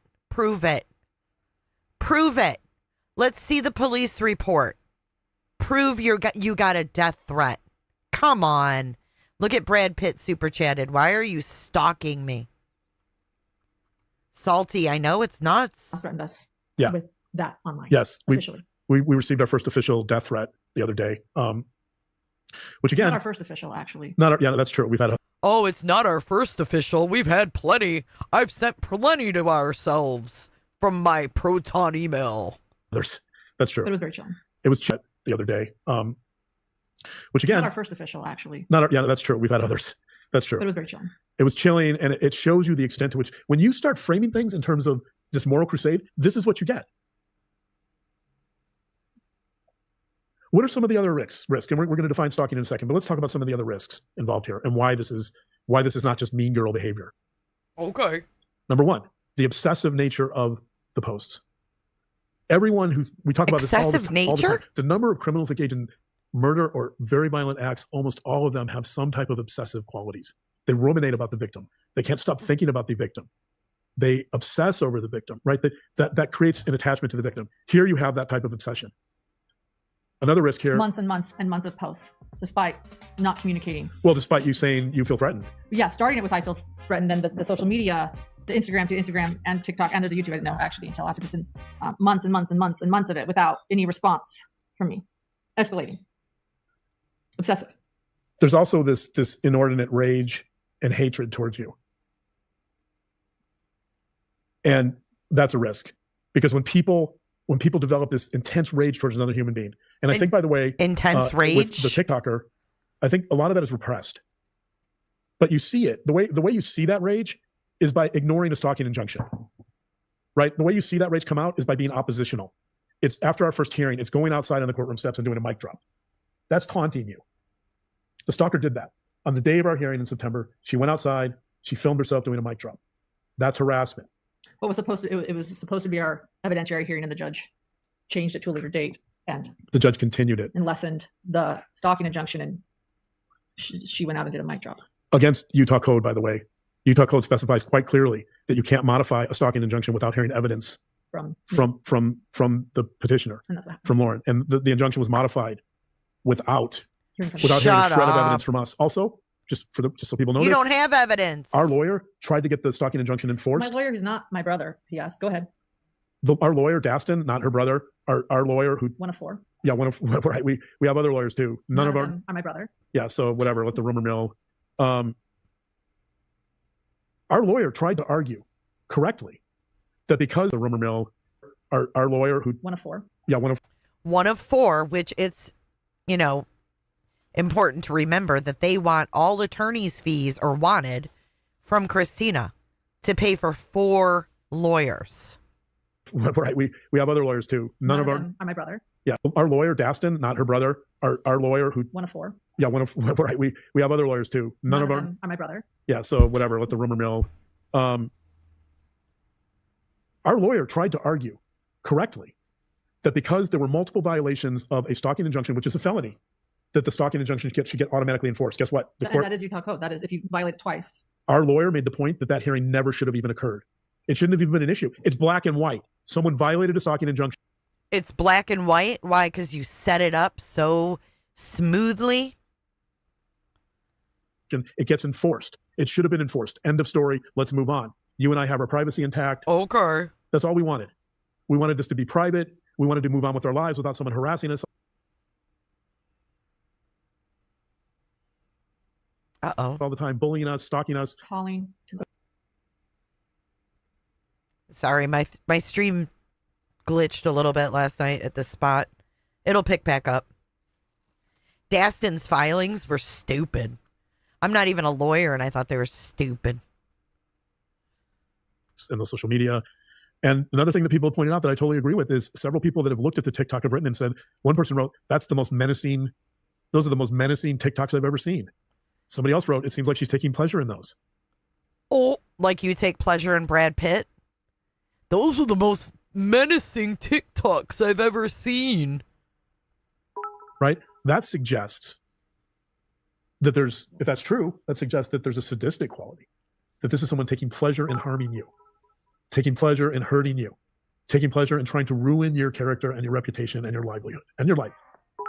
Right? That's a risk factor. Anyone who has sadistic qualities is going to be a higher risk. Sadistic? Another risk factor here is sadistic? This very oppositional, let's call it antisocial quality, which is violating a stalking injunction in the first several hours after it's issued. Okay, so how do you feel about lying to the court? Filing false allegations? What does that fall under ethically, John? Right, that's basically saying I don't care. If you see the picture of her in the bar with you. Yeah, the picture that was set up because you moved closer and closer and closer to her, even though she was in there first and you started out in the corner. The message she's sending is, not only do I not care about the stalking injunction, but I'm going to intimidate you. Oh my God. That is a clear message of power and control and dominance and intimidation. She's saying, I'm here. I don't care about this injunction. I am going to continue to intimidate and control you no matter what. Try and stop me. That's concerning. The mic drop moment I just mentioned. What? Recording the police officer. Recording the police officer. Calling after somebody that was called by police implicated her. And so he decided to call her too. And that she called him back to record it. Right. Recording the police officer, posting it online, and essentially not taking the police officer seriously. That's extremely oppositional. That's very antisocial. That's a very antisocial. What? She was not. She was clarifying the law that she was being told she broke. Wow. So he's diagnosing her off that? Dude, you are a mess. And essentially not taking the police officer seriously. That's extremely oppositional. That's very antisocial. That's a very antisocial feature. Posting that. You are terrible. To her and then posting that online. And all of this, by the way, so we're talking about risk factors. Yeah, let's just talk. We're talking risk factors, right? All of these are risk factors, but they all lead to one thing, and that is dehumanization. What they're doing here is they're portraying you as evil, as the devil, even though Pinata Samurai doesn't mind if you're the devil, by the way. Thank you, Pinata Samurai, for acknowledging that apparently even the devil does really good work. What in the pure fuck? What?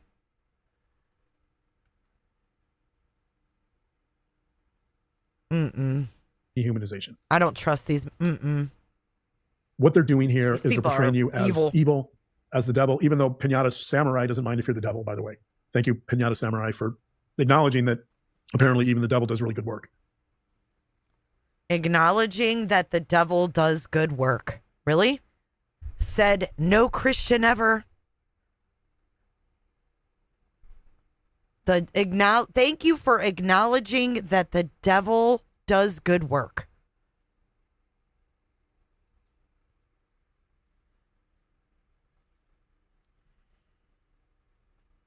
Oh, Pinata Samurai doesn't mind if you're the devil, by the way. Thank you, Pinata Samurai, for acknowledging that apparently even the devil does really good work. The devil does do good work, but I will do my best to not be like that. All of this leads to dehumanization, and you and I know every crime we've ever covered involves some level of dehumanization. Absolutely, that is crime, dehumanization. And all of this is about dehumanizing you. Even the people that are mocking you, the memes, it's all dehumanizing, right? But they don't care, right? So, which is fine. Which is fine. I've been giving people some good content. A 9-hour live would do that. So I think we've come to the end of this segment. Okay. I've covered why I think this is a risk. I've covered why it shouldn't be dismissed and taken seriously. It's virtuous violence. It's a moral crusade, right? I've covered some of the risk factors, but let's back up a little bit and talk about both the definition of stalking and the psychology of stalking, because I think those are going to help us go a little deeper here. Okay. But before I do, I just want to make the final point that the reason why human beings like to engage in moral crusades is because it really simplifies the world. Yes. And it also fosters conformity. So for those of you out there who know a little bit about philosophy, if any of you read Nietzsche on Good and Evil, you understand the importance of Nietzsche's idea that all morality is essentially an attempt to foster and maintain social norms and social moral systems, because the prevailing ruling classes do not want challenges or change. And by enforcing an existing system of morality, you're also making the world fit into a very narrow box, right? And so that's one of the problems of a moral crusade, is that if you don't fit within that box, then you're going to be vilified, right? And so you became vilified. As we talked about on our Patreon, in one of the declarations, the TikToker made it very clear that conformity was a big part of this issue. Yeah. That was actually in their declaration, and sort of the little joke that I made on our Patreon exclusive episode, which is no longer Patreon exclusive. Thanks to those who picked it apart and shared it. But in their declaration, their angst against me, or one of the things that upset me, was that I talked about how I don't like to conform. And then I jokingly said, thanks for being a Patreon supporter, because that particular episode was behind a paywall, which meant that someone was paying and sending that on to them. But it was ironic, because you've always talked about the fact that one reason this type of thing happens is because they're upset that I'm not conforming. I talked about the classic example of the Salem witch trials from 1692, where obviously witches are seen as an abomination. They're seen as demonic, right? They're seen as separate from the community, not conforming to the community's morals, right? So in many ways, the Salem witch trials were they showed similarities to a moral crusade. And we'll talk about that a little later. We won't get into that too much, but okay. So I want to make that point before we move on, because I want people to understand the purpose of a moral crusade and what it does, how it fosters conformity or attempts to, and how it really oversimplifies the world, so that people that they don't have to grasp with they don't have to grapple with the complexity of someone who's maybe a little more complex, somebody who can say some off-color things in private messages, someone who has a sarcastic sense of humor. You do, I do. Obviously, I got you in a little bit of trouble on Patreon, but you didn't do anything wrong. Like, part of our brand is to bring in levity. You can't clip a part of that segment and say, "Oh my God, she's not serious about stalking." Duping delight, or Duper's delight. So stupid. If you don't laugh, you cry sometimes. Duper's delight. You've been watching. Everybody that deals with true crime, and law enforcement, investigators, they know how difficult it is. They know the importance of humor. Part of our brand is to be humorous. Oh, it is? So let's talk about the definition of stalking. Part of my survival. Where in their brand is it to be humorous? Right. But hey, let's vilify you for that. Let's continue the moral crusade train and just keep piling on because you showed a little bit of humor. Let me start with, so let's start defining stalking. So one of my favorite definitions actually comes out of the UK. So in the UK, there's some local police agencies and the UK social workers and people that kind of deal with stalking that often refer to what they call the Big Four. And when I say the Big Four, I mean four as in capital F, capital O, capital U, capital R. And so, and I know this is the UK and not here, but the Big Four stands for F. Yeah, what was that one? Fixated. Fixated. F means fixated. Fixated, is this, so let's go through this. Is there fixation here? So yes, there is. There are social media accounts that specifically target you. That's part of the definition of stalking, is there has to be some type of individual target. Guess what? Every one of these social media accounts is fixated on you. Fixation, yes. O. The O stands for obsessed. Is there obsession here? There's 50 plus or more, way more if you count all the social media accounts. 100. There's over 100. There's over 100 posts that show no signs of stopping or abating, all about you. Is that obsessive? Absolutely. And Lindsay did admit on the stand during that hearing that they never heard from me that she admitted it was about you. She admitted it was about me. You were the target. Mm-hmm. So we have fixated. Okay, it's not illegal for people to make videos about you, bitch. It's not illegal. This isn't the UK. Obsessed The U stands for unwanted. You, in an email and in a text, you said, I feel threatened. Please leave me alone. In both the text and in email. Email. Did that stop it? No. Nope. Actually, it escalated from there. Everything that was being sent to you, you said, please don't do this. And the person continued. Not only continued, but escalated. The R stands for repeated. I think that's obviously a no-brainer. Was this behavior repeated? Obviously, over and over and over. So the definition of stalking, the most simplistic criteria for stalking are fixated, obsessed, unwanted, repeated. Yep, check. Here's how on one of the websites that talks about the big four defines stalking. Stalking, and this is stalking. This is physical or cyber. This is both, right? Hey, Quote, is she? This is from a website in the UK. Stalking is a pattern of unwanted, repeated behavior that can leave you feeling scared or distressed. You don't have to be threatened with violence to be a victim of stalking. Any kind of persistent, unwanted contact that causes distress is stalking. Do you fit that definition? Yes. Let's talk about, again, this is from the same UK website. I'm also pointing out that this is not just this, the definition of stalking and cyber stalking we're talking about. This is all over the world. This doesn't just apply here. This is in Australia. This is in the UK, right? To identify stalking, they talk about this, what they call the SLII strategy. To identify stalking, professionals often use the SLII strategy. What's the first S? Surveillance. Stalkers often engage in surveillance, closely watching and tracking their victims' movements, routines, and social interactions. This includes monitoring their social media.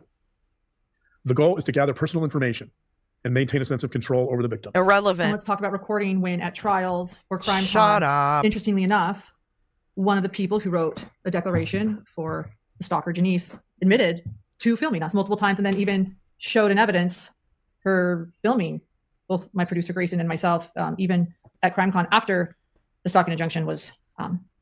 Dude, you videoed them. You lied and said they were waiting for your ass. They were eating carrot cake. You Looney Tune. Was put out and actually put those videos that she unknowingly took of me into evidence. Oh my God. But there's other ways that you're being surveillance applies here. Correct. They're following your Patreon. They're following when you did a Mormon Stories. She lets you know that she's watching that. Yes. She's following Oh everything my you're posting, everything you're God. doing, every social media post. She's recording you without your consent. She is. You don't need consent. She's clearly, and she's doing this to gather personal information. Unknowingly took of me into evidence. Listen, consent. But there's other ways that you're being surveillance applies here. Correct. They're following your Patreon. They're following when you did a Mormon Stories. She lets you know that she's watching that. Yes. She's following everything you're posting, everything you're doing, every social media. He almost said John. Those videos that she unknowingly took of me into evidence. Oh, I can't stand this guy. I cannot. But there's other ways that you're being surveillance applies here. Correct. They're following your Patreon. They're following when you did a Mormon Stories. She lets you know that she's watching that. Yes. She's following everything you're posting, everything you're doing, every social media post. She's recording you without your consent. She's clearly, and she's doing this to gather personal information to harm you. She even admits, I'm looking for. Bitch, you have up here, she has that, oh my God. In her 9-hour live, she had Mormon Stories fucking pinned in the description. Look at his tongue. Blech, put your tongue back in your mouth, weirdo. Their LinkedIn because I want to see who they're linked to. Isn't it strange they don't have it? I'm going to call UNLV. I did call UNLV. We know other people that they have contacted. Thank you to those who have reached out. So surveillance. Number 2, life invasion. The tactic involves invading the victim's personal life or space. It can be as subtle as sending frequent, unsolicited messages, including on social media. Are you receiving frequent unsolicited messages? Absolutely. The third one is the I part. As you were the one reaching out to Christina, she never contacted you again. You trifling bitch. Intimidation. Stalkers often use intimidation to instill fear. How about showing up at CrimeCon when the stalking injunction said she couldn't, and then showing up in the bar 10 feet from you, taunting 10 people, taunting the police who had issued this injunction. Taunting within the hours, police? showing up at the bar, basically saying to you, I don't care. I'm in control. I'm going to intimidate. I don't care about this injunction. I own you. Right? It's intimidation. Lies. The That nature is of intimidation not is how it happened. threatening messages, aggressive behavior, or implying harm. Implying harm. So it can be something as simple as implying harm. Is there implicit threats and implicit harm throughout this? No. Absolutely. No, How there's about not. ruining your kingdom, burning your kingdom to the ground. Is that Fuck harm? your kingdom. It also can include reputational harm. The final one is interference. The stalker is involved in deliberately interfering with the victim's life. Examples include damaging someone's reputation or trying to sabotage their personal or professional relationships. The goal is to isolate the victim and make them feel powerless or dependent. That happens. They don't want you dependent on them, You weirdo. meet all those criteria. No, you don't. I'm going to read. Liars. Christina wasn't even in Boise. Cyber stalking now. She wasn't even there. This is from the textbook. This is my favorite textbook on criminal psychology, by the way. Oh my God. Criminal Behavior, A Psychological Approach, 12th edition. It's by Kurt Bartol and Ann Bartol, page 521. Their definition of cyber stalking is using the internet or other forms of electronic communication This is to maddening. threaten or engage in unwanted advances towards another. Pretty simple, right? Mm-hmm. Were you threatened? Yes. Was it unwanted advances? Absolutely. Unwanted advances of what? Let's talk about cyberbullying. Oh my God. This is how they define cyberbullying. Oh. Quote, cyberbullying is defined as sending or posting harmful or cruel text or images using the internet or other digital communication devices. That didn't happen to you. Was saying that you engaged in non-consensual, that you desired to engage in non-consensual relations with your brother to obtain his sperm? Oh Was that my a cruel God, message? again? Yeah. What? Why do you keep talking about her brother's sperm? Both of you are deplorable. You are deplorable. Blech. That you desired to engage in non-consensual relations with your brother to obtain his sperm? Was that a cruel message? Yeah. That's cyberbullying. No, it isn't. I'm just gonna say quickly what this is also ultimately this is what Bartol and Bartol say about cyber stalking. Quote, ultimately, much cyber stalking is designed to control the victim, usually through threats and harassment. So a large part of this is about control. Thank you, Pega. Great video from Small Channel Lily in London. Here's if you another want and have time to watch that with us. Okay. definition. Hold of on. Pega, can you send me an cyberbullying. email This is from- and send me the link? That makes it a lot easier. A Thank research you. article. Hey, B. Tim. Quote, building upon this, the definition of traditional bullying, the authors have defined cyberbullying as, quote, an aggressive, intentional act carried out by a group or individual using electronic forms of contact repeatedly and over time against a victim who cannot easily defend him or herself. Some might argue that you could defend yourself, except you can't, really. You couldn't. Fucking Right? sperm The reason you gay. couldn't defend yourself is because our brand is not to engage in these types of petty Oh, but your arguments brand or is conflicts with other humor? creators. Like, we're not going to do what he said, she said, or tit for tat. That's not our brand. Oh, that's not your brand? Your brand sucks. Your brand is hidden true crime, and you've hidden your crimes. That's not our brand. That's not our brand. We couldn't defend ourselves without Thank you, looking like Kylie. absolute fools. We couldn't defend ourselves because people have the perception that because we're a bigger channel, that somehow we would be bullying her. We didn't want to defend ourselves because we didn't want to go public with this. We didn't want to defend ourselves because we thought we could ignore it long enough that it would go away. But after months and months and months of continuing multiple posts and escalating, we realized To the point where law and crime was getting involved. Oh my God. we realized this got to the point where the not risks were one increasing, crime. and What? we didn't want to defend ourselves because we thought we could ignore it long enough that it would go away. But after months and months and months of continuing multiple posts and escalating, we realized To the point where law and crime was getting involved. we realized The this got to the law point and where the risks were crime. increasing, and we weren't willing to deal with this forever. And that is why in the end we decided to get a stalking injunction. Well, what I meant about law and crime is even after that, it still got bigger. It's, how did they find out about it? And law and crime got involved. The and then I law decided and crime. to draw my, not after that. Let's talk about the definition, the legal definition of stalking in Nevada. So I think, is it fair to say that, I guess our haters are going to disagree, but I think any reasonable person would, the criteria I just read would agree, I would hope, or think that they would see that as stalking, or at least cyber stalking. This is cyber stalking in Nevada. You put up, by the way, people can find the definition of cyber stalking and stalking in Utah. You put it up. I don't want to reread that because we already have it. Okay. Maybe we can put it up for people to see. Sure. But let's talk about Nevada. I don't believe that a reasonable court would think that stalking is nothing more than a cat fight or two mean girls going at it. Thank you, Tripper. Welcome, Audra K. In Nevada, cyber stalking is considered a Category C felony, carrying a prison sentence of 1 to 5 years and a fine of up to $10,000.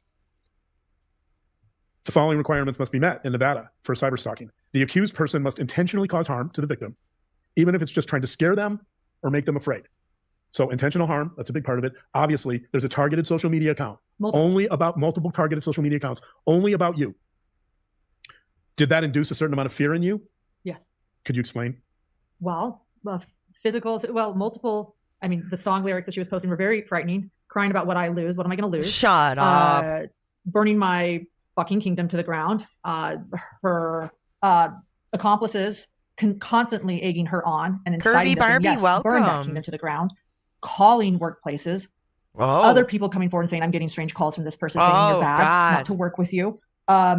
Admitting to trying to find our LinkedIns months later, being suspicious, posting and sharing that they're I'm following everything I suspicious, say, too. putting eye emojis on podcasts that I'm doing, saying I'm watching you. The nerve. Doing things besides saying, please stop, I'm feeling threatened, posting that I'm feeling threatened, continually, breaking a stalking injunction. Set her And up. by the way, to all of those that egged her on, there was peer pressure in this. One of those podcasters just claimed yesterday that they would have advised her against ever doing this, yet on her Instagram months ago put, you go, girl. So maybe all of you should be considering how you played a part in this too. Oh, now we have accomplices that encouraged her. Fuck you, Lauren. Keep in mind that several of the definitions I just read about cyberstalking include groups. Let's continue. Criteria 2, Nevada for a Category C felony for cyberstalking in Nevada. Category 2, the accused person must have used electronic devices such as a computer or phone to transmit information that puts the victim at risk of violence or harm. Yep. Stalking must happen online or through some other electronic means. Criteria 3. Criteria 4, the victim must feel fearful because of the accused person's actions. We just covered that. Okay. Move on. You suck. The final criteria in Nevada is what's called the reasonable person standard. The conduct must be such that a reasonable person in the same situation would also be afraid. That, of course, that would not be up to us to determine. That would be up to the triers of fact, which would be a judge or a jury. The judge said. Talk about. The judge already spoke. Why are you guys ignoring that? We've all heard the audio. Got another book. Drink up. Drink up, Buttercup. This is from probably the best known textbook on stalking, the most well-read and respected textbook on stalking. It's called Stalkers and Their Victims. It's by Mullen, Pethe, and Purcell.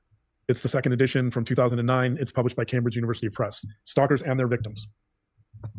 Page 153. The following behaviors characterize cyberstalking. Hi, Linz. Number 1, sending repeated unwanted messages. Yeah. Right? Yeah, via a public platform. Right. So through email, through text, social media. I'm feeling threatened, and then through a public social media platform. Through social media. Another criteria, publishing private information of a potentially damaging or embarrassing nature. Again, I mentioned that publishing private information is illegal, but that too is cyberstalking. So anybody in this group who has published private information about you publicly that's potentially damaging to your reputation is part of the smear campaign. And they're engaging in cyberstalking. The next criteria, spreading false information. How many rumors, how much gossip has been spread about you that you damage, you hurt creators? You did. You did. Oh, I think we need to drop a receipt right here because we have one that is very well respected. Whiteboard, welcome to Cooterville. Y'all welcome to Cooterville. Come on in and remember, close your legs. We're going to watch this really quick. Drop in receipts. Oh, I'm on the wrong account again. Hold on. This is Gigi from Pretty Lies and Alibis.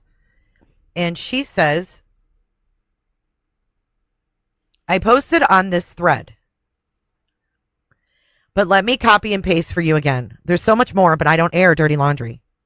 All the drama aside from the current topic of discussion was known to a lot of us in spring. We all moved on, but I guess this has caused the past to rise back up, which I am totally over after months of being thrown in this at no fault of my own. This was in response to someone saying they hope I wasn't shunning Lauren. Shunning? No. But did I remove what little contact I had with her outside of being at trial after being shown proof of what absolutely awful things she said about me over the course of years? And what she did to try and affect my podcast and negatively? Absolutely. It's called removing myself from drama and moving on with what matters most and what matters to me in my life. My grandmother, my kids, and my work. And in fact, Even after I knew all about all of this back in May, I still walked up to her at Brandon's trial on day 1 and asked how she was and said, it's good to see you. When she sent me an apology email, I replied back in a positive way. I do not wish anybody any harm, but me choosing to be the adult and prevent any further drama in my life is fair. There are 2 sides to every story, and I could have gone public in May with mine. But in spite of everything that was done against me, behind my back, without my knowledge, all while thinking what little connection we had at trials was good, I don't want to be the reason for anybody's downfall. This isn't my problem. But when people are made aware of things said and done against them and choose to quietly walk away instead of airing it out in a public forum, that's not shunning. There you go. And that's it. Receipts. Let's go back to this bullshitter. Listen to him again. Oh, she says, someone says, you look thin. She says, Carmen, it's affected my appetite. Hard to eat. And they're engaging in cyber stalking. The next criteria, spreading false information. How many rumors, how much gossip has been spread about you? That you damage, you hurt creators, that you don't care about victims, right? Like, no matter what you say or do, that rumor persists endlessly. And then it's not a rumor if it's true. You get no. The receipts are out, bitch. You don't get to fucking win on that one. We just heard from a reputable source. For the receipts, that too is a form of harassment. That too is a threat. When you wake up every day to a social media campaign of multiple people. Oh my God, beats him. Is it using a book from 2009 for cyber stalking a bit out of date? That book is 16 years out of date. LOL. YouTube came out in 2005. Dude, I didn't even notice he said it was from 2009.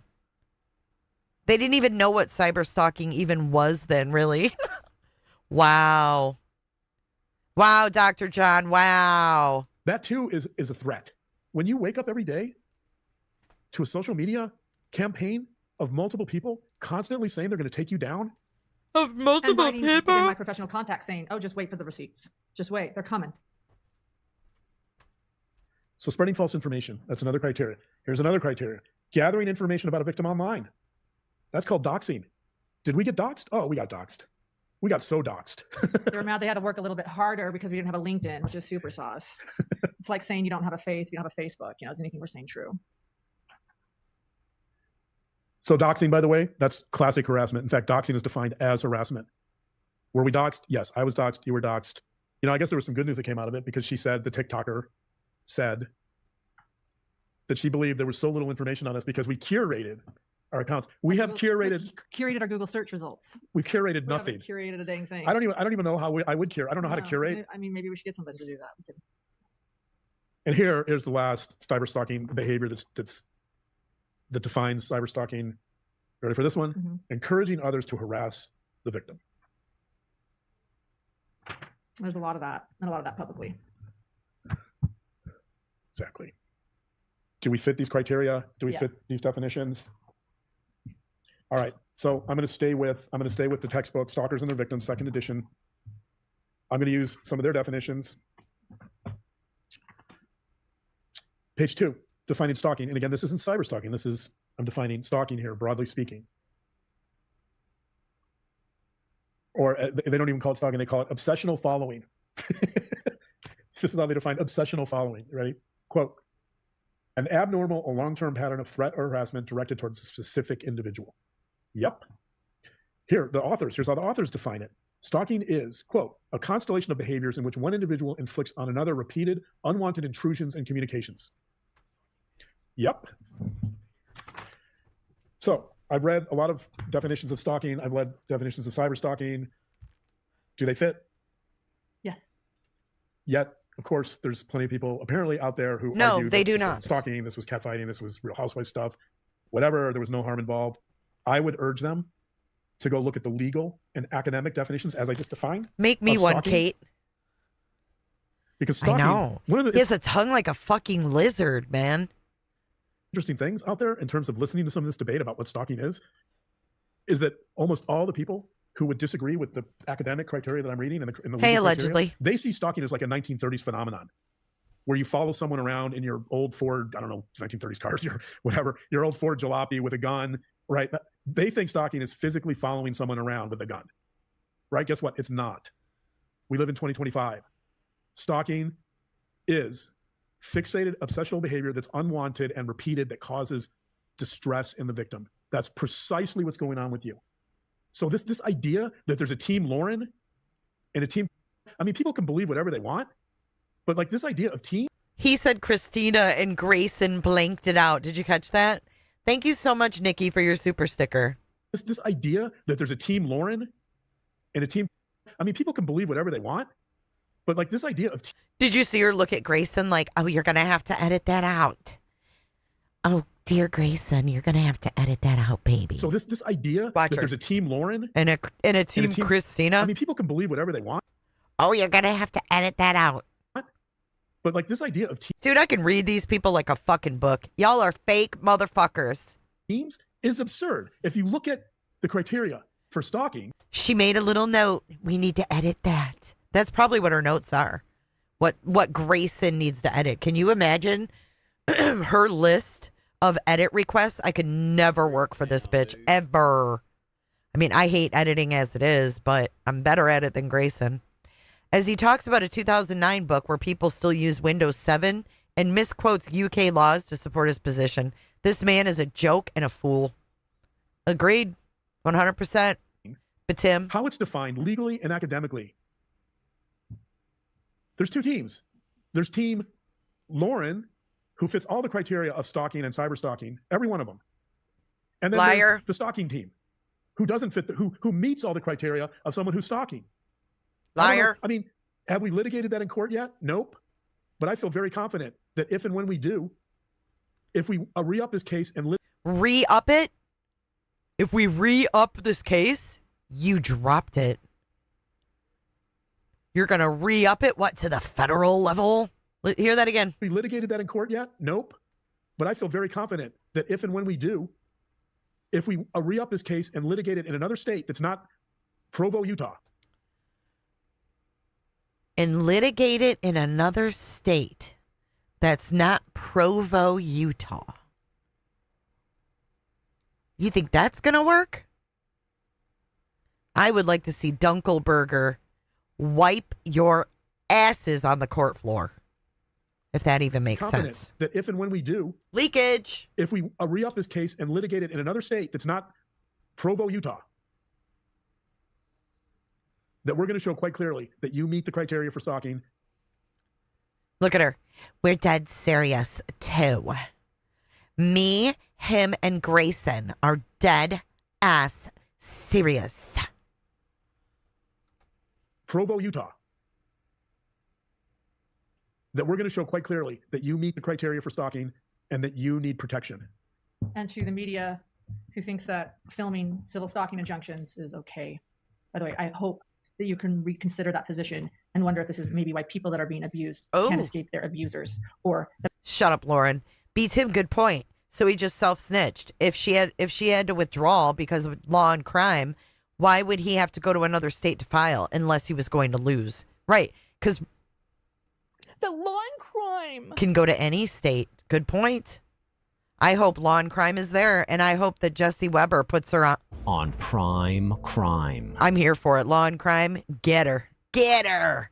That it might be used as an abuser's way of coercive control if they're encouraging media to cover a civil stalking injunction. Well, and on that point, by the way, we fought vigorously for privacy. We did. Vigorously. The same county, by the way, where Charlie Kirk was assassinated, I might add, by someone. Oh, my God. Who was inside. Oh, my God. Charlie Kirk again last night? For privacy. We did. Vigorously. The same county, by the way, where Charlie Kirk was assassinated, I might add, by someone who was incited by online rhetoric. Bitch. Stop. The same county, by the way, where Charlie Kirk was assassinated, I might add, by someone who was incited by online rhetoric and violence. The same county where someone lost their lives because of online rhetoric. You said lives. Did Charlie Kirk have multiple lives? Dude, these two are deplorable, insufferable. who was incited by online rhetoric and violence. The same county where someone lost their lives because of online rhetoric. You said lives. Did Charlie Kirk have multiple Lost lives? their life. Okay, there you go. Yeah. Look at her. She's like, you motherfucker. If this was a regular scene, she'd probably bitch. She's like, because of online rhetoric. You said lives. Did Charlie Kirk have multiple Lost lives? their life. Okay, there you go. Yeah. On that note. oh, here's where Grayson comes in. Hold on. I'm going to slow it down because she's in the background. She's like, Krug. Look at how he's looking at her. All right, let's boost the audio so we can hear her ass. We talk about privacy. Let's remind everybody that you guys could have gone public 4 months ago. Yeah. Hold on. Let's remind everybody that what? On that note, when we talk about privacy, let's remind everybody that you guys could have gone public 4 months ago. Yeah. We could have sent masses to this woman's account 4 months ago. And we could have gone public 4 months ago. We could have sent massive. Hang on, I'm going to add some gain so we can hear this little mouthy bitch. Just sit back and produce, Grayson. You don't want to be involved in this? Shut the fuck up. Ugh. Grayson, the new reality loses for real. You. It's not Krug, it it's happen. reality. Christ almighty. 4 months ago. Yeah. We could have sent masses to this woman's account 4 months ago. And why didn't we? Because we said, it's okay, we'll handle it. Let's just be private about it. We don't want anybody to know. Nobody knew about it for months because we continued to just try and be quiet until we felt like we had no other option. So Grayson is over here saying, let's remind people that we could have come forward in public 4 months ago and taken this into our hands and send everybody over to her account and taking care of this 4 months ago. But we didn't because we wanted this to remain private. And we didn't want people going over to her account. Thank you, to Pines. harass her or attack her. Shut up. We could have come forward 4 months ago, is what you're saying. Yeah, and I'm also saying somebody reached out to me who knows this person, and they just wanted to let me know that they had been contacted.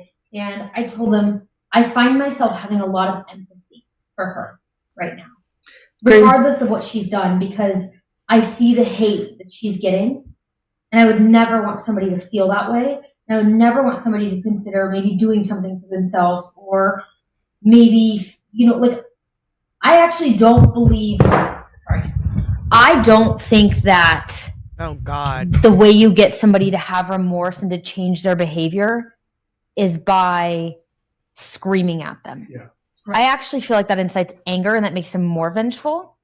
And so I find myself having a lot of hurt people. It can hurt people. It can incite. Look at the death threat we got online with somebody loading a gun and quite literally shooting it, saying, if you come to my state, guess what I'm going to do? But so I don't believe in that. And I was telling this person who reached out, who had a relationship with this person, the TikToker, and just wanted to give me some information. I said, thank you for the information. And I literally sent back a message and said, I find myself having a lot of empathy. And although I'm really struggling right now, it's no secret I am. I've been public about it. Haven't been public about the specifics. I find myself having a lot of empathy because I wonder if she's maybe in a similar boat that I've been in for the last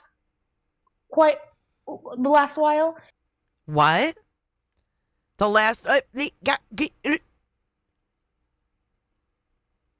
crimes under investigation. Jay, notice Grayson told Lauren about Christina looking at how much they were earning, and then she got the producer job. Yeah, I think Grayson, I don't know. What if Grayson is plotting all of this, y'all? What if Grayson did all of it? What if Grayson went in the phone? What if Grayson sent the emails? Would that be a dun dun dun? I want to say thank you. What about Christina being called a stalker 1,000+ times? Exactly, Madison. Thank you for your super chat. That would be fucking wild. And I never want somebody to feel that way. And again, I don't think that going to her account and screaming at her and telling her she's wrong, if you want someone to change, that's not the way to get them to change. That actually makes them worse. The best way you can appeal to somebody's empathy and the appeal to their... Shut up, Grayson. So, B-Tim, that's an interesting question.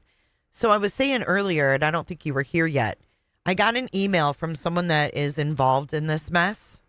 Oh, Tilly T, thank you so much. I want to say thank you. I think it might read it out loud. Thank you, Tilly. Thank you. In the UK. Enjoying your continuing coverage greatly. Good job. Thank you. Le Front TT UK.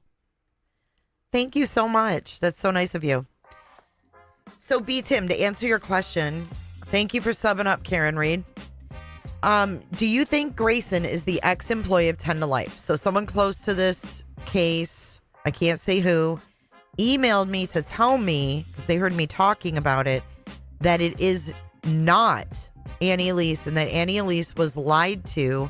But at the time she did that interview, she didn't realize that it was not a true story. That's what I was told. I don't know. So I haven't seen any proof of that. So I don't want to say for sure because I don't know. There's a lot of weirdos out there that work for these podcasters, it seems like. Conscience, really, if they have one, is by having one yourself and trying to do it reasonably. Now, is this person reasonable? I wouldn't necessarily say so, but I would say that, like, again, just going crazy on her on social media is not going to do anything. Well, yeah, and to the people that egged her on.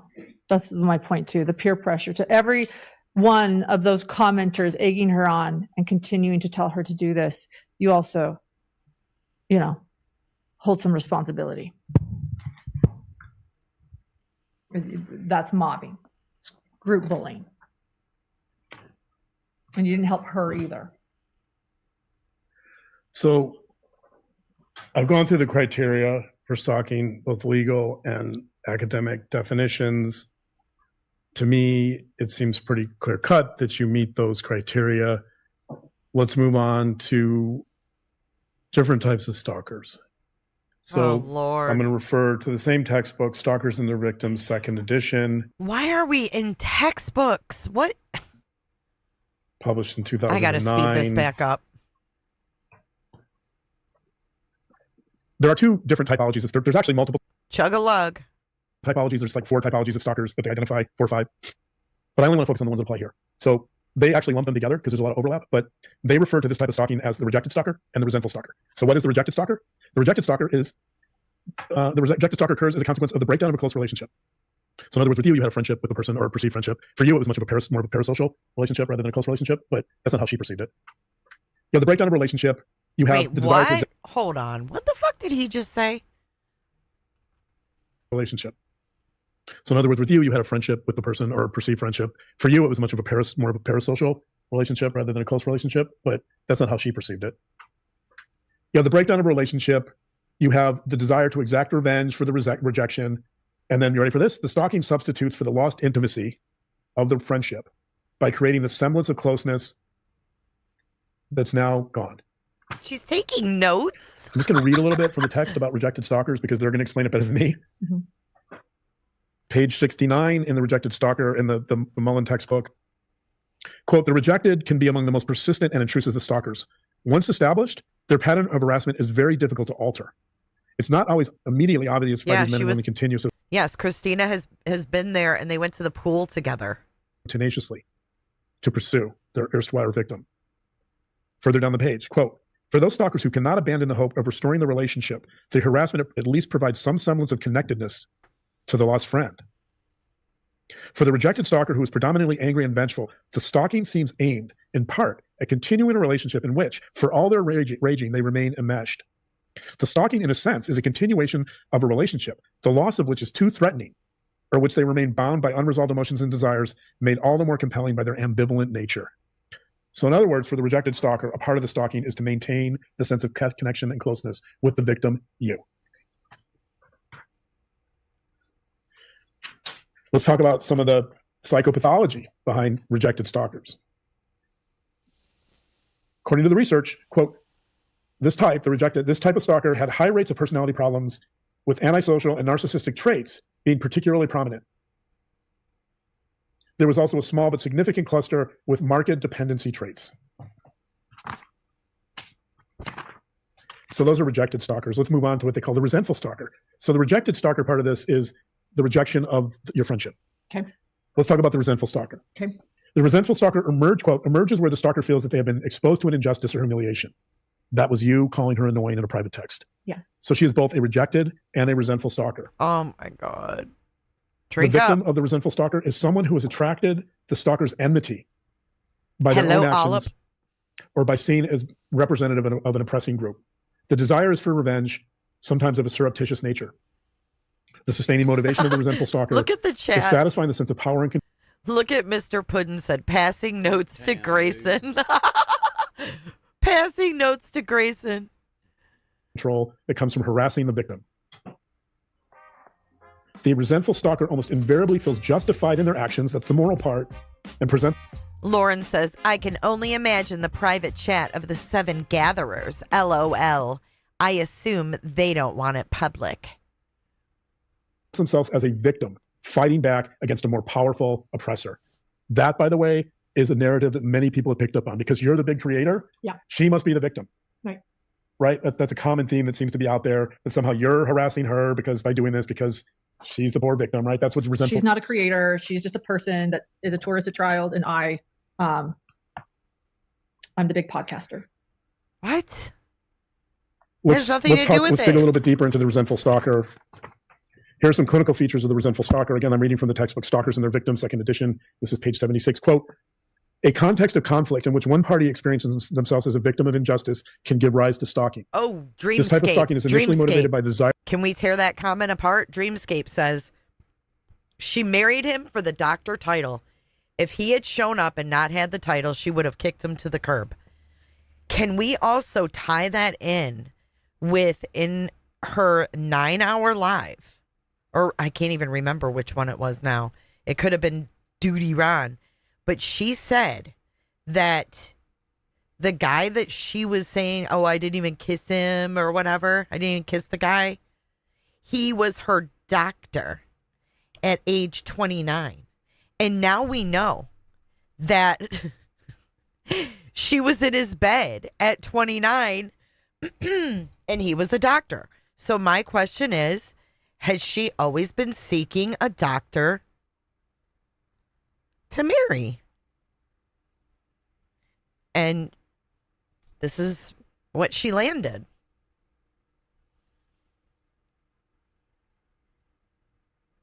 Desire for retribution. The stalking is designed to frighten and distress the victim. The stalking becomes persistent because of the satisfactions the stalker obtains from the sense of power and control over someone who is in most cases has been previously regarded as being in a stronger and more privileged position. In keeping with the stalker's perception of their victim as being more powerful, the more extended episodes of resentful stalking will often be pursued anonymously, at least initially. When this type of stalker is interviewed, they almost invariably present themselves not as an avenger, but as a victim who, in the process of defending themselves, is striking back at the oppressor. So in other words, it's a moral crusade. And she does this. She'll say, I'm just here. This isn't gossip. I'm just trying to deal with the big bad wolf that's Lauren. I'm just trying to Chloe. The patterns she's had for so long. Oh, let's talk about so psychopathology long. Of the resentful stalker. Page 77, quote, the pattern which emerged from personality testing suggested self-centered, immature individuals who are hostile, demanding, and argumentative. They overestimate themselves and they derogate others. That means they put others down. Defensiveness and denial is rampant in this group. They tend to have poor frustration tolerance with high suppressed anger. That's your wife. Check.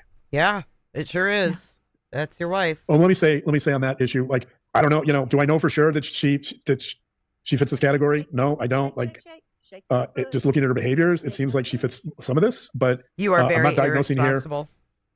Right, I'm just reading from a textbook. Research. I'm citing the research, right? I'm not saying necessarily that she fits this. I think people can make that decision on their own. Oh, you're now saying that 2.5 hours into this? Okay. You're Mr. Responsible Doctor. Look at that toupee. Holy fark. Do you guys want to see if it's really a toupee?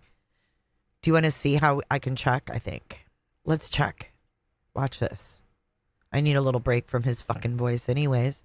So let's add a filter. Watch this. Let's see. Let's have a little fun time. Let's take a little break. Let's see here.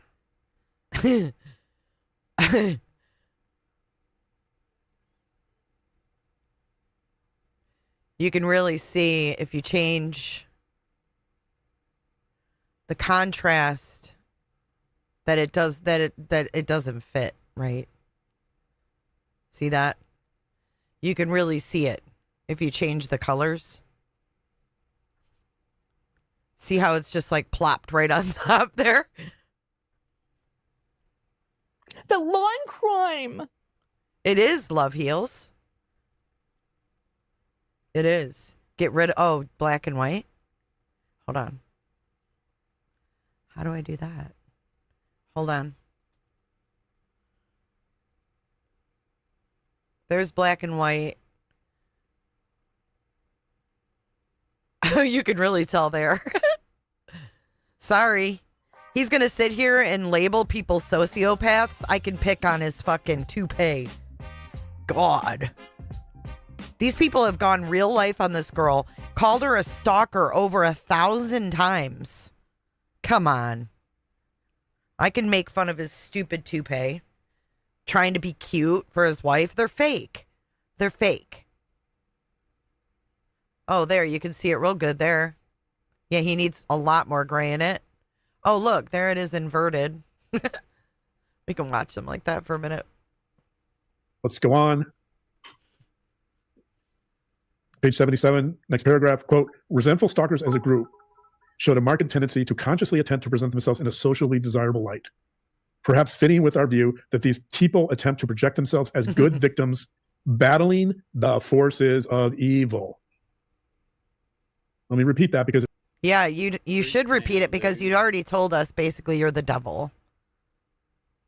I love heels. I want to see him without it. To pay or not to pay? That is the question. Hi, Tilly. I love the Teletubbies. Thank you for the super chat. It fits everything we talked about earlier. Resentful stalkers fit they fit with the view that they attempt to project themselves as good victims battling the forces of evil. That's exactly how this is framed. Oh. That's exactly how most smear campaigns are framed. Okay. The results of MMPI studies in 24 resentful stalkers supported the notion that these people regard themselves as misunderstood, mistreated, with low frustration tolerance, and difficulty with authority figures. Difficulty with authority figures. So taunting police, doing mic drops outside of courthouses, violating stalking injunctions within hours after... Doing mic drops outside of courthouses. You guys look so dumb right now. You look so dumb right now. After they're served by police, telling the stalker, you cannot go within 500 feet of your victim, no matter what. Those are some of the definitions. So I talked about the definitions of stalking. I talked about the types of stalking. Now let's talk about victim impact. Actually, before I get to victim impact, let me talk a little bit about... Interesting, let's talk Alexander. more about actually qualities of cyberbullies. So specifically about cyberbullies now. There isn't a lot of research on adult cyberbullies, by the way, but there's enough. There's some interesting research. Oh this is my from God. A research article entitled Systematic Review of What's the Empirical year? Studies on Cyberbullying in Adults, What We Know and What We Should Investigate. This is by Gennaro et al. In the journal Aggression and Violent Behavior. This is 2018, so reasonably recent, volume 28. This is on page 118. Here are some of the... This is by Gennaro et al. In the journal Aggression and Violent Behavior. This is 2018, so reasonably recent, volume 28. Reasonably recent. Your other shit's from 2009. This is on page 118. Here are some of the qualities of cyberbullies. Quote, In a cyberbullying situation, not only the victims are affected, several studies found that cyberbullies exhibit more psychological symptoms, including depression. So that's interesting, right? Yeah. They could be more depressed than classy. Yeah. So they experience depression. They have more unemotional, impulsive, and psychopathic traits. Oh. They're high sensation seekers, and they sometimes engage in violent and drug crimes. The most interesting part of this to me is the depression, that they're unemotional, impulsive, like and you. Lo and behold, cyberbullies tend to have psychopathic traits, which means that they defy like y'all? or oppose authority figures. Like y'all. Quote, they also Nothing in scored high on cyberstalking. internet use, showed a lack of social skills, problematic alcohol use, and, not surprisingly, low empathy towards their cyberbullying victims. So cyberbullies are You're unemotional, they describing lack empathy, yourself. You're describing her. I just spit pop out my nose. they're impulsive, they have psychopathic traits. Literally. They may have I'll be some right depression. back. This is fucking ridiculous. Let's talk about impact. How does cyberbullying impact its victims? This is an extraordinary. This is an extraordinary study. Just have to say, for all those people saying bring the receipts, Dr. John's bringing the research receipts. I'm bringing the research receipts, right? You brought the actual receipts. I'm bringing the research receipts. This is from a well-known article in the American Psychologist. The American Psychologist, by the way, is one of the premier journals for psychologists. It's from 2017, volume 72. It's Underwood and Ehrenreich. It's called The Power and Pain of Adolescence's Digital Communication, Cyber Victimizations, and the Perils of Lurking. Okay. You can't unsee it. Admittedly, I'm going to frame this by saying, admittedly, this is pertaining to adolescents, okay? But I'm sure this has application to adults. Sure it does. Relying on surveys about the frequency of cyberstalking may keep us from understanding that although cyber aggression may be an extremely low base rate event, so even among adolescents, cyberstalking and cyber aggression is fairly low. That's good news, right? Okay. Since I stopped in the middle of that, I'll go again. Okay. Although cyber aggression may be an extremely low base event, it hurts terribly even if it only happens once. This is according to their survey. The impact Now of we're even a referring single to episode surveys? is potentially extremely serious because the behavior is immediately viewed by hundreds of friends and followers and is preserved forever in digital form. I can't tell you how much that impacted you, and they're proving it. Well, one reason we chose to not say this person's name and to blur her and the TikToks, which we didn't need to do, was because of that understanding. We're not going to do that. Correct. But this research... She appeared publicly. She wanted everyone to find her. She was working on algorithms. She admits it on the TikTok. Come join me. Send the word. Spread the word. Here we are. And we still didn't do that because we... because we have integrity. Understand what that means. We didn't want to do that. We went through it. But I mean, like, this is extraordinary because when people mock you about whether this is cyberbullying, when people say Team Lauren's a joke, I don't know what they're saying. I don't care. But the point, like, this data, this research. Yes, you do. You were going to say Team Lauren is a joke. You know exactly what people are saying, that y'all are jokes. Listen again, guys. We got leakage again. Through it. Listen. But I mean, like, this is extraordinary because when people mock you about whether this is cyberbullying, when people say Team Lauren's a joke, I don't know what. Team Lauren's a joke. Look at her face. Oh, fuck. I'm being cyber stalked. Team Lauren is a joke. Is she going to sell t-shirts next? Team Lauren. Now I know why people have opposite opinions of this couple. Don't like them. This call to authority stuff and outdated studies would piss me off. Thank you, B. Tim. Thank you so much for your comments on this. I really appreciate it. People mock you about whether this is cyberbullying. When people say Team Lauren's a joke, I don't know what they're saying. I don't care. But the point, like, this data, this research like, shows, I'm going to read it again God. because so the impact of even a single episode is potentially extremely serious because the behavior is immediately viewed by hundreds of friends and followers and is preserved forever in digital form. Not to mention which the internet is open 24/7. Yeah. So any threats or any posts on social media can happen at any time of the day or night. There were times when you would wake up at 3 a.m. and go, is there a post? Is there a post? What does she say now? Is she threatening me now? But this explains why. Wait, you'd wake up at 3 a.m. Is there a post? Is there a post?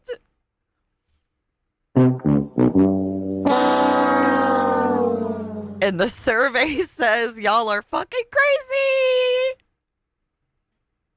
crazy. Even a single episode of cyberbullying can be traumatic. Yeah. Because the fear is that it's going to be viewed by thousands, hundreds or thousands of people, and it's never going to be erased. It's going to exist forever. This is exceptionally important.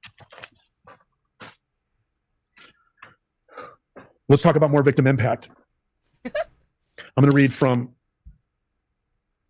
an article called A Developmental Approach to Cyberbullying, Prevalence and Protective Factors. It's by Kowalski et al. It's in Aggression and Violent Behavior, 2019, volume 45. This is on page 22. Outcomes of cyberbullying. Quote, researchers have consistently found that cyberbullying is associated with a variety of negative consequences for both victims and perpetrators. Among the negative consequences experienced by victims are higher levels of anxiety, depression, loneliness, greater suicidal ideation, lower levels of self-esteem, and poor academic performance. This is fucking nuts. Yeah. Yep, I've noticed all of that. Every one of those applies to you. I'm going to go back to here. I'm going to return to the textbook, Criminal Behavior. Donna. I'm going to give Criminal their Behavior summary of psychological effects of stalking, specifically cyber stalking. Oh my God. Page 523 of Criminal Behavior by Bardell and Bardell. Quote, not only does the cyber attack cause psychological damage to the self-esteem and self-image of the victim, but the message may be she's got her viewed shit and forwarded by together. friends and other peers repeatedly over time. That's the point about how one incident can be so damaging. I think it's important to understand that if you bully someone at school, if you taunt them at school, it may be captured by other people on cell phones, but for the most part, it's a one-time thing and it goes away. And I'm not minimizing that. That's horrible. But cyber stalking goes on over and over and over again. You can't escape it. Can't escape it. Research studies often report that the overall effects of cyberbullying on the victim include anxiety disorders, sleep problems, loneliness, depression, substance abuse, poor academic achievement, low life satisfaction, and extreme cases, suicide attempts. Check, check, check, and check. Shut up. Wait, what? Whoa, whoa, whoa, whoa, whoa, whoa, whoa. Wait a minute. Wait a minute. Wait a minute, fat boy. Did you just say that she had suicidal attempts? Hold on. Did you just check off everything? Hold on a fucking second. Sleep problems, loneliness, depression, substance abuse, poor academic achievement, low life satisfaction, and extreme cases, suicide attempts. Check, check, check, and check. Substance abuse? Report that the overall effects of cyberbullying on the victim include anxiety disorders, sleep problems, loneliness, depression, substance abuse, poor academic achievement, low life satisfaction, and extreme cases, suicide attempts. Check, check, check, and check. What? We need to get that to Dunkelberger, Lauren, or Lindsay. God, I got fucking Lori's and Lauren's on the fucking tongue. But you're just sitting here, right? Watching it all go down, John? Just watching it all go down, huh? Report that the overall effects of cyberbullying on the victim include anxiety disorders, sleep problems, loneliness, depression, substance abuse, poor academic achievement, low life satisfaction, and extreme cases, suicide attempts. Check, check, check, and check. This is fucked up. I just can't even believe he's saying this. Overall effects of cyberbullying on the victim include anxiety disorders, sleep problems, loneliness, depression, substance abuse, poor academic achievement, low life satisfaction, and extreme cases, suicide attempts. Check, check, check, and check.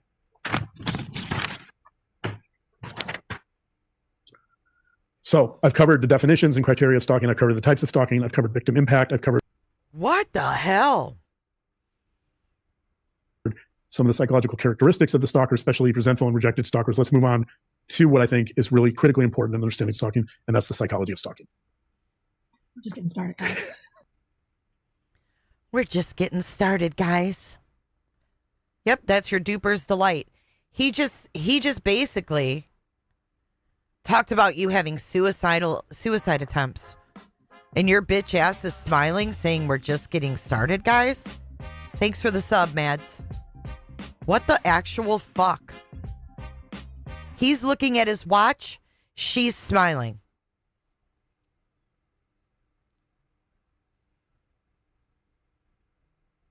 What in the hell? Is this real life?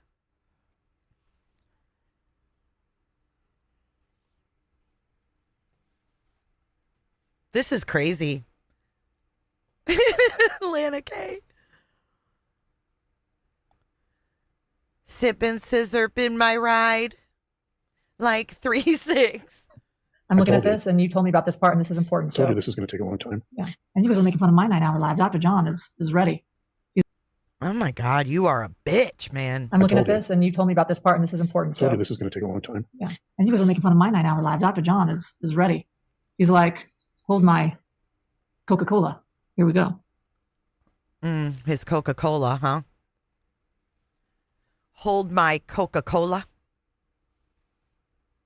Y'all are shady as fuck. You look like Lori motherfucking Vallow. Holy. She looks like Lori Vallow. That is terrifying. Ugh. Lori Vallow. Look at the fucking resemblance.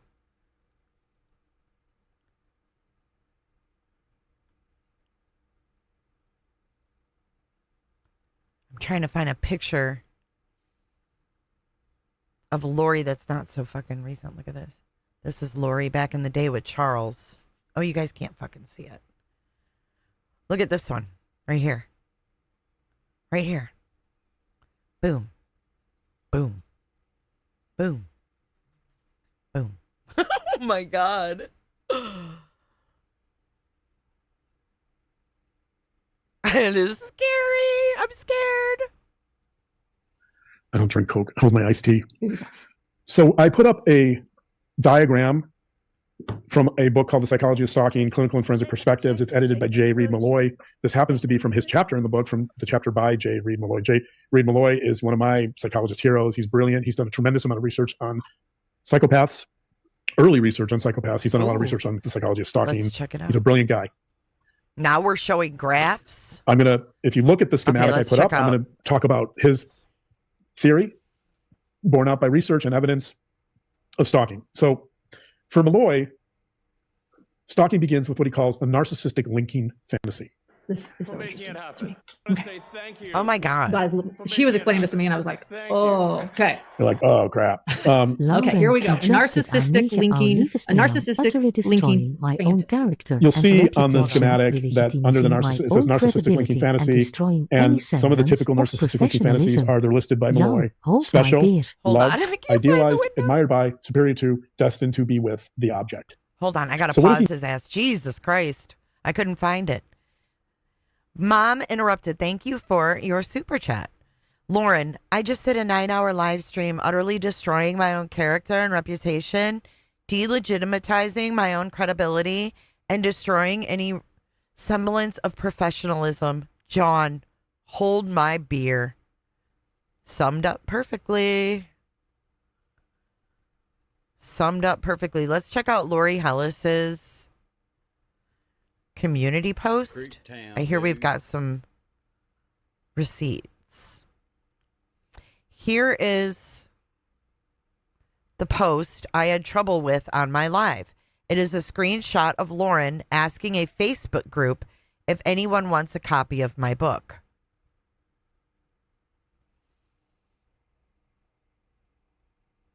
Hold on.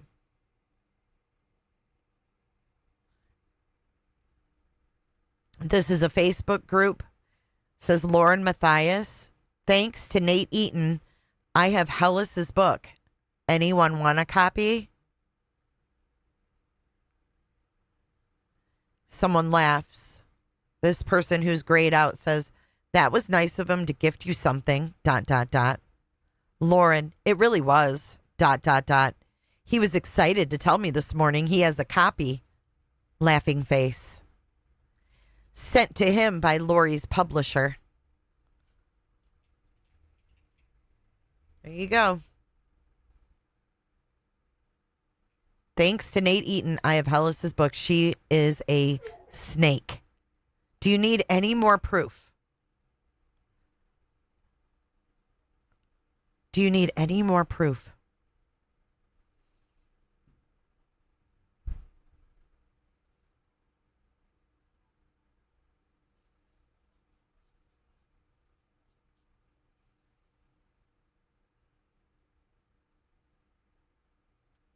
Crazy. What a snake. What do you mean by a narcissistic linking fantasy, what he means essentially is that Thanks for the someone palate with cleanser. I narcissistic appreciate features that. that's very self-absorbed creates a fantasy that links them to the stalked object. The stalked object in most cases. No, is I think The that narcissistic I think that it, actually Nate Eaton called Lori and apologized, if I'm not mistaken. I think he actually called in the last week or so and said, you know, basically how it all went down. That he, I think, assumed that Lauren was intended to get a copy. She tricked him. Fantasy. So there's a link. There's a link between the personality, often with narcissistic features. That's how people become so obsessed, because they're narcissistic, right? They're obsessed and they're narcissistic. They create a link to this fantasy of the object. Those fantasies revolve around feelings. I'll read it. Yeah. Page 18 from The Psychology of Stalking by J. Reed Malloy. Quote, the general dynamic begins with the individual forming in her mind a narcissistic linking fantasy to a particular object. Such fantasies are characterized by conscious thoughts of being loved by or loving, admired by or admiring, in parentheses, idealizing, being exactly like, in parentheses, mirroring or complementing, in parentheses, twinship, or sharing a destiny with a particular object or person, in parentheses, merger. So I'm going to read this again without the parentheses. Such fantasies, narcissistic linking fantasies to a particular objects, such fantasies are characterized. He has a meltdown over her in this live? John does? By conscious thoughts of being loved by or loving, admired by or admiring, being exactly like or complementing, or sharing a destiny with a particular object or person. So you begin with a narcissistic linking fantasy.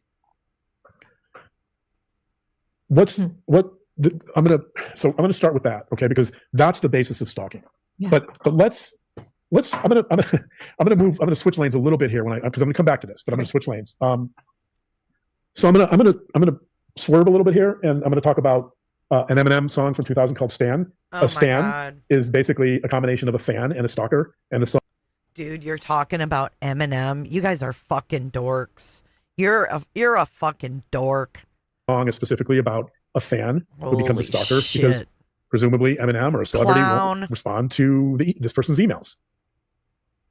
The reason I bring this up is because two of the detectives in Colorado that were responsible for executing the stalking order, they talked to you and Grayson afterwards, and they both referred to the TikToker as a fangirl. In fact, I wrote it down because Grayson told me what they said. One of the detectives said, I think this is a fangirl who rode yours. I think this is a fangirl who rode your coattails for a bit and then fell off, and now she's very angry about it.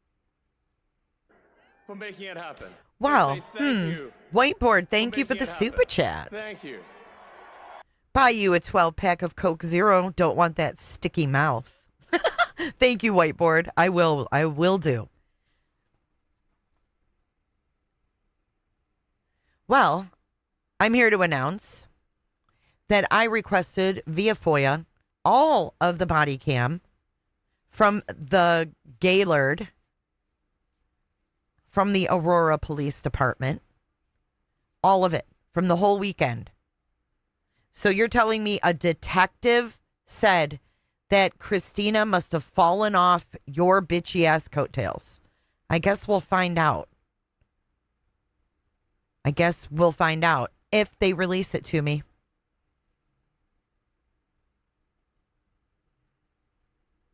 Let's see. In fact, what I was wrote it down because. Oh, you wrote it down because Grayson what? Grayson told me what they said. Grayson told you what they said. Why not play the body cam? Why not play the body cam if you have it?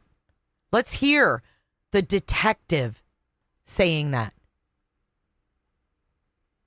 What detective?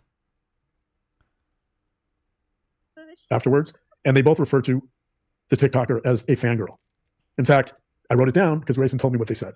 One of the detectives said, I think this is a fangirl who rode yours. I think this is a fangirl who rode your coattails for a bit and then fell off, and now she's very angry about it. So, why'd you shift so much? Grayson told you that, huh? Both refer to the TikToker as a fangirl. In fact, I wrote it down because Grayson told me what they said. One of the detectives said, I think this is a fangirl who rode yours. One of the detectives, so there was more than one? Okay. I think this is a fangirl who rode your coattails for a bit and then fell off, and now she's very angry about it. So I am Crack-a-Jacks. This is important because although I don't really see you or us as celebrities, like you're not in our little That's niche, good. in our little true crime niche, people know us, right? So it doesn't really matter whether we're not Brad Pitt, we're not Angelina Jolie, right? Really? Like obviously we're not famous, but You think you are. You think you are. Don't point your fucking sausage finger at me either, doughboy.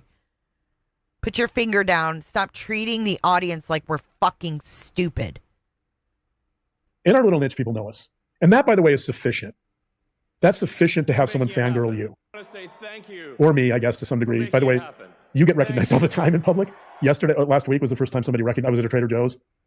They were like, "Is your wife the one that did that crazy 9-hour live?" No, that was before. I was wearing a mask. I was wearing a mask in Trader Joe's because I thought. What? Is your wife the one that did that crazy 9-hour live? Oh, it's a Trader Joe's and someone recognized me. Oh my God, you're pathetic. You are pathetic. Some degree. By the way, you get recognized all the time in public. Last week was the first time somebody recognized. I was at a Trader Joe's. They were like, "Is your wife the one that did that crazy?" Notice the edit. Crazy 9-hour live. No, that was before. I was wearing a mask. Yeah, so they edited. So what happened in between there, Grayson? They were like, "Is your wife the one that did that crazy 9-hour live?" No, that was before. I was wearing a mask. I was wearing a mask in Trader Joe's because I thought nobody would recognize me, and I don't want to get sick because Trader Joe's is kind of a tight space. But somebody came up to me and they're like, "Are you Dr. John with Hidden True Crime?" And I was like, maybe. Who's asking? Why are you looking at Grayson? Was she there too? Did you and Grayson go to Trader Joe's? What are you looking at? Why are you looking at her like that? Was she there? I have questions. Did you guys go to Trader Joe's together?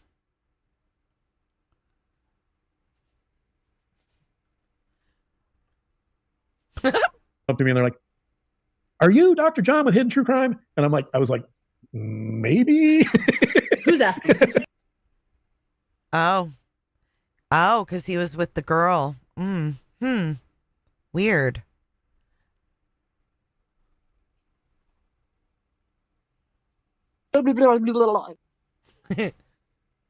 He was wearing a mask because he doesn't want to get sick, or is it because you're out and about with Grayson?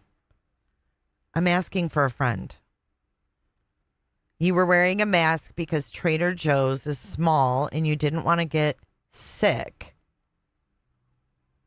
Is it because you were out and about with Grayson and someone said, "Hey, are you from Hidden True Crime?" Oh, I have questions. I mean, he is crying to her about his wife. "Are you Dr. John with Hidden True Crime?" And I was like, no. Your wife the one that did that crazy 9-hour live? No, that was before. I was wearing a mask. I was wearing a mask in Trader Joe's because I thought nobody would recognize me, and I don't want to get sick because Trader Joe's is kind of a tight space. Oh, first it was because I don't want anyone to recognize me. He told us the truth. Listen. Easy 9-hour live. No, that was before. I was wearing a mask. I was wearing a mask in Trader Joe's because I thought nobody would recognize me. That's exactly why you wore a mask. Now he's going to follow up with the lie because he had leakage. Listen. And I don't want to get sick because Trader Joe's is kind of a tight space. Oh, okay. You leakage. You were out and about with Grayson. Wow. Hidden behind a mask. Easy 9-hour live. No, that was before. I was wearing a mask. I was wearing a mask in Trader Joe's because I thought nobody would recognize me. Mm-hmm. Because I thought no one would recognize me. And I don't want to get sick because Trader Joe's is kind of a tight space. But somebody came up to me and they're like, "Are you Dr. John with Hidden True Crime?" And I was like, maybe. Who's asking? I don't know. I'm gonna say, we gotta go. Wait, what? Wait, what? This is getting weirder. Say thank you for making it happen. Oh, Hidden True Lies. Thank you, Tilly T, for the Grayson Escape Fund. Whoa. Hold on. I was like, maybe. In public. Last week was the first time somebody recognized. I was at a Trader Joe's. They were like, Is your wife the one that did that crazy 9-hour live? No, that was before. I was wearing a mask. I was wearing a mask in Trader Joe's because I thought nobody would recognize me, and I don't want to get sick because Trader Joe's is kind of a tight space. But somebody came up to me and they're like, "Are you Dr. John with Hidden True Crime?" And I was like, maybe. Who's asking? I don't know. I'm on a tight schedule. Gotta go. Maybe. Who's asking? I don't know. I'm on a tight schedule. Gotta go. Something about we gotta go. Like, maybe. Who's asking? I don't know. I'm on a tight schedule. Gotta go. Oh. Anyway. You were very. I'm on a tight schedule. Gotta go. Why would she even chime in? I'm on a tight schedule. Gotta go.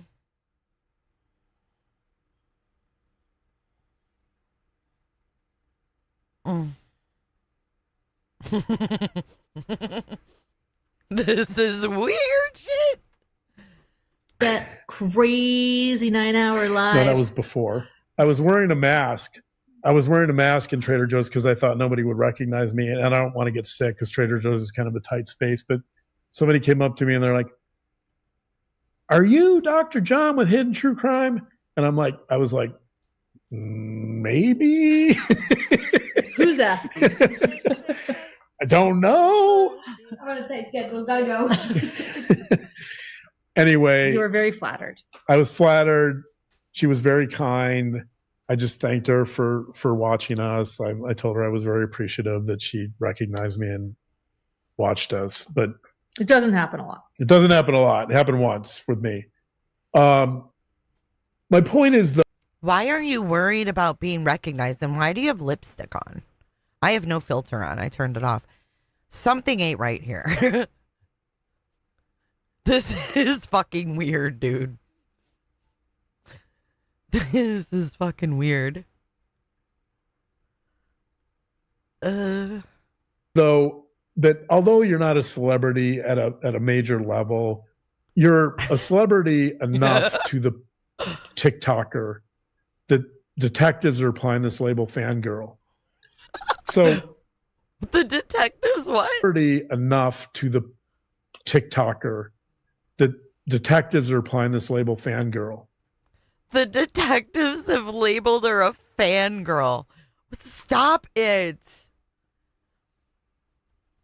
This is fucking crazy, yo. So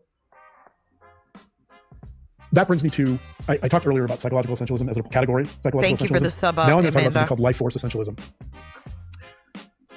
Life force essentialism is different than category essentialism in the sense that, I got my notes. Oh, there it is. Life force. I got his notes down, guys. They're all spread out. I'm like, there you go. Life force essentialism. I know, because you know why? Because you and Grayson write Boom. these. I'm doing a These good are job of all managing them, so- scripts. You are. You're doing great. Life force essentialism is Doorknob chin.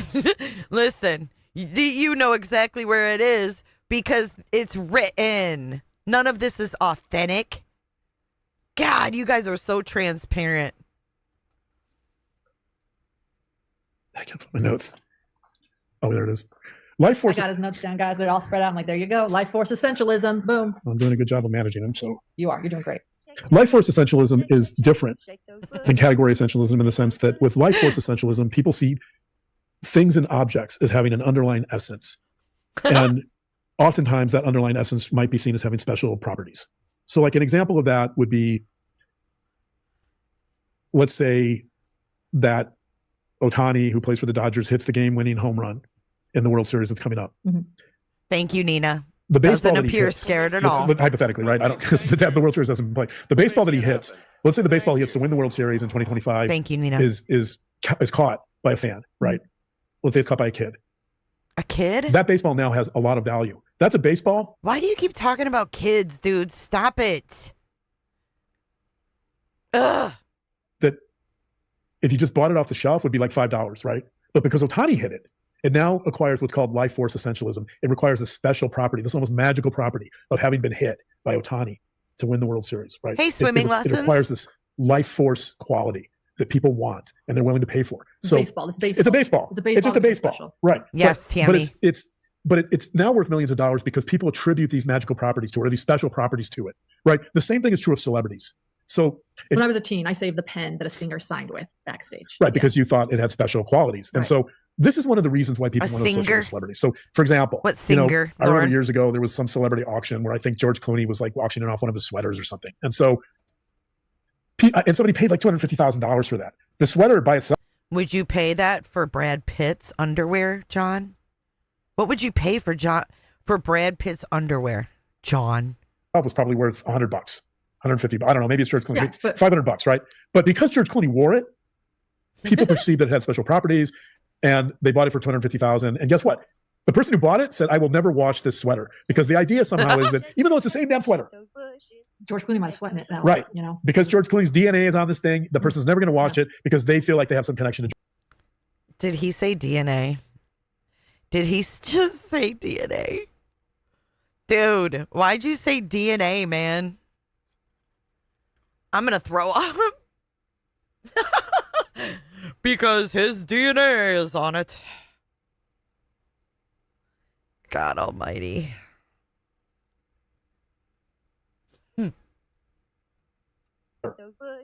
George Clooney might have sweating it that Right. way, you know. Because George Clooney's DNA is on this thing, the person's never going to wash it because they feel like they have some connection to George Clooney, right? So if they wear that sweater, they're like, Hashtag Spermgate. Now we got DNA on a sweater. I did not have sexual relations with that woman. "Hey, I'm George Clooney," right? Or whatever. So, but that's called life force essentialism. The reason I mention that is because when we think about this idea of a narcissistic linking fantasy, this idea of life force essentialism is part of that fantasy. The fantasy is that if you're So we go from George Clooney's DNA on a sweater to fantasies. What the fuck? linking fantasy, Oh my God, Kelly Barrison, I saw your comment in there last night. Fire. this idea of life force essentialism is part of that fantasy. The fantasy is that if you're, as the detective said, if someone is fangirling someone, they're trying to get some of that essence.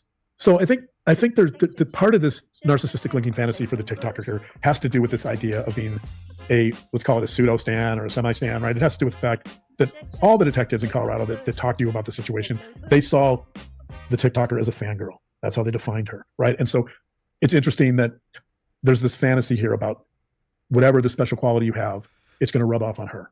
And that's part of this. That's part of this idea of not wanting to lose that connection to you. And having said that, I think it's if we're going to talk about the psychology of stalking, there's some elements here that there's been some research on stans that we need to talk about. So some of the elements that they found that create stans that engage in this type of celebrity worship or even fangirl people at a lower level like you, they found that an insecure parent-child attachment is typically common in stans. They found that parental absence, so not even abuse, not neglect, not childhood trauma, just parental absence. So one parent, one or the other of both parents can be absent more than usual. He has The not. presumption here KCG. is obviously that if a parent is absent or not giving a child enough attention, it could be that you grow up in a really big family and maybe one of the parents isn't as available. The presumption is that the reason you stalk celebrities or you fangirl pseudo celebrities or semi celebrities is because you're trying to make up for that parental absence. You're trying to engage with a parental figure or a special figure that somehow is going to give you something you didn't have when you were a child. Tammy. There was a study in Hong Kong that looked at adolescents who engaged in celebrity worship. And what they found was a couple of things. The subjects in the study who did not have any particular preference for celebrities tended to have fairly high confidence and fairly high self-esteem. The kids who went after celebrities and engaged the stans, who engaged in more celebrity worship, they had a weaker sense of self and lower self-confidence. The absorption addiction model says that stans or fangirls or fanboys, whatever, stans pursue parasocial relationships. So in other words, not real significant, not relationships where you know someone. Stans pursue parasocial relationships to make up for shortages in their real lives. And in that pursuit, they end up losing themselves. That's called Stans in general. That's called the absorption addiction model. And I think we see elements of that here. That I think in some ways that a lot of people have said online, get a life, grow up, right? That's saying the same thing. That's saying whatever's going on in this TikToker's life, that it's somehow deficient. When it comes to media law, I think that I would define myself a limited public figure. Anyway, keep going. People can disagree with that, but legally speaking. But it's the same dynamic. Mm-hmm. The point is, it's the same dynamic, that fangirling anyone is this attempt to make up for deficits in someone's life. Yeah. There's a woman, her name is Amanda Montel. She wrote a book called The Age of Magical Overthinking. This is going to be a quote from her book, page 24. She's talking about celebrity worship. This doesn't refer to you. This just refers to her thoughts in general. In general. Quote Montel, quote, page 24. In both the public and private spheres, worship is dehumanizing. To be deified is not so flattering. The dynamic risks annihilating a person's room for complexity and blunders, and this sets everyone up for suffering. Wow. It's really fascinating. Worship is dehumanizing. You're looking at the book. Can I just see the book? Yeah. I want to hold it up. Keep reading. Keep going. What? So let me read that again. So some of the dehumanization in this smear campaign is the fact that you're portrayed as evil, right? Like that you've been labeled psychological essentialism. They've taken certain texts or whatever and private texts, and they've labeled you evil. And then there's this moral crusade. Yeah. But there's other ways you can dehumanize, and one of them is by portraying someone as something they're not giving them the room to, as she says, not giving them the room to be complex and to make blunders. If you don't give someone the room to be complex and to make blunders, you, according to her, I agree, you set everyone up for suffering. Because you're not defining it as a real relationship. Yeah. You're defining it as a cliched, oh my God, right, rigid, narrow relationship. And if you do that, so if you're fangirling someone and the relationship turns out to be not what you expected, there's a lot of room in there for disappointment. There's a lot of room in there for anger. There's a lot of room to turn against someone because that relationship is turning out not to be what you wanted. And so now that I'm thinking about this, I'm actually going to read Marie. I'm going to read another quote from Amanda's book. Oh my God, Amanda's book. I act like I know her. I don't know her. Yeah. It's a very interesting book. Oh my God. That's true. I see celebrities dehumanized all the time. Real celebrities. Here's what she says. It's just a sentence. It's simple, but I think it's totally relevant for discussion. Quote, page 21. Quote, don't like nearly it. every Don't stand do worship it. A-lister has seen their flock's mania pervert overnight from devotion to disdain. Some of the people she talks about, Beyonce. Who is exceptionally private. There's so many. Charlie XCX. There's so many, right? Like if you're a stand worship A-lister, loved by your flock, loved by your group, you can literally go overnight from devotion to disdain based upon one mistake. My God. Right? And I think you're not an A-list celebrity, right? Like, but the point is, like, part of this campaign is to try to flip that script. Part of this campaign is to try to get your flock to go from devotion to disdain by dehumanizing you, by not giving you any room for complexity, not giving you any room for vulnerability, not giving you any room for blunder, as she puts it. Grateful. Yeah. And no. Fortunately, our viewers are astute and they see through that. But that's part of this. Yeah. Your gems, not minions. Yeah. Our gems, not minions. Yeah, I know. Right. Let's go back. No, let's return. So I talked about this idea of stands and what creates a stand, and this really important idea of life force essentialism in terms of, right, you want to buy the celebrities. God, shut up about so celebrities. that you can feel like you're getting some of that special quality, right? Yeah. What? Which I don't know how someone can afford a sweater for $250,000, but hey, hey, someone did, and they love it. So okay, let's go back to our diagram. So it begins with the narcissistic linking fantasy or life force essentialism. And then you go to what he calls acute or chronic rejection. So you have a fantasy, you have rejection. The rejection leads to feelings of shame or humiliation, which is then defended against with rage, which then leads to behavioral pursuit. That's the stalking. It fuels behavioral pursuit. The behavioral pursuit is intended to hurt, to control, to damage, or destroy. I hope all of these statements you're making about Christina become exhibitors for her. Only after the target, you, is hurt, controlled, damaged, or destroyed, is this narcissistic linking fantasy restored. Wow. And this gets back to the idea that we've been talking about all along. That the goal of a cyber stalker or any stalker, a physical stalker, it doesn't matter. The goal is to ruin and damage the person beyond repair or to have them end up dead. That's how stuff like this, that's how this stuff ends. And the reason, according to Malloy, is because that's the only way for the stalker to restore the narcissistic linking fantasy. Okay, now we talked about so much. Yeah. But we talked about recently in psychology of stalking, we've talked about the research on that, we talked about Malloy's chart, types of stalkers, stalking criteria, definitions. One of the big issues out there, in addition to all that, one of the big issues out there is one of the arguments for the TikToker, for the stalker, is that it's free speech. Right? This is probably the biggest argument. Well, it's free speech. This is just Mean Girls. Free speech, Mean Girls. Who cares? Oh, you're mocking free speech? Your free speech gives you the right to sit here and say what you're saying. All this manipulation, lies, gaslighting, false accusations is because you have free speech, you fat piece of fuck. I don't like this guy at all. Not at all. I don't like anything about him. There's not one motherfucking thing I can say positive about this guy. Creep Town, dude. Amos Liz, thank you so much for your super chat. That is so nice of you. At first, I thought Grayson was being manipulated, but has more details. Come out, I no longer leave this to be the case. Thank you, Amos Liz, for having an open mind. I appreciate that. It's wild. I mean, we can only sit here and be gaslit for so long. You know what I mean? I mean, this is just too much. Mocking free speech, which is what they've exercised throughout this whole thing. 9 hours of free speech, and he's going to mock it? All right, let's go back. Extraordinary movies over the years. He's been in extraordinary movies. He knows the industry. He knows talent, and he picked out Brad Pitt. So shortly after that, listen to his Brad voice, Pitt, too. in 1995, was in a movie called Seven, and he was one of the detectives, and great job. So now my appreciation of this guy is only increasing. Oh In my 1996, God. he did a movie called 12 Monkeys. Many people probably... Oh my God, what happened? I went back. Sorry. Damn it. And she's canceled. Not only is she canceled, but her friends, her coworkers, her colleagues in the community, the people at the school... Did we have to hear that, or did we hear this yet? I don't know. To this post, but you start with the post. Hang on. About how Victoria engaged in non-consensual contact with several of her younger siblings. Who's Victoria? And Becky says, oh, that's great. That sounds great. I hate Victoria. I want to start this TikTok. I want to really hurt her. So she posts the... Okay, hold on. We were on that stupid graph. Okay, so we were right here. We were just past this.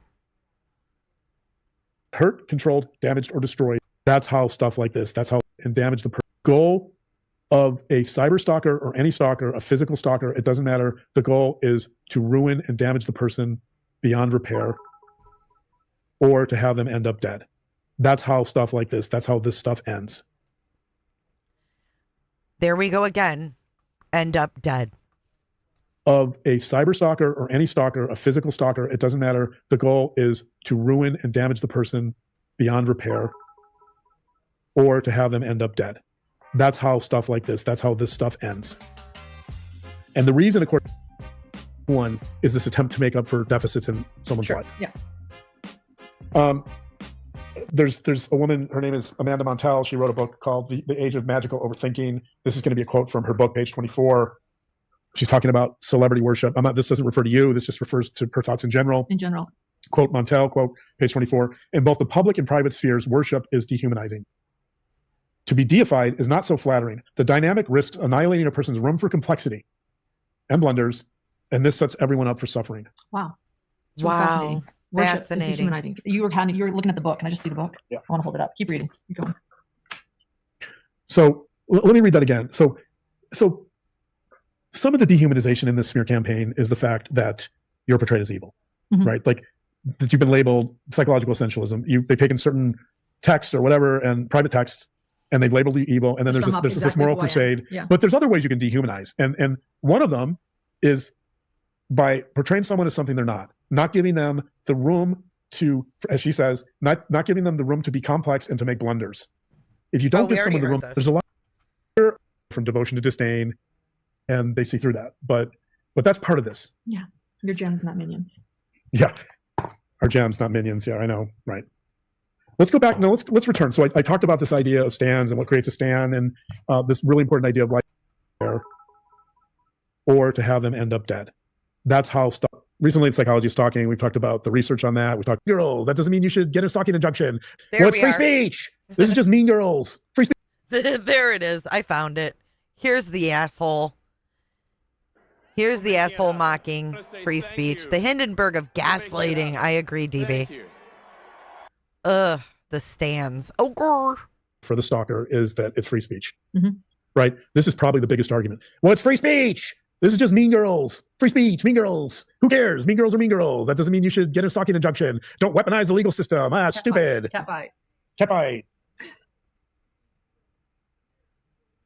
B. Tim, I think they've been listening to you. Mm-hmm. Right? This is probably the biggest argument. Well, it's free speech. This is just mean girls. Free speech, mean girls. Who cares? Mean girls are mean girls. That doesn't mean you should get a stalking injunction. Don't weaponize the legal system. Ah, stupid. Cat fight. Cat fight. That's how John talks when he's on camera. Like, Lauren, what's up? Hey, cares? Mean Mm-hmm. Right? This is probably the biggest argument. Well, it's free speech. This is just mean girls. Free speech. Dude, you can Damn it, take I a did it quote again. from any book and use it to fit your narrative. He's all over the place and his whole speech Answers is I've ever given. BS. And you know what happened? It is free Because this speech, idiot. Thank you so much, Amy C. I mean, God, my mouth, I did it again. I lost my spot. Thank you again, Amy C. Where are you? Dude, you can take a quote from any book and use it to fit your narrative. He's all over the place and his whole speech is BS. It is free speech, idiot. I love the that. fact that you cut me off in one of the most critical moments on one of our shows that I've ever had. What? Go back to the textbook. Where were we? Fuck. Response, it's to call you histrionic. It's to call you a liar. It's to say you're faking. It's to say you're doing it to stop. Until she's completely ruined her life Wait or a she's sec. deceased. Because Oh my God, he says this it. community center, you're putting all these kids at risk. Lo and behold, Victoria loses her position once again. Hold on. Fuck. I am And I so agree it's free sorry. speech. And you know what you should do, Becky? You should open a TikTok account. And I just got rejected by my best friend, Victoria, and I don't know what to do, and I don't want to deal with her anymore, I'm and I'm just done with keeping it here. Fuck him. And Sylvia says, you know what? I love true crime. There's this raging debate online now about a stalking situation, and everyone says it's free speech. This is about Lori right here. And I agree it's free speech. And you know what you should do, Becky? You should open a TikTok account, and you should target Victoria. And what you should do with your account is you should try to harm her and ruin her life as much as you can, because that's perfectly acceptable under free speech. And what I recommend you start with is that you start with a post that you want to come back to, by the way. You want to repeatedly come back to this post, but you start with a post about how Victoria engaged in non-consensual contact with several of her younger siblings. And Becky says, Oh, that's this great. isn't That about sounds great." Lori? I need to go back. Fuck. I am so confused right now. I don't know where the fuck we were. Because they feel like they have some connection to George Clooney, right? So if they wear that sweater, they're Oh like, my hey, I'm George God, we're Clooney, back right? Or in whatever. So George's a fucking quote from her book, DNA. page 24. She's talking about celebrity worship. This doesn't refer to you. This just refers to her thoughts in general. In general. Quote, behavioral pursuit. The behavioral pursuit is intended to hurt, to control, to damage, or destroy. Only is dehumanizing. To be deified is not so flattering. The dynamic risks annihilating a person's room for complexity and blunders, and this sets everyone up for suffering. Wow. It's really fascinating. Worship is dehumanizing. You were looking at the book. Can I just see the book? Yeah. I want to hold it up. Keep reading. Keep going. So let me read that again. So some of the dehumanization in the smear confused too. campaign is the fact that you're portrayed as evil, Mhm. right? Like that you've been labeled psychological essentialism. They've taken certain texts or whatever and I private will, texts, Lindsay. and they've labeled you evil. And then To there's sum up this exactly moral who I am. crusade. Yeah. But there's other ways you can dehumanize, and one of them is by portraying someone as something they're not giving them the room to, as she says, not giving them the room to be complex and to make blunders. If you don't give someone the room to be complex and to make blunders, that relationship is turning out not. I remember our this. discussion. Quote: "Loved by your flock, it's the only way for the stalker to restore the narcissistic linking fantasy." Okay, now for the TikToker, for the stalker, is that it's free speech, Mhm. right? This is probably the biggest finally. argument. Well, it's free speech. This is just mean girls. Free speech, mean girls. Who cares? Mean girls are mean girls. That doesn't mean you should get a stalking injunction. Don't weaponize the legal system. Ah, stupid. Cat fight. Cat fight. That's how John talks when he's on camera. Like, Lauren, what's up?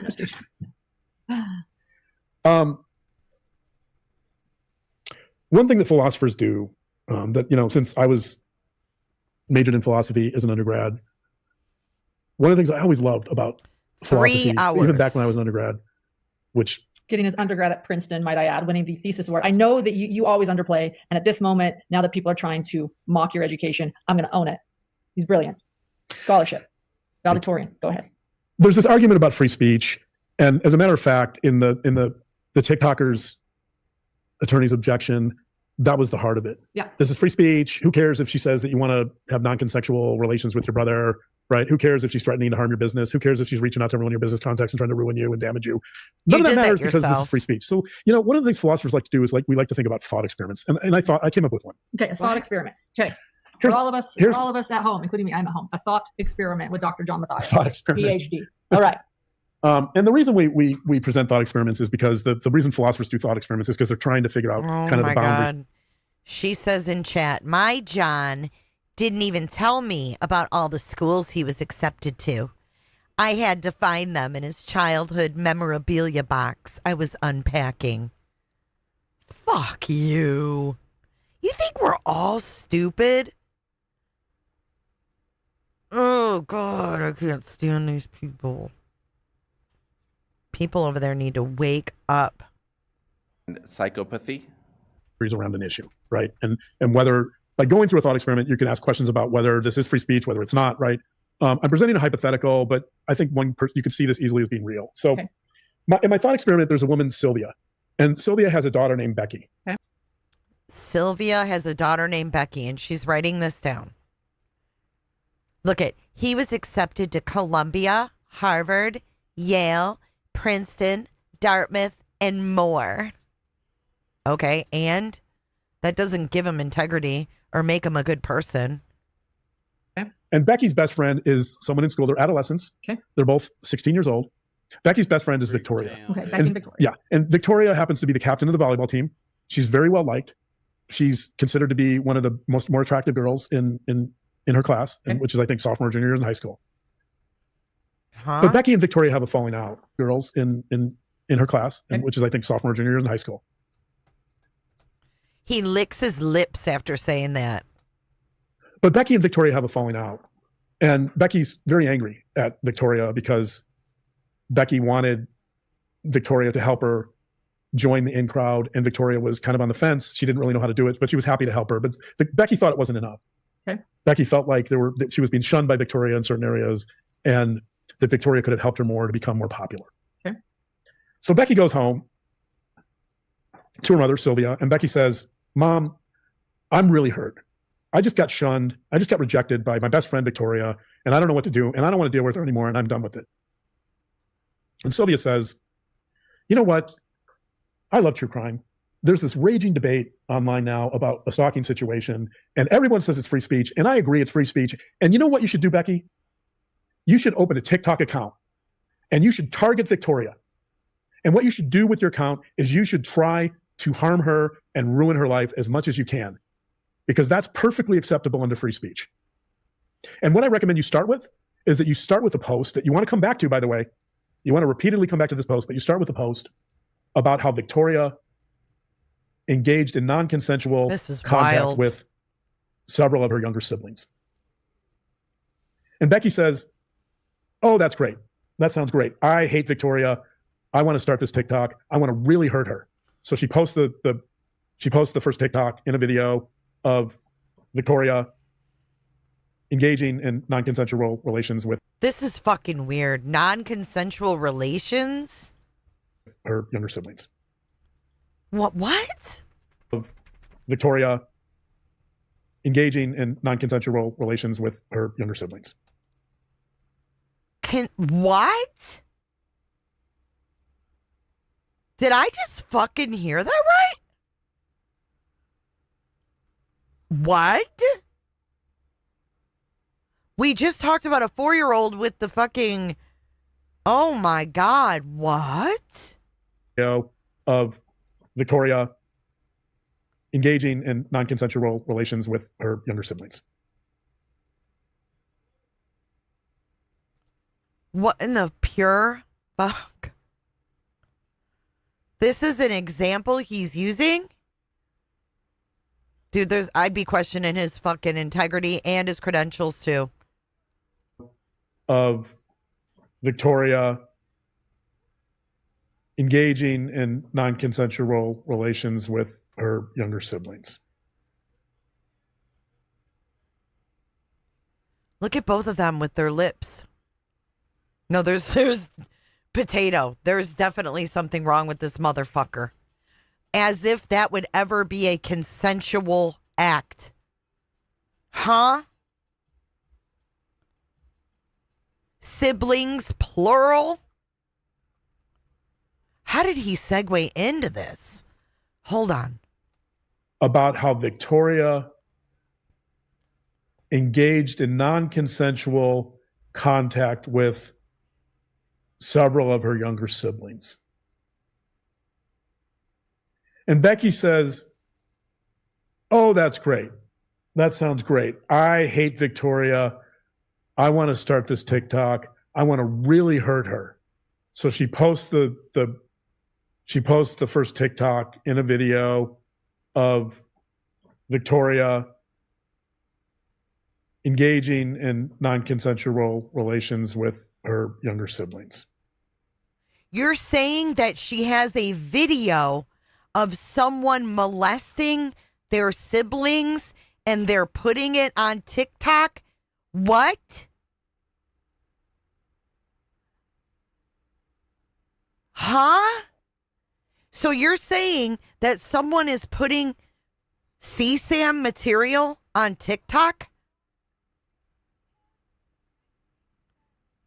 Is this what he's saying? He's comparing this to someone putting CSAM on TikTok as a revenge thing. Is this real fucking life? Oh my God. If you want to mark this moment, it is 5 hours, 55 minutes into this live stream.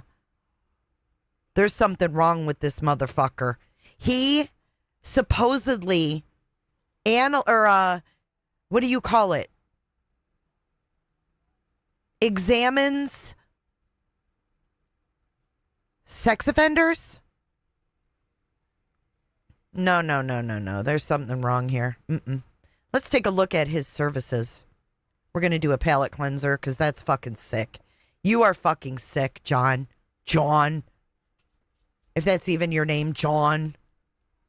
Here's his psychology website. A better understanding of crime is a better understanding of ourselves. Dr. John. For 25 years, Dr. John has provided quality psychological services. Do you want to see this? Look at his services. Hold on. Oh, this guy makes me sick. I am absolutely floored right now. He has provided expert witness consultation and services to the district attorneys offices. Which ones? Which ones? This is why Christina started looking.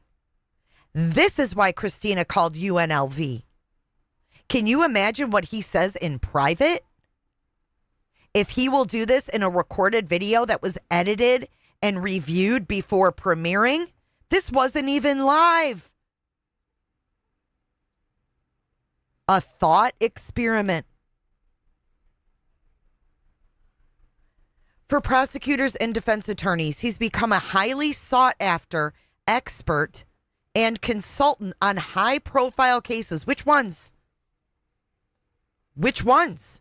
High profile cases involving sex offenders. Huh?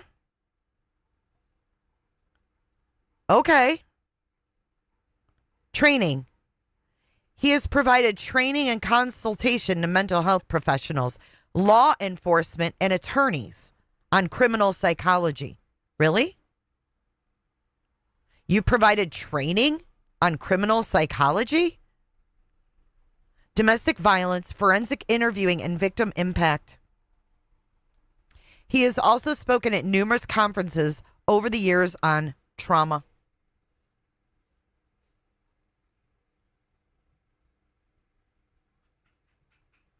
victim impact, child abuse, and criminal psychology, domestic violence, and forensic case formulation. Huh? Evaluations. Dr. Matthias performs evidence-based forensic evaluations and risk assessments for sexual offenses. He also conducts Dr. Matthias works with a very limited number of individual clients for therapy on an annual basis. He has also worked as a leadership development coach, and he selects 1 or 2 individuals for leadership work on a pro bono basis each year to assist in the improvement of communal leadership for a better world.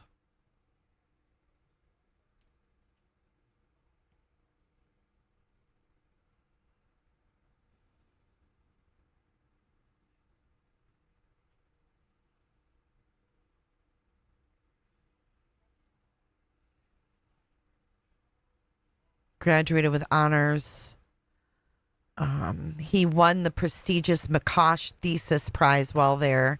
In high school, he graduated valedictorian. He received his doctorate. He's been an adjunct assistant professor in the University of Nevada, Las Vegas clinical psychology doctoral program since 2007. He has trained over 25 doctoral students. Oh, here he is on set right here. He has developed expertise in personality assessments, hidden behavioral motivations. I think we see yours crystal clear. Complex trauma and criminal psychology. In the clinical realm, he has worked with numerous victims of abuse and trauma, including the survivors of the Las Vegas shooting massacre in 2017. I've been on Dateline, Sharon Smith. That doesn't mean shit. I've been on fucking Dateline. The Las Vegas shooting massacre, huh? He also received his master's in marriage, family, and child counseling from the University of Southern California, and he's worked with hundreds of families, couples, and children over the years. He supervises UNLV doctoral students on forensic assessments, clinical case formation, and various therapeutic approaches to clinical work. Right here, it says he has 25 years experience in clinical and forensic. He's been working for the courts since 96, assessing risks for violent and sexual offenders. I don't trust his judgment. I'm sorry. That is a big responsibility to be the psychologist for someone who is a sex offender. If your sound is glitching, leave the live and come back. For both adults and juveniles. He serves as an expert witness for the federal government. Really? He has consulted on numerous high-profile cases for DAs and defense attorneys in several states.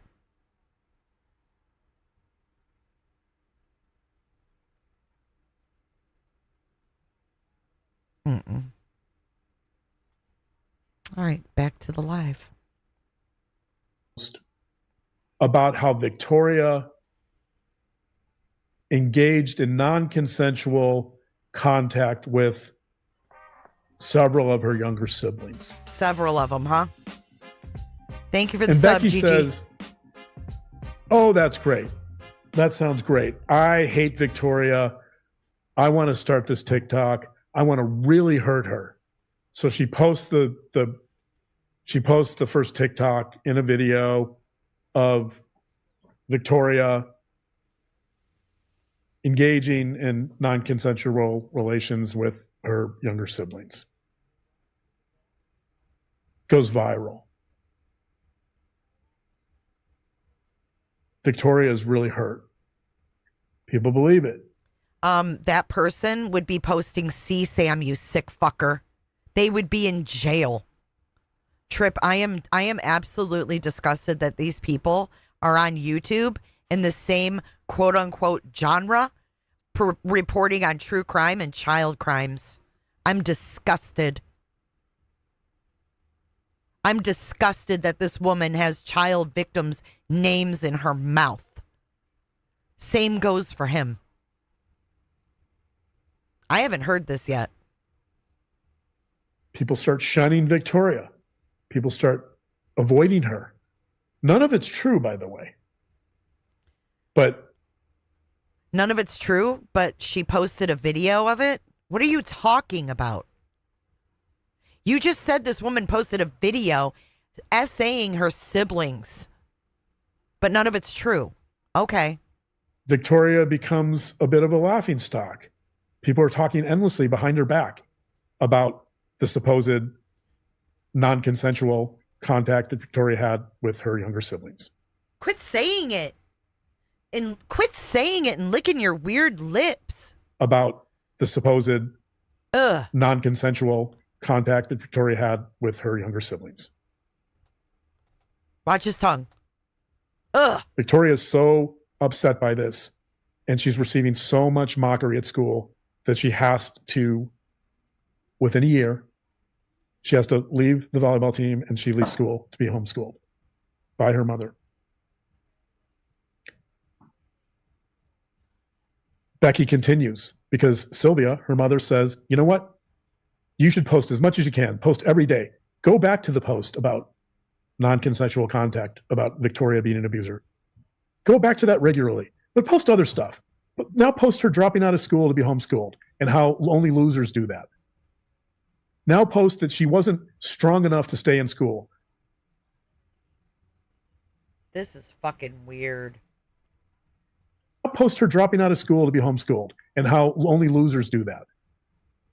Now post that she wasn't strong enough to stay in school, that she wasn't strong enough to stay on the volleyball team. I want you to just mock her because free speech.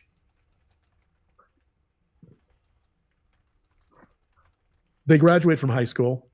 Victoria does it obviously not in the actual school. She does it from home.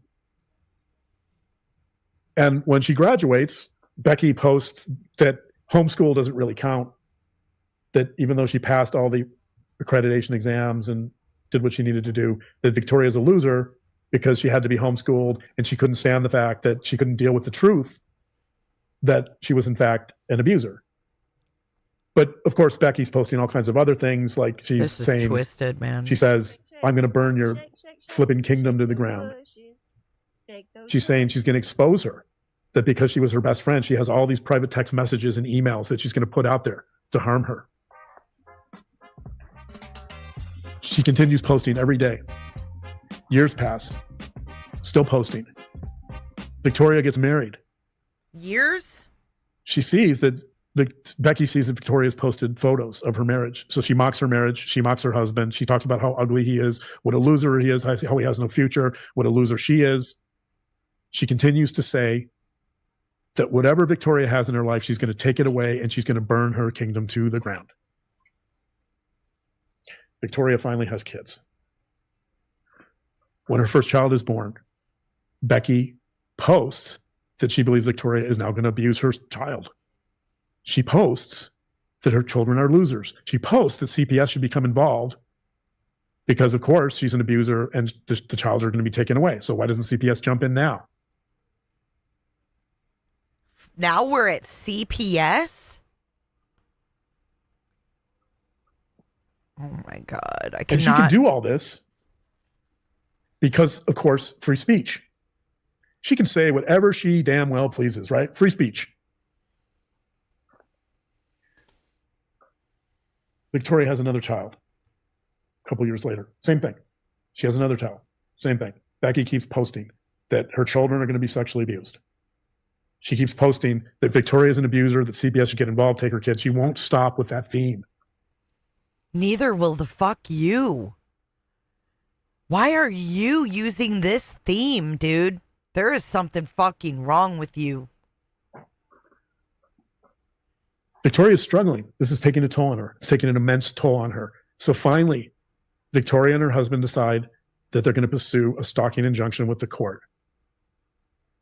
The initial injunction is granted, but they go to court And basically the judge says, this is just a cat fight between two now adult females, but this is a cat fight between adult females. And of course, free speech, because you know what, Victoria? I don't think Becky should be silenced. I don't think anyone should be silenced. So just basically take it. And even though, Becky's a little bit of a mean girl, maybe she's cyberbullying you a little bit, I think that stalking is just showing up at someone's home with a gun. And she hasn't done that. She hasn't approached you in your car. She hasn't approached you. They live in the same town. She hasn't approached you at the grocery store. She hasn't approached you anywhere. Thank she you, hasn't Tilly. physically harmed you. So the judge actually goes on record and says, you know what? This stalking injunction is dismissed because, quote, this reminds me of the Real Housewives of Salt Lake City. So guess what? This is Go not back normal. to your life. Just grin and bear it and carry on. Victoria has been supported by her husband for most of her life, but she finally decides, after having 3 children, all of whom are targeted by the stalker, by Becky, she decides to get a job. She goes back to school. Wild. She gets certified as a teacher. Hey, starts a Sleuthy job. Goosey. And what happens? Fucking Becky starts nuts posting is right. again about how Victoria is an abuser and that she's going to harm the children in her class because she's teaching in elementary school. And then she needs to lose her job. Victoria does lose her job because of these posts. Wait, what? Hold on. And what happens? Becky starts posting again about how Victoria is an abuser and that she's going to harm the children in her class because she's teaching in elementary school. And then she needs to lose her job. Why the fuck are your... Oh my God. Oh my God. What is he saying? This is not academia. This is perversion. This is fucking weird. He doesn't need to make an analogy using children. Oh my God. He does sometimes, but he licks his lips so much I can't take it. I'm gross the fuck out. Victoria does lose her job because of these posts. Their posts are persistent. They're repeated. Victoria has told Becky numerous times, please stop. Please leave me alone. I feel threatened. I feel harassed. But the court will not protect her. She's forced out of her job. She's forced to resign because of all the rumors and gossip about her being an abuser. So what does she do? She finds another job. This time she goes to the local community center. She loves working with kids. She's got 3 kids. That's her passion. But guess what? Becky's persistent. Becky takes back to social media and tells the community center, you are an abuser. You should not be working at this community center. You're putting all these kids at risk. Lo and behold, Victoria loses her position once again. Because Victoria doesn't know what to do, because she still loves kids, she starts a YouTube channel. And the YouTube channel it pertains to children's education. She reads books, children's books. She's just doing anything she can to help kids. But guess what?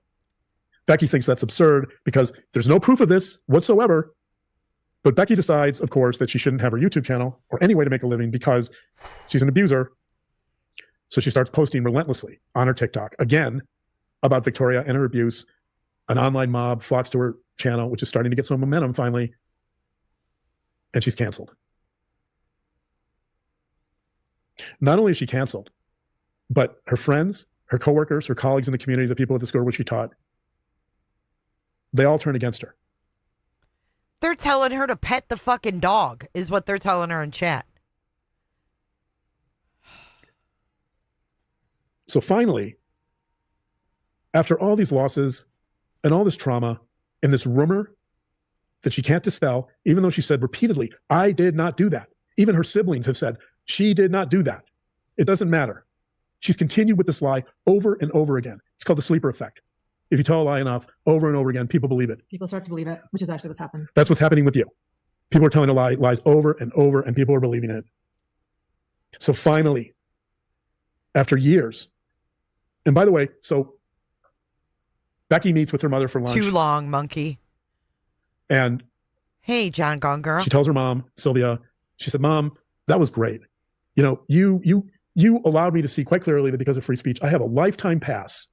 I have a lifetime ticket to just ridicule and threaten and harass this friend of mine who didn't do enough for me and who rejected me. And she thanks her mom and says, wow, this has just been great. Free speech is so great. I love it. And oddly enough, Sylvia says at this lunch, Sylvia says, I've been watching this and, maybe it's too much. Maybe you've gone too far. Maybe you should really rein this in a little bit. But Becky says, no, Mom, you taught me free speech. Like, I can do anything. I can say any damn thing I want. I'm not stalking her. I haven't showed up at her home with a gun. I haven't followed her in a car. I haven't followed her at the mall. I haven't followed her in a restaurant. The mall, a gun? Where are you getting this analogy from, and why are you using minors? And why is your analogy essay on minors? It's weird. It's gross. I've done nothing wrong. I can say whatever I want. Free speech.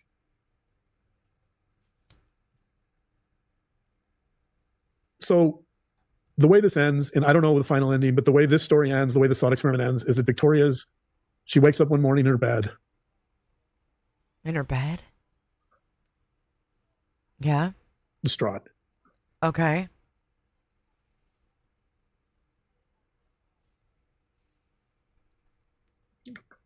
Seriously? And she tells her husband. Oh my God. That she can't keep doing it. Okay, let's take this out. The way this ends is Victoria is in her bed, crying. She wakes her husband up and she tells him that she can't keep doing it. She's decided that she can't go any further. And she's thinking about herself. What happens after that? I don't know. That's the end of the thought experiment. Did you enjoy it? Oh my God, his fucking tongue. That's the end of the thought experiment. You two are fucking twisted. Twisted AF. The way this ends is... Wait, hold on. I got to see that again. So the way this ends, and I don't know the final ending, but the way this story ends, the way this thought experiment ends, is that she wakes up one morning in her bed.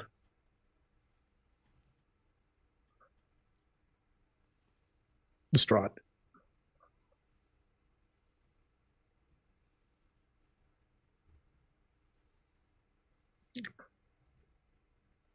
Meanwhile, she's trying not to laugh. These two are so fake, man. What a fucking disappointment. Sick. Watch this acting.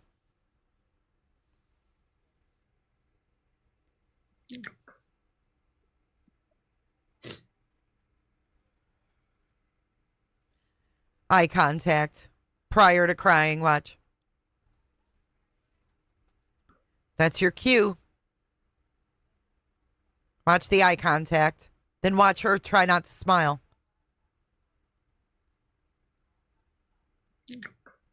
Mm-hmm.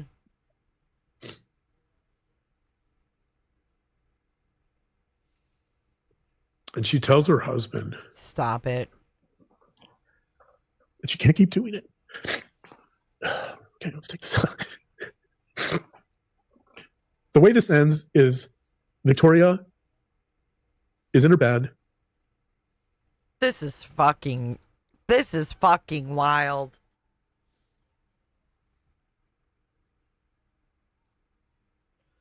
No one can fall for this, can they?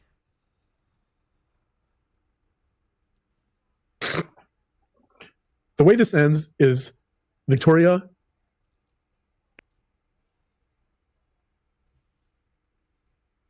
Look at these. Look at their face. I cannot.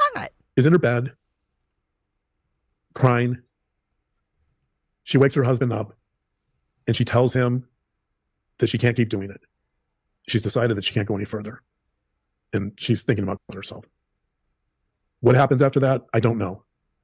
That's the end of the thought experiment. I don't know what she did. But she wakes up at that point because she realizes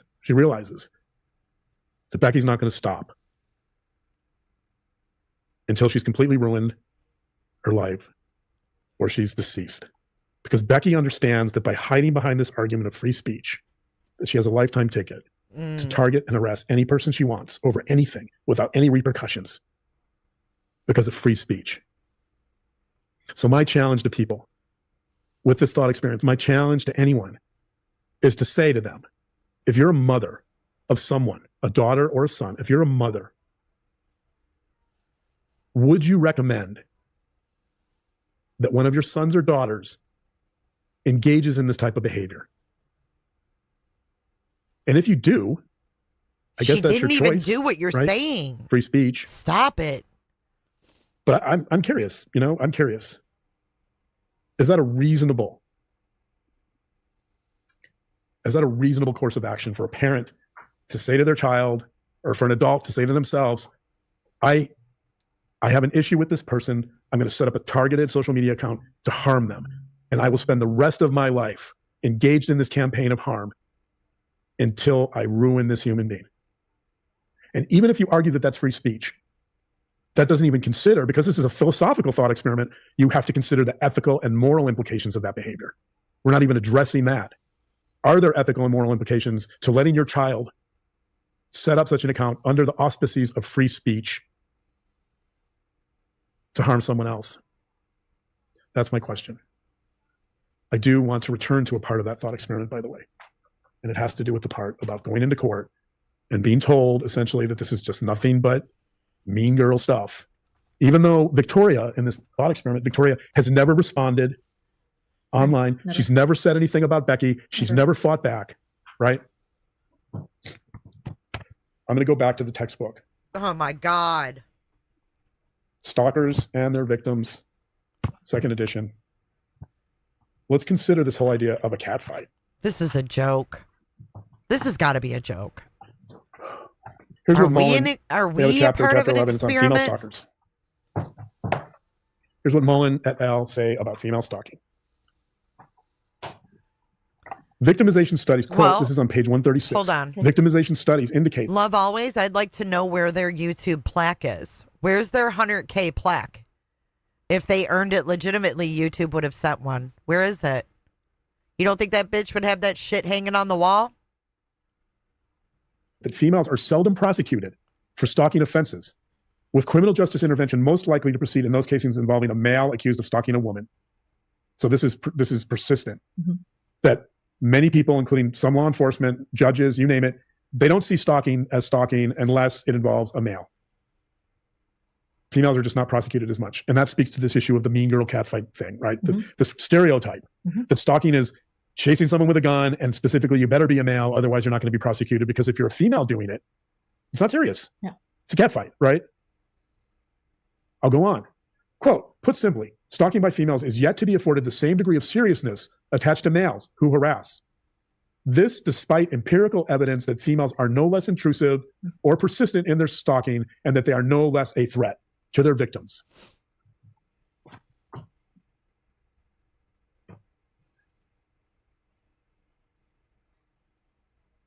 I just want to say on that issue that when it comes to stalking, and this is consistent with the research I just read, there's clearly a sexist bias.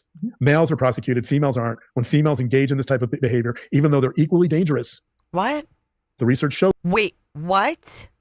Now you're making this a male-female thing? Fuck you. This guy, no way. I need proof of that this guy is an actual practicing doctor. This is fucking ludicrous. Males are prosecuted, females aren't. When females engage in this type of behavior, even though they're equally dangerous, the research shows this, that they're dismissed. And you know what's interesting about your situation? You know what I find interesting? I'd like to know how often Paul was following Christina around the Gaylord. Appreciate the fact that certain men like Colby Ryan reached out to you and said, thank you for that vulnerability. Thank you for that type of. I really appreciate the fact that certain men like Colby Ryan reached out to you and said, thank you. A man who confessed to raping his wife? That's your testimonial? And you know what's interesting about your situation? I really appreciate the fact that certain men like Colby Ryan reached out to you and said, thank you for that vulnerability. Thank you for that type of raw emotion. But you know what? There's a lot of people that are going to really struggle with that type of raw emotion. There's a lot of people that are going to struggle with that type of vulnerability. There's a lot of people that are very uncomfortable. You make people very uncomfortable. And because of that, they're labeling you things like histrionic, right? They're dismissing you because you're a female expressing emotion. This is where the sexist bias comes in. They're dismissing you as not serious, as untrustworthy, right? They're dismissing you as frivolous, as silly, as being engaged in a catfight, as a dispute between mean girls because you're female. Because the stalker wasn't following you with the gun. It doesn't matter. People can't handle Google the type it. of vulnerability and emotion that you express. Oh my on God, that live no, for I can't hours. believe how many people do not know about Colby Ryan. Google it. Colby Ryan, he got arrested in 2022, mugshot. Confessed to 2 counts of rape. For making it happen. Nikki, thank you for the super chat. The research shows this is not a valid citation. Ostrich, Jay, your comments are always the best. Thank you. Yeah, it's all over the news. They did a nice little campaign sweeping that under the rug, and then his wife dropped the charges. But he confessed, and it was recorded. What's the response? It's to call you histrionic. It's to call you a liar. It's to say you're faking. It's to say you're doing it for clicks. You're doing it for attention, right? That's because, and by the way, one of the people saying this because of this was on our show years ago. And I will say this, one of the worst moments I've ever had in 5 years, one of the moments that pissed me off to no end, unlike every other moment on any show I've ever been on, this person was on the show. And somebody, a viewer asked a question of me that was extremely emotional. And I was pondering the question. You could see I was getting emotional. I was going to give one of the best responses I've ever given. And you know what happened? Because this person couldn't handle the fact that I was getting emotional, they cut me off. They absolutely cut me off, refused to let me answer because they couldn't handle that emotion in a male, especially in a male, that raw emotion that I was about to express. And I was so angry. If this person wonders why she's not on our channel, you might want to look at yourself. You might want to look at the fact that you cut me off in one of the most critical moments on one of our shows that I've ever had. You might want to look at the fact that people didn't like you. You might want to look at the fact that you spoke over Lauren and myself. You might want to look at the fact that you thought you owned this channel when you didn't. You might want to look at the fact that there was a groundswell of people who despised you. So this idea of female stalkers being frivolous and silly and hysterical and overly emotional, most of the people saying that are males because they can't handle that type of emotion. They can't handle that vulnerability. So the easy Dude, you're the reason your blood pressure's high. Look how fucking red he is. Creep town, dude. British Kate, thank you. The meltdown is epic. I agree. Jackie G, thank you for going through this. Thank you for being here. Thank you for coming back. Look how red his cheeks are. Holy fuck. Look at the fact that you thought you owned this channel when you didn't. You might want to look at the fact that there was a groundswell of people who despised you. So this idea of female stalkers being frivolous and silly and hysterical and overly emotional, most of the people saying that are males because they can't handle that type of emotion. They can't handle that vulnerability. So the easy response to that is to point the finger at you and say, you're lying, you're faking. The goal is not only to play in this, to fall into the stereotype of that only males are stalkers, only males. God, he's really upset, isn't he? He's tripping over his own words. Cheeks are red. Goal is not only to play in this, to fall into the stereotype of that only males are stalkers, only males can be violent. That's bullshit. The goal is to disempower you. The goal is to disempower all females that are stalked by other. Wow, did he just say bullshit? That's bullshit. The goal is to disempower you. The goal is to disempower all females that are stalked by other females. The goal is to make you look irrational. The goal is to make you look weak and stupid and irrational. It's to call you a liar, to discredit you. And you know what it's about? It's about the fact that these people cannot handle vulnerability. It's about the fact that years ago when that person cut me off, she could not handle my vulnerability and my raw emotion. And I'm still pissed. Years later, I'm pissed that somebody cut me off when I was going to answer my question. Hold on. The board In probably complaint the is most on vulnerable X. way I could ever answer a question. Because it was about my son. And it was about JJ. What? So I say to all the haters what is who are claiming that happening? you're lying and that this can't be stalking, I say to them, I challenge them. What in the world is happening right now? To look again. and to check their own emotions and to check themselves and their own inability to be vulnerable. Because what they're doing is despicable. You're despicable. And I want to make a comment too. I want to go back to this idea of psychological essentialism where we started, that all people at some level want to see themselves as good people. And that people often take small traits and amplify them, generalize from those traits to define another human being. Remember we talked about, Gabriel, the herder? Mm-hmm. Gabriel, the 4-year-old herder. There's a lot of people out there that are mocking your looks, that are making fun of your appearance. And I just want to say on that, I mean, people can, you're laughing about some of it. It's funny, right? Like some of it's roasting you, but let's look a little deeper, right? Like that's psychological essentialism. If you want to disempower a female, the easiest way to do it is to mock her looks and then to say, look, she looks stupid. She must be stupid, right? It's to do the very thing that no, the 4-year-old was doing to Gabriel, which was to take a particular element, a particular attribute of you, your looks, whatever, your eyebrows, right? And it was to say, oh my God, fuck her eyebrows. Because of Listen, that, I just want to clarify that I do not condone filing any complaints. I thought you meant that the board complaint Lauren mentioned was on X. I just want to clarify that.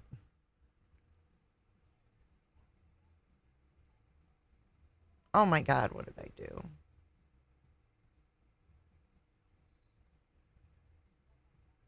legally unsupported defenses.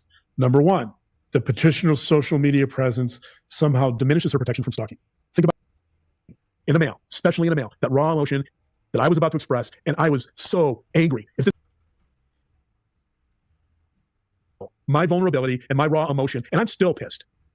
Years later, I'm pissed that somebody cut me off when I was going to answer my question in probably the most vulnerable way I could ever answer a question, because it was about my son.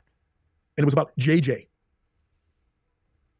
So I say, stop throwing haters, victims in there. God. Claiming that you're lying and that this can't be stalking. I say to them, I challenge them to look again. The line crime. And to check their own emotions and to check themselves and their own inability to be vulnerable. Because what they're doing is despicable. Despicable. And I want to make a comment too. I want to go back to this idea of psychological essentialism where we started, that all people at some level want to see themselves as good people. And that people often take small traits and amplify them, generalize from those traits to define another human being. Remember we talked about, Gabriel, the herder? Mm-hmm. Gabriel, the 4-year-old herder. There's a lot of people out there that are mocking your looks, that are making fun of your appearance. Thank you. And I just want to say on that, I mean, people can, you're laughing about some of it. It's funny, right? Like some of it's roasting you, but let's look a little deeper, right? Like that's psychological essentialism. If you want to disempower a female, the easiest way to do it is to mock her looks and then to say, look, she looks stupid. She must be stupid, right? It's to do the very thing that the 4-year-old was doing to Gabriel, which was to take a particular element, a particular attribute of you, your looks, whatever, your eyebrows, right? And it was to say that because of that, you're a clown. Because of the way you look, that you're silly and you can't be taken seriously and therefore you must be a liar. And you know what? That's fucking bullshit. And it pisses me off because it is so sexist and it is so demeaning and it is so disempowering of women. And you get it all the time. Unfairly. You get it from women. But it's a classic case of psychological essentialism in the sense that you're taking one attribute, your looks, or any female's looks. I'm sure a lot of females out there have gone through this. It's taking one aspect, one attribute of you and generalizing to your personality and defining you in terms of that. Yep. And if that's not sexist, then I don't know what the hell is. But but in today's world, it doesn't really matter, right? It doesn't matter in the sense that, and it's not. By the way, you're so used to it, it's not going to harm you. Right. But I think what I want to say is I want the people to be aware of let's call this what it is. When you mock someone's looks, oh my God, do you really believe that that's defining their personality? Do you really believe that that is a valid perspective on who that person is? That that's a valid insight into who that person is? It's obviously not. What's he talking about? I had to get a drink. What's he even talking about? So I'm not trying to change anybody's mind. I know that. Yeah, you are. I talked about it earlier. Creep town, dude. I know that confirmation bias and the cognitive response principle mean that no matter what information you give someone, they're not going to change their mind. They're just going to come up with reasons why they're right. I know from confirmation bias that whatever I say here, they already have an opinion. They're going to believe that no matter what. So I'm just putting this out there because I'm trying to complement your 9-hour live with my lesser version of that, my research-based live that analyzes the situation, because you know what? That's what our viewers expect. That's what our viewers like. This is what we do At Hidden True Crime. at Hidden True Crime. And for those of you that didn't know, because I think a lot of people that are talking about the epic 9-hour live haven't even watched this before. This is what we do here at Hidden True Crime. This is what we do. I do want to get back to the free speech issue. There's a couple things I want to talk about at the end here, and then we're going to be done soon.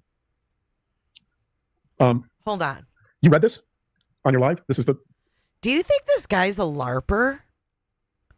Do you think that we've been punked? No, I'm being dead ass serious. I can't find anything on him other than an IMBD, an Instagram that is at Dr. John Matthias. I can't find anything. His own website. Hold on. I found something on WebMD. Is that even reliable? Or can you make your own WebMD? He's got 0 reviews.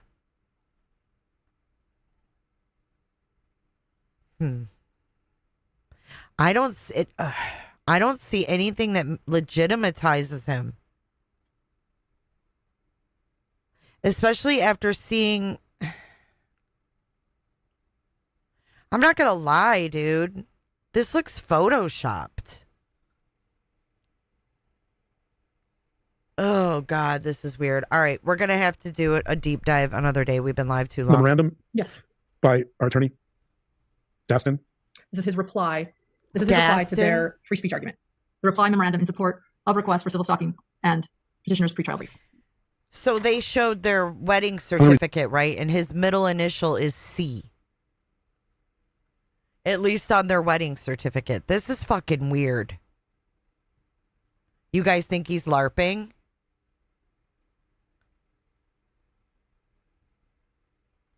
Tammy, I'll have to look after. Read some of this because I think it's important and it's going to reiterate some of the issues we talked about, especially about free speech. This is from the introduction. Quote, respondent's opposition fundamentally mischaracterizes both the law and the facts of this case by advancing 2 legally unsupported defenses. Number 1, the petitioner's social media presence somehow diminishes her protection from stalking. Think about that. She argued, her attorneys argued, that her social media presence, that your social media presence diminished your protection from stalking. Tell that to Taylor Swift. Thank you, So Penny. somehow because you're a limited public figure and you have a social media presence, never once did you respond to her, by the way, but that diminishes your protection from stalking. And 2, that creating multiple social media accounts dedicated to attacking petitioner's character constituted protected, quote, public discourse. Both arguments fail as a matter of law. The evidence before this court, including sworn declarations from multiple witnesses and documented exhibits, demonstrates a calculated campaign of harassment that has caused petitioner, you, to experience suicidal ideation for the first time in their life. As petitioner testified, up until 2025. Thank you so much, Penny. Welcome to Cooterville, guys. Nightmare I can't wake up from, unquote. The dangerous precedent respondent seeks would eviscerate stalking protections for anyone with an online presence and would transform social media into a free fire zone for personal vendettas. The court should reject respondent's attempt to weaponize the First Amendment as a shield for targeted harassment. Just help a brother out here. The First Amendment protects robust public debate and criticism, but it does not protect courses of conduct intended to cause fear or emotional distress, targeted harassment campaigns, true threats, and stalking behavior. This is from Virginia v. Black, 538 U.S., Counterman versus Colorado, 600 U.S. Quote, the First Amendment permits restrictions on speech that threaten unlawful violence or consist of targeted harassment. The most compelling evidence that respondent's conduct constitutes stalking, rather than protected speech, is that the singular purpose of her social media is the singular purpose of the social media accounts. Respondent has created at least 2 separate social media accounts dedicated exclusively to disparaging petitioner under the thin veil of discussing, quote, an ex-friend.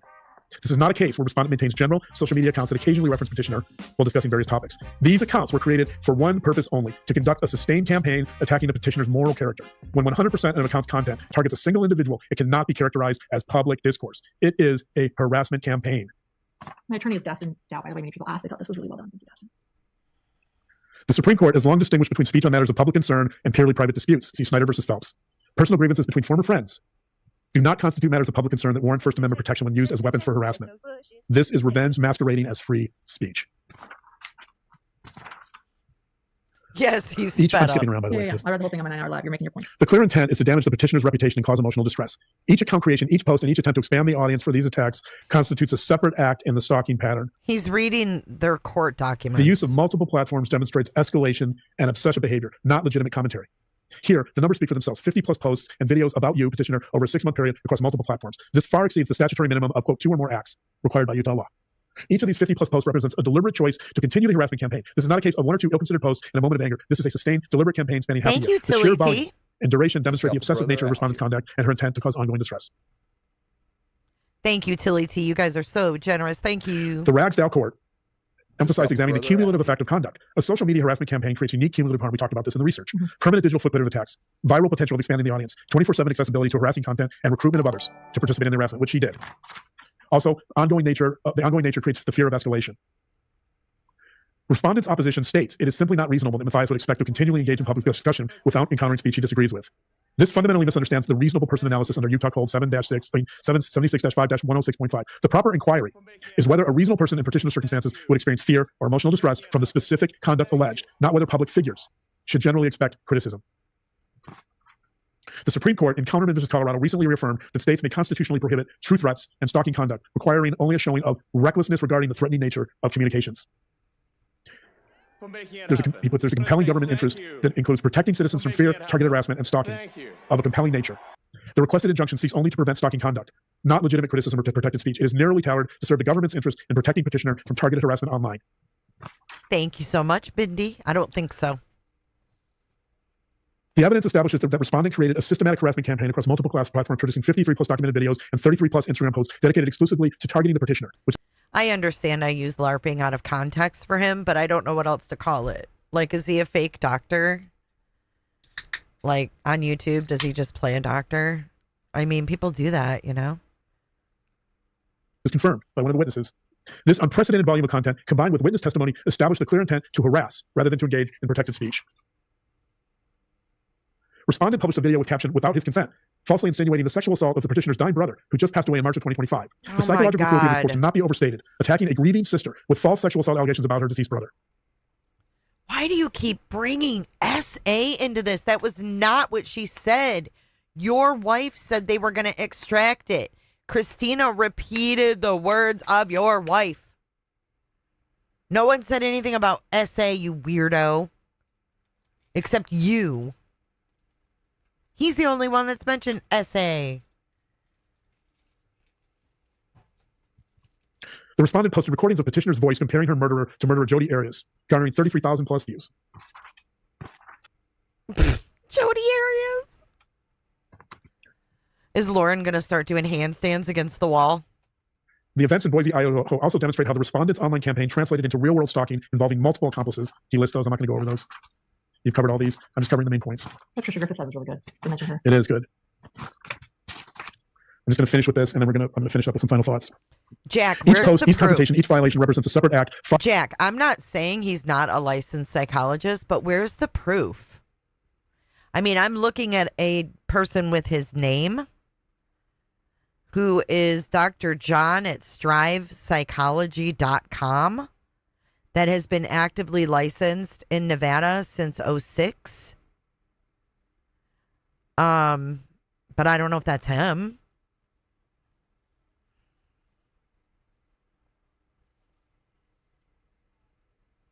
Far exceeding the statutory minimum, which is two incidents. That's all you needed. Right, just two. But more than that, let me just reiterate: her violating the stalking injunction at CrimeCon, that should have been an automatic grounds for enforcement, and the judge wouldn't even hear it. I need body on this. Respondent's opposition rests on two fundamental legal errors. Number one, the belief that public visibility diminishes one's right to be free from stalking. And two, the claim that social media accounts dedicated to attacking an ex-friend constitute protected public discourse. Both positions find no support in Utah law and would create dangerous precedents. I agree with that. Have you looked into it, Body? Because I only trust Body. Caffeinated Just Duchess, thanks for $5. Whoever mentioned that said she wanted to have 144,000 subs. That's a thing in Revelations. That's a thing in the Daybell case. The chosen 144,000. That's why. It was the Lori and Chad Daybell thing. By the way, that if this was dismissed, if we didn't drop this, the precedent here would have been unbelievable. Think about that. A small court in Provo, Utah, setting a precedent for all kids and adults to engage in unrestricted stalking under the guise of free speech for the rest of their lives. The statutory language is clear and dispositive. Utah Code 76-5-106.5 explicitly prohibits communications, quote, to or about. But they were using it in the legislature did not context limit the of statute Lori. to direct contact. That's what It I'm deliberately saying. included or about to capture indirect harassment campaigns. To or about. She doesn't need to speak to you. She just needs to speak about you. Her attorney She says he's licensed in Nevada and Utah. actually specifically left out. About, yeah. On purpose, I'm sure. Yeah. Yeah, Grayson noted it, and then so did attorney. Yeah. Her attorneys left out some of the case law. Right, that was convenient just to leave out the case law. Respondent's creation of multiple social media accounts posting 50 plus times about petitioner over 6 months falls squarely within the statutory prohibition. Each of these 50 plus posts represents a deliberate choice to continue communicating about petitioner to third parties, far exceeding the statutory minimum of 2. You're sure it's him, Body. Thank you so much. So he's a quack. Acts required for a course of conduct. Utah's civil stalking statute protects all persons equally, regardless of their public profile or social media presence. The statute's inclusion of communication about individuals demonstrates the legislature's clear intent to prevent exactly what respondent has done here: conduct an indirect harassment campaign through social media. To hold otherwise would eviscerate stalking protections in the modern digital age and create an untenable legal precedent whereby anyone with an online presence forfeits basic personal safety protection. The evidence clearly establishes that respondent has engaged in a sustained campaign of harassment through multiple social media platforms. This is not... Katie, if you want to hear this, I read it in the very beginning when I went over the documents before we started playing this mess. So that's why I'm playing it so fast, because I already fucking read it. Protected public discourse. It is targeted harassment using an ex-friend as a thin veil for a personal vendetta. The First Amendment protects robust public debate. It does not protect weaponizing social media platforms to conduct harassment campaigns about individuals through dozens of posts over months. The evidence before this court paints a disturbing picture of calculated sustained harassment that has driven a professional journalist and mother to contemplate respondent's creation of a account solely to expose her, quote, ex-friend. Her recruitment of others to join this campaign, her physical stalking across state lines, her bras in violation of this court's injunction demonstrate conduct that no reasonable interpretation of law would protect, except provo courts. Well, we dropped. Patricia Griffith summarized it best. Quote, criticism of someone's work... This is why I fucking love you, Body. I looked into it ages ago because of his weird Richard Allen comments about his daughter. This is why I fucking love you. This is where she's reading now. He's reading Trisha Griffith's declaration. I read all this in the beginning. Is one thing. If But I setting could out to go destroy a person to faster, incite I fear and to would. threaten their livelihood is reprehensible, harmful, and flat out wrong. Thank you, Trisha Griffith. Thank you, Manager Trisha. of Web Sleuth. The court must reject... Oh, thank you, Trisha Griffith, manager of Web Sleuths. No longer the owner, because you know what? I got a huge bing bong. Bing bong. You want to talk about Trisha Griffith in Web Sleuths? Someone sent me the LLC, which is now located in the state, which is in the state of Texas, and is under the name of David Middleman, who is also the owner of Othram Labs. So there you have it, folks. You heard it first, because she can't tell you the truth. Bing bong. Othram Labs, David Middleman of Othram Labs owns Web Sleuths. The respondent's attempt to weaponize the First Amendment as a shield for what multiple witnesses, including a forensic psychologist, have identified as dangerous stalking behavior with, quote, clear antisocial traits that significantly increase the risk of harmful behavior in the future. We talked about... Yes, she is the original founder, but that's why she calls herself a manager now, because he bought it. That earlier in the show. Those are the main points. So for those on the side of free speech at any cost, that's what our attorney said. I want to end with the book. I know, you got a lot of which book? It's over here now. Sorry. Is it this book over here? No, It's the... Mittelman Oh, here it is. with I a got it. T. Mittelman. David All right, here we are. How long Mittelman. has this been going on? Not 9 hours. What, How- 4 hours. 4 hours. All right. I thought it would be I'll around show 3, but it. we far exceeded that. 4 hours. So think about It's that. I'm less public than half of your record. epic marathon. Yeah. I want to go back to this idea of a moral crusade and how important that was for this campaign. And I want to talk a little bit about, so one of the things I've been doing is revisiting the Salem witch trials, the historical record, and also Arthur Noah's interpretation in the Crucible. Okay. I think there's no doubt that the Salem witch trials were a moral crusade, because they were obviously, the community was engaged in a smear campaign against specific individuals that they deemed to be witches. Of course, there were no such thing as witches. It was a moral He's crusade because it summing was it up based now. in the puritanical, religious, and spiritual worldview of the community. So the basic idea was that if you find witches that don't exist, that you purge them, you eliminate them, right? And that's the same thing we saw in Dayville, by the way. Yeah. There were people that called themselves the, they called themselves Dark. Oh, the Seven Gatherers. Seven Gatherers, right? Which, not ironically, is the same label that this group uses to describe themselves. Similar dynamics, but in the book, this is the Penguin Classics version of the Crucible. There's an introduction by a literary critic. His name is Christopher Bigsby. Bigsby does a brilliant job of summarizing the critical motivations in the Crucible, also a moral crusade. 19 witches were hanged, 2 dogs were killed, and 1 person was crushed to death during the Salem witch trials in 1692. I'm going to read this line from the critic because I think it's absolutely relevant to this discussion, and I think it's a good way to end. And thinking about all the motivations that this smear Anyway, campaign is a good involved, way to end at this point. God all the people almighty. that believe they have the moral authority to vilify you and dehumanize you, right? Just like they did in Salem, Massachusetts. Like, has the world really changed in 350 years? Has the world really changed that much? No. Yeah. I'm going to read this.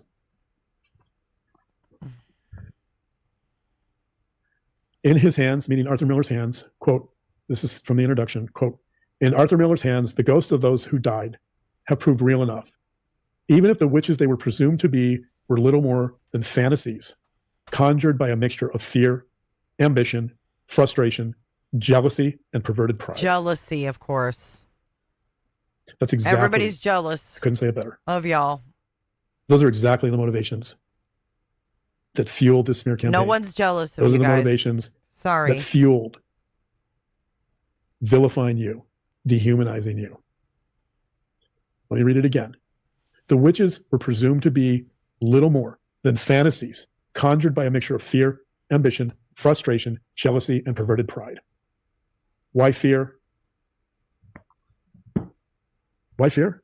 Because I think you pose threats to people's identities. You pose threats to their self-esteem. You may have posed threats to their businesses. Not from anything you did. I'm sorry, I didn't. Not from anything you did. Just from running our channel, from producing good art and good content, by getting good interviews, by being a quality journalist, by being an ethical journalist. You created fear. Ambition, because all of these people were competitors. Please. Their ambition to see you as a witch. You are a witch, Lauren. Dress up This as group one was for frustrated because they Halloween. couldn't control you. This group couldn't get you to conform. Great Halloween costume. Jealousy.